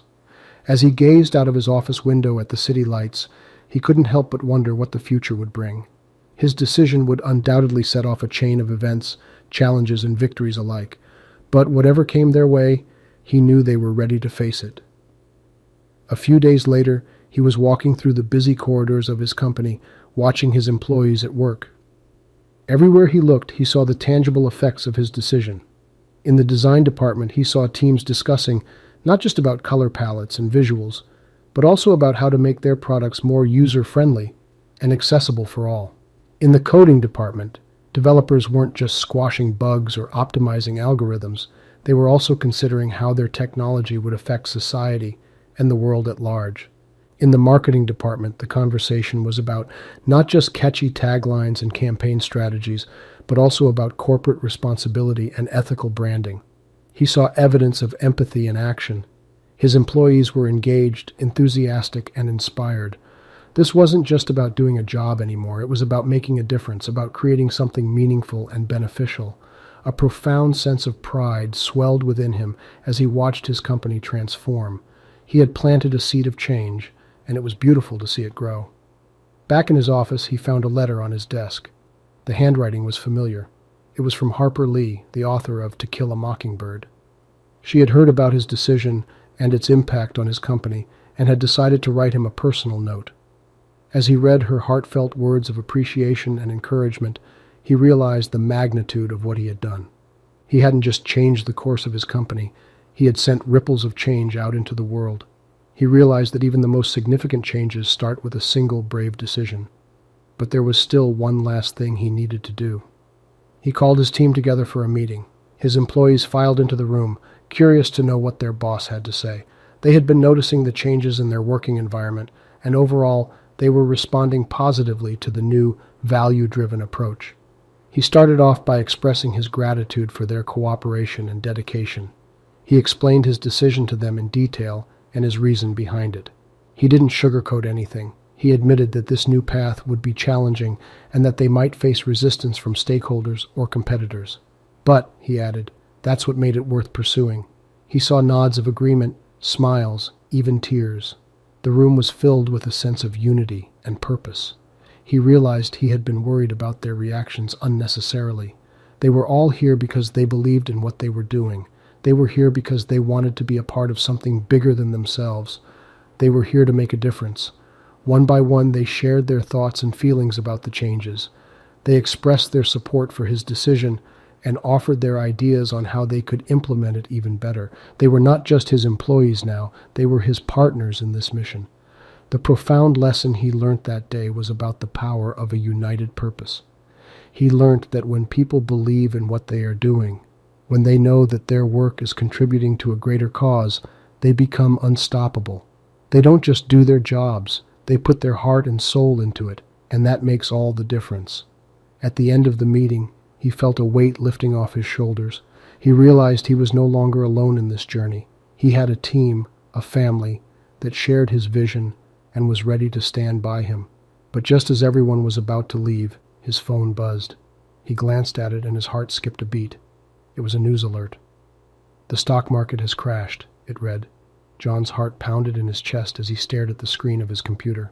The stock market had crashed, and with it the fortunes of many businesses, including their own. The numbers seemed to blur together, a kaleidoscope of red that sent chills down his spine. The fear was palpable, a dark cloud that had descended upon the office, smothering the energy that once thrived there. John's gaze shifted to the photo frame on his desk, a candid shot of his team laughing during a company outing. He remembered the warmth of that day, the camaraderie, and the hope that had infused them all. It was that memory that steered him from the precipice of despair.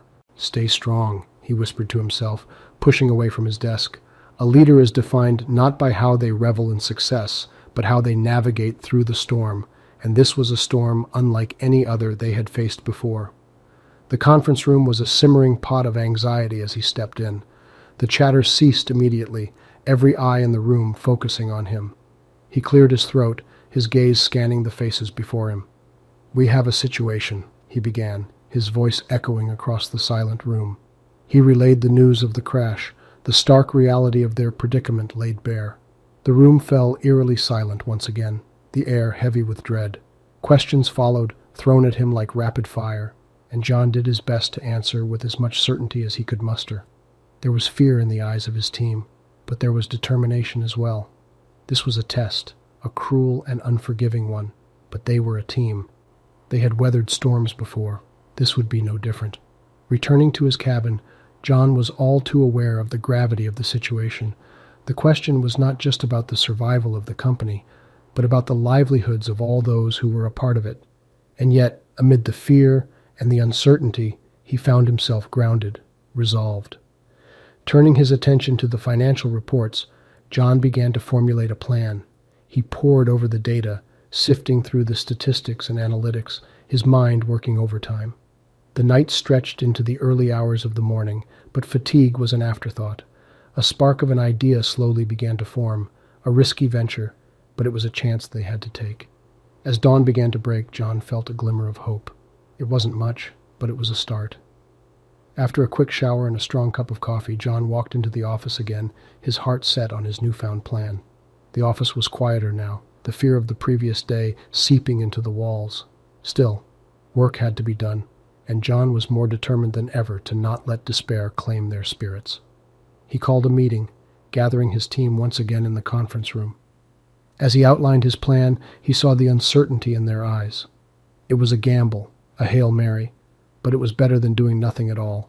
The road ahead was going to be tough, he warned them, full of hard decisions and sacrifices, but they were fighters, and they wouldn't go down without a fight. As the meeting drew to a close, John saw a spark ignite in their eyes. It was faint, but it was there. Fear was replaced with resolve, uncertainty with determination. They would face this together, he thought, feeling a sense of pride wash over him. Over the next few weeks, they worked tirelessly. Sleep was minimal, the pressure was mounting, and the stakes were high. But with each passing day, they moved a step closer to their goal. John saw his team stepping up, pushing their boundaries, fighting for their survival. In the middle of it all, John found himself standing in the eye of the storm. His fear was now replaced with a quiet confidence. He learned that in the face of adversity, the strength of a team is tested. It's not about how hard the storm hits, but about how well you can withstand it, how you can leverage it to become stronger. Despite the looming crisis, John found himself growing, both as a leader and as a person. He learned the importance of resilience, the value of perseverance. He saw firsthand the power of unity and the strength of shared belief. As he stood at the precipice of their battle, looking at the faces of his team, their determination lighting up the room, John realized that this journey, as painful and as challenging as it was essential. It was a reminder of their shared purpose, their collective strength, their will to survive. And as he gazed out of the window at the breaking dawn, he understood that every storm eventually runs out of rain, every night breaks into day. This too shall pass, he thought. They had a tough road ahead, but they were ready for the challenge. They were fighters, and they wouldn't go down without a fight. The following months were a whirlwind for John and his team. Each day felt like a battle, and each night brought a short, fleeting peace before the dawn of another day full of challenges. The office became their second home, the cubicles and conference rooms their battlefields, and their companions in arms, their new family. The initial days were the hardest. There were setbacks and roadblocks, technological barriers that seemed impossible to cross, but each hurdle only strengthened their resolve. They learned from their failures, and with each fall, they got back up stronger, armed with new knowledge and ideas. John found himself in the middle of this whirlwind, trying to be the anchor for his team, the steadfast captain steering his ship through the storm. He watched as they worked tirelessly, watched their despair at each setback, their joy at each small victory, and it fueled him, gave him the energy to keep going, to keep pushing. One evening, after an especially grueling day, John stayed back after everyone else had left. The office was unusually silent, a stark contrast to the usual symphony of keyboard clicks, hushed conversations, and ringing phones. He found himself walking aimlessly through the empty cubicles, past empty chairs and desks strewn with the remnants of a day's work. He stopped in front of the huge glass window, staring out at the cityscape. The setting sun painted the sky in hues of red and gold, casting long shadows and bathing the city in a warm, soft light. It was a beautiful sight, a moment of peace amidst the chaos. In that moment of solitude, he realized how far they had come. He saw the faces of his team, their determination and relentless spirit, and he felt a surge of pride. He thought about their journey, their shared struggles and victories, and he knew that no matter what the outcome, they had already won. In their struggle, they had found something precious: unity in diversity, strength in adversity, and the ability to rise above the odds. This realization was profound and humbling. The battles they fought together were not just for survival, but for something much greater. They were battles for understanding, for growth, and for innovation. They were battles that brought out the best in them and taught them lessons they would carry with them long after this mission was over. John sighed deeply, letting the gravity of his thoughts settle within him. For a moment, he allowed himself to be caught up in the magic of the twilight hour, taking comfort in the stillness that pervaded the now vacant office. Yet, his mind kept going back to the massive task they had ahead. The mission was far from over. He had yet to lead his team through the most challenging phase of their journey. Moving away from the window, he walked back to his office, sitting in his chair, the leather groaning under his weight. His eyes wandered over the photos on his desk, images of happier times with his family, the memories providing him a sense of solace. Those photos were his reminder, his motivation. He was doing all of this for them, for a better future, for a better world. As the sun finally disappeared over the horizon, he pulled up his sleeves and switched on his computer. It was time to plan for tomorrow. It was time to prepare for the battle ahead, Weeks turned into months. They were making progress, but the journey was uphill. The team encountered obstacles that tested their strength and determination. Some days it seemed like they took one step forward only to take two steps back. The strain was palpable, visible in the tired lines etching deeper into everyone's faces. Still, amidst the tumult, there was a sense of unity, a camaraderie that only adversity could build. They worked together, laughed together, and even shared their disappointments together. It was this bond, this unspoken pact of standing by each other, that held them together, pushing them to strive harder. One morning, as the first rays of sun trickled into the office, John noticed a change. The air was buzzing with a strange, invigorating energy. He looked around to find the source, only to see his team deeply engrossed in their work, a spark of determination in their eyes that wasn't there before. There was a new hope, a new vitality that made the office feel alive, and in that moment, he knew they were on the cusp of something significant. Hours later, in the silence of the office, they finally achieved their breakthrough. The room erupted in cheers, tears of joy were shed, and the weight of months of stress seemed to lift. John found himself at the center of it all, his heart full of gratitude and pride for his team. He could see the finish line now. The dream they had all been chasing was within reach. But their journey was far from over. The final battle still awaited them, the climax of their mission that would determine their destiny. And as the sun set, painting the sky with a promise of a new dawn, John prepared himself and his team for the challenge that awaited them. He had to lead them to victory. He had to ensure their hard work, their sacrifices, did not go in vain. The storm was coming, and he was ready to face it head on. John rose early the next day. With a feeling of quiet determination, he steeled himself for the challenges ahead. Today was the day they would put their plan into action. The stakes were high, and the margin for error non-existent. His heart pounded with anticipation and fear, but he knew he had to remain calm and composed, for his team looked up to him for leadership and strength. His routine, usually mundane and mechanical, felt different that morning.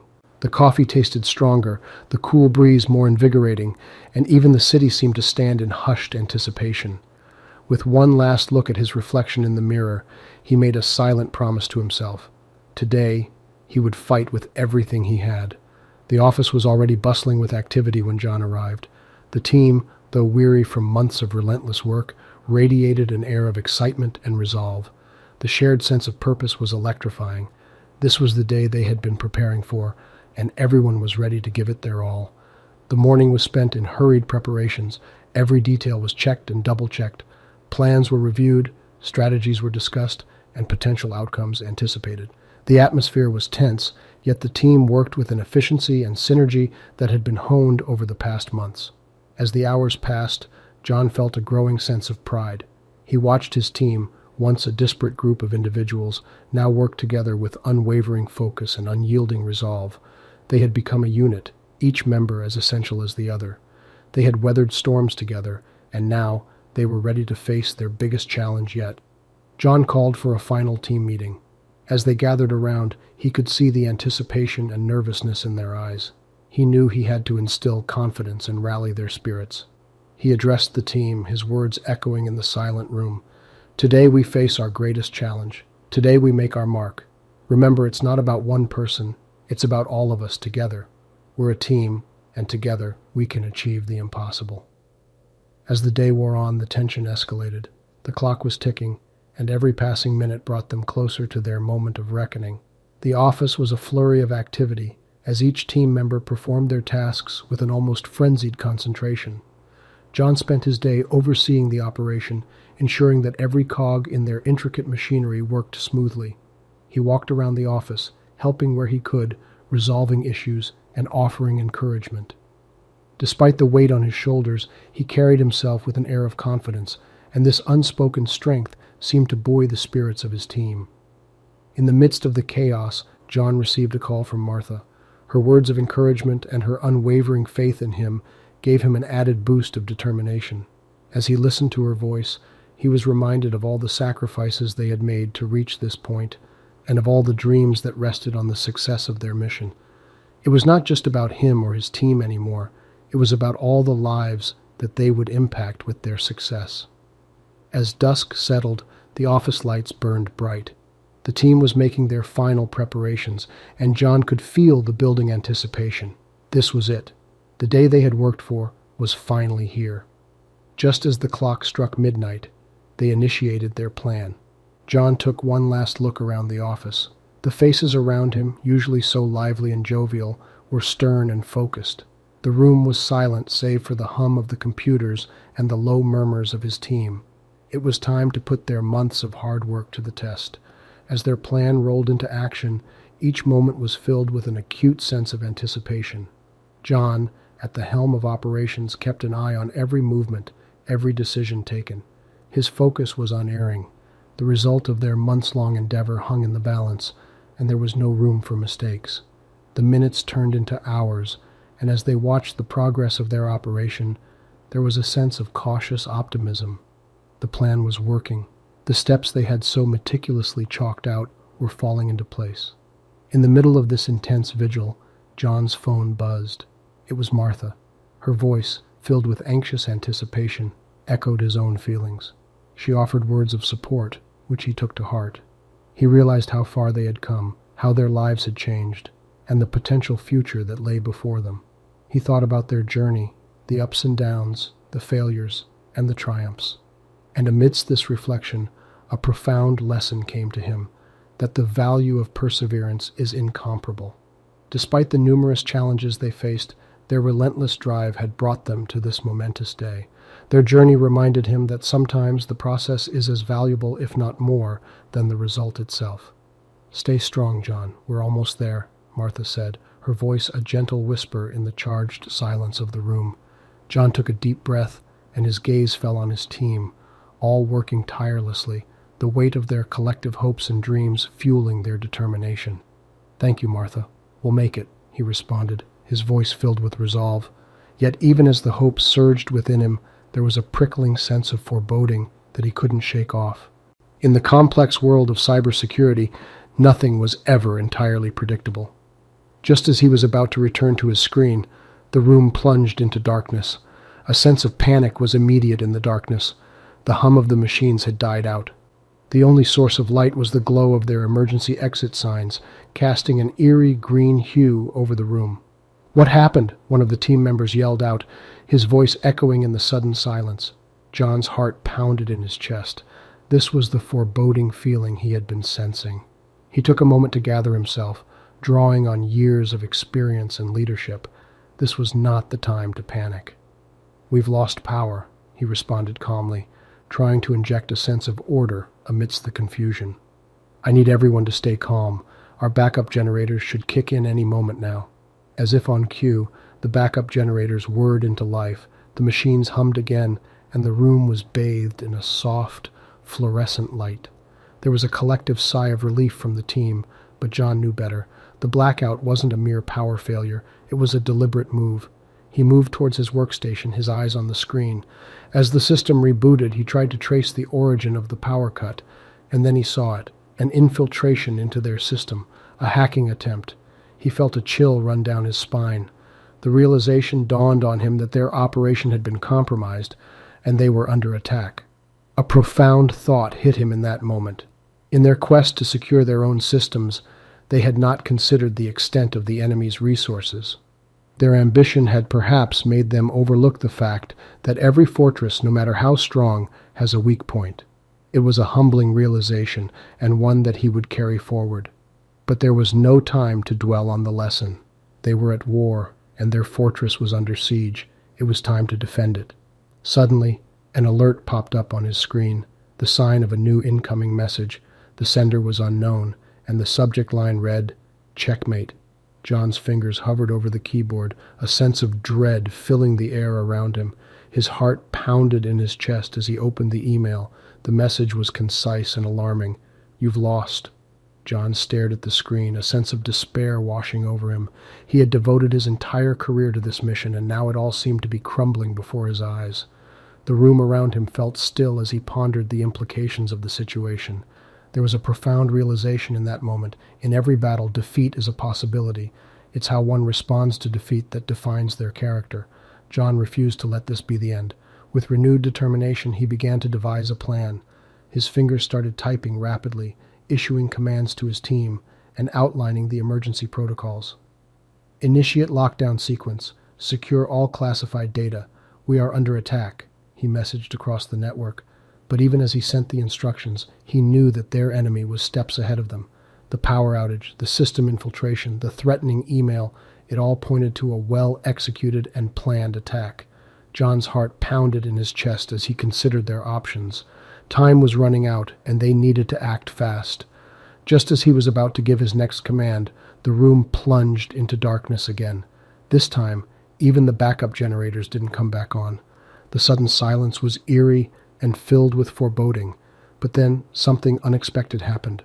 A light flickered at the far end of the room, revealing a figure. It was Elizabeth, holding a small emergency torch. "I think I know a way out," she said, her voice echoing in the silent room. "But we need to act now." John looked at her, his heart filled with a glimmer of hope. Maybe they had lost a battle, but the war wasn't over yet, not by a long shot. Elizabeth's voice broke through the stifling silence, pulling John back to the present. He nodded, signaling for the rest of the team to gather around. They huddled close, eyes turned expectantly towards Elizabeth. "The blueprint of this facility shows an old service tunnel, not on the digital maps," she explained, her voice steady in the darkness. "It hasn't been used for years, but if we can find it, it should lead us to the exterior." "But what about the lockdown?" one of the team members asked. "Won't we be trapped in the facility?" Elizabeth shook her head. "The service tunnel was designed before the modern security systems were implemented. If it's still accessible, we can bypass the lockdown." Without the convenience of their computer systems, they relied on Elizabeth's memory of the blueprints she had studied when she joined the team. It was a risk, but it was the only chance they had. They moved quietly through the darkness, the beam from Elizabeth's torch their only guide. It felt like they were wading through a nightmare, but John was consumed by a strange feeling of determination. It was as if their current predicament had cut through his earlier feelings of defeat, leaving only a singular focus: survival. Finally, they found the entrance to the service tunnel. It was hidden behind a seemingly innocent maintenance door, but the dust and cobwebs revealed its disuse. The tunnel was narrow and stifling. As they filed through, John couldn't help but reflect on how their high-tech operation had been reduced to this primal state of flight. It felt like a journey back through time, a return to the most basic instinct of survival. They moved through the tunnel in silence, each absorbed in their own thoughts. Despite their grim circumstances, John couldn't help but appreciate the quiet determination of his team. They had faced an unimaginable situation with courage and resilience. They emerged from the tunnel to find the dawn breaking. The sight of the rising sun casting its golden rays over the desolate landscape felt like a symbol of hope amidst their dark predicament. They had survived the night, and now they had a new day to face their challenges. John turned to face his team, their faces etched with exhaustion, but alight with the resolve. He couldn't deny the gravity of their situation, but he also couldn't suppress a sense of pride. They were down, but they were not defeated. It was then that John realized the profound lesson that their situation had imparted. No matter how advanced or secure their systems were, they were still vulnerable. But it wasn't their technology that would save them. It was their unity, their resolve, and their courage. With a new day ahead of them, they prepared to face their enemies. The war was far from over. John gazed at the vast landscape stretching before them. Though exhausted and battered, he couldn't afford to let his guard down. He turned back to face his team, ready to inspire hope and resilience. "Our journey has brought us far from where we began," John began, his voice carrying in the quiet morning. "We have witnessed horrors and withstood trials that no one should ever have to endure. Yet here we stand, united by a shared resolve." He paused, looking at each of his team members. Their faces were etched with exhaustion and determination, the effects of their harrowing ordeal evident in their hardened expressions. Yet, in their eyes, John saw hope, a flame that refused to be extinguished, no matter how fierce the storm. "I won't lie to you," he continued. "The road ahead is not easy. We have enemies on our trail, waiting for us to slip up, to falter. But let me remind you that we have something they don't: unity. We have stood by each other through the darkest of nights and emerged stronger. We are not just a team, we are a family, and no force in the universe can break that bond." As John spoke, he saw a flicker of resolve in the eyes of his team. His words were simple, yet they carried the weight of their shared experiences, the challenges they had overcome together. It was a stark reminder of their strength, their resilience, and the undying spirit of humanity. The challenges we face are formidable, but not insurmountable, John concluded. We will stand our ground. We will fight, not because we seek violence, but because we seek peace. We will not let fear dictate our actions. We will rise, united against our adversaries, because we are survivors, and survivors never back down. As the sun rose higher, casting a warm glow over the desolate landscape, John couldn't help but feel a surge of hope. They had been through hell and back, but they were still standing. Their spirit remained unbroken. In the face of overwhelming adversity, they had found strength in unity, and as long as they stood together, there was no challenge too great, no enemy too powerful. As long as they had each other, they could face whatever came their way. As they prepared to face the new day, a sense of solemn resolve filled the air. There was no denying the challenges they faced, but neither could they deny their shared determination to overcome them. And so, with the rising sun as their beacon, they set out to face their destiny. Their journey was far from over, and their fight was just beginning. We've now come to the end of this chapter. Please stay tuned for the next chapter of this story to be published in the upcoming days. In the meantime, please enjoy the sleep music that's about to begin.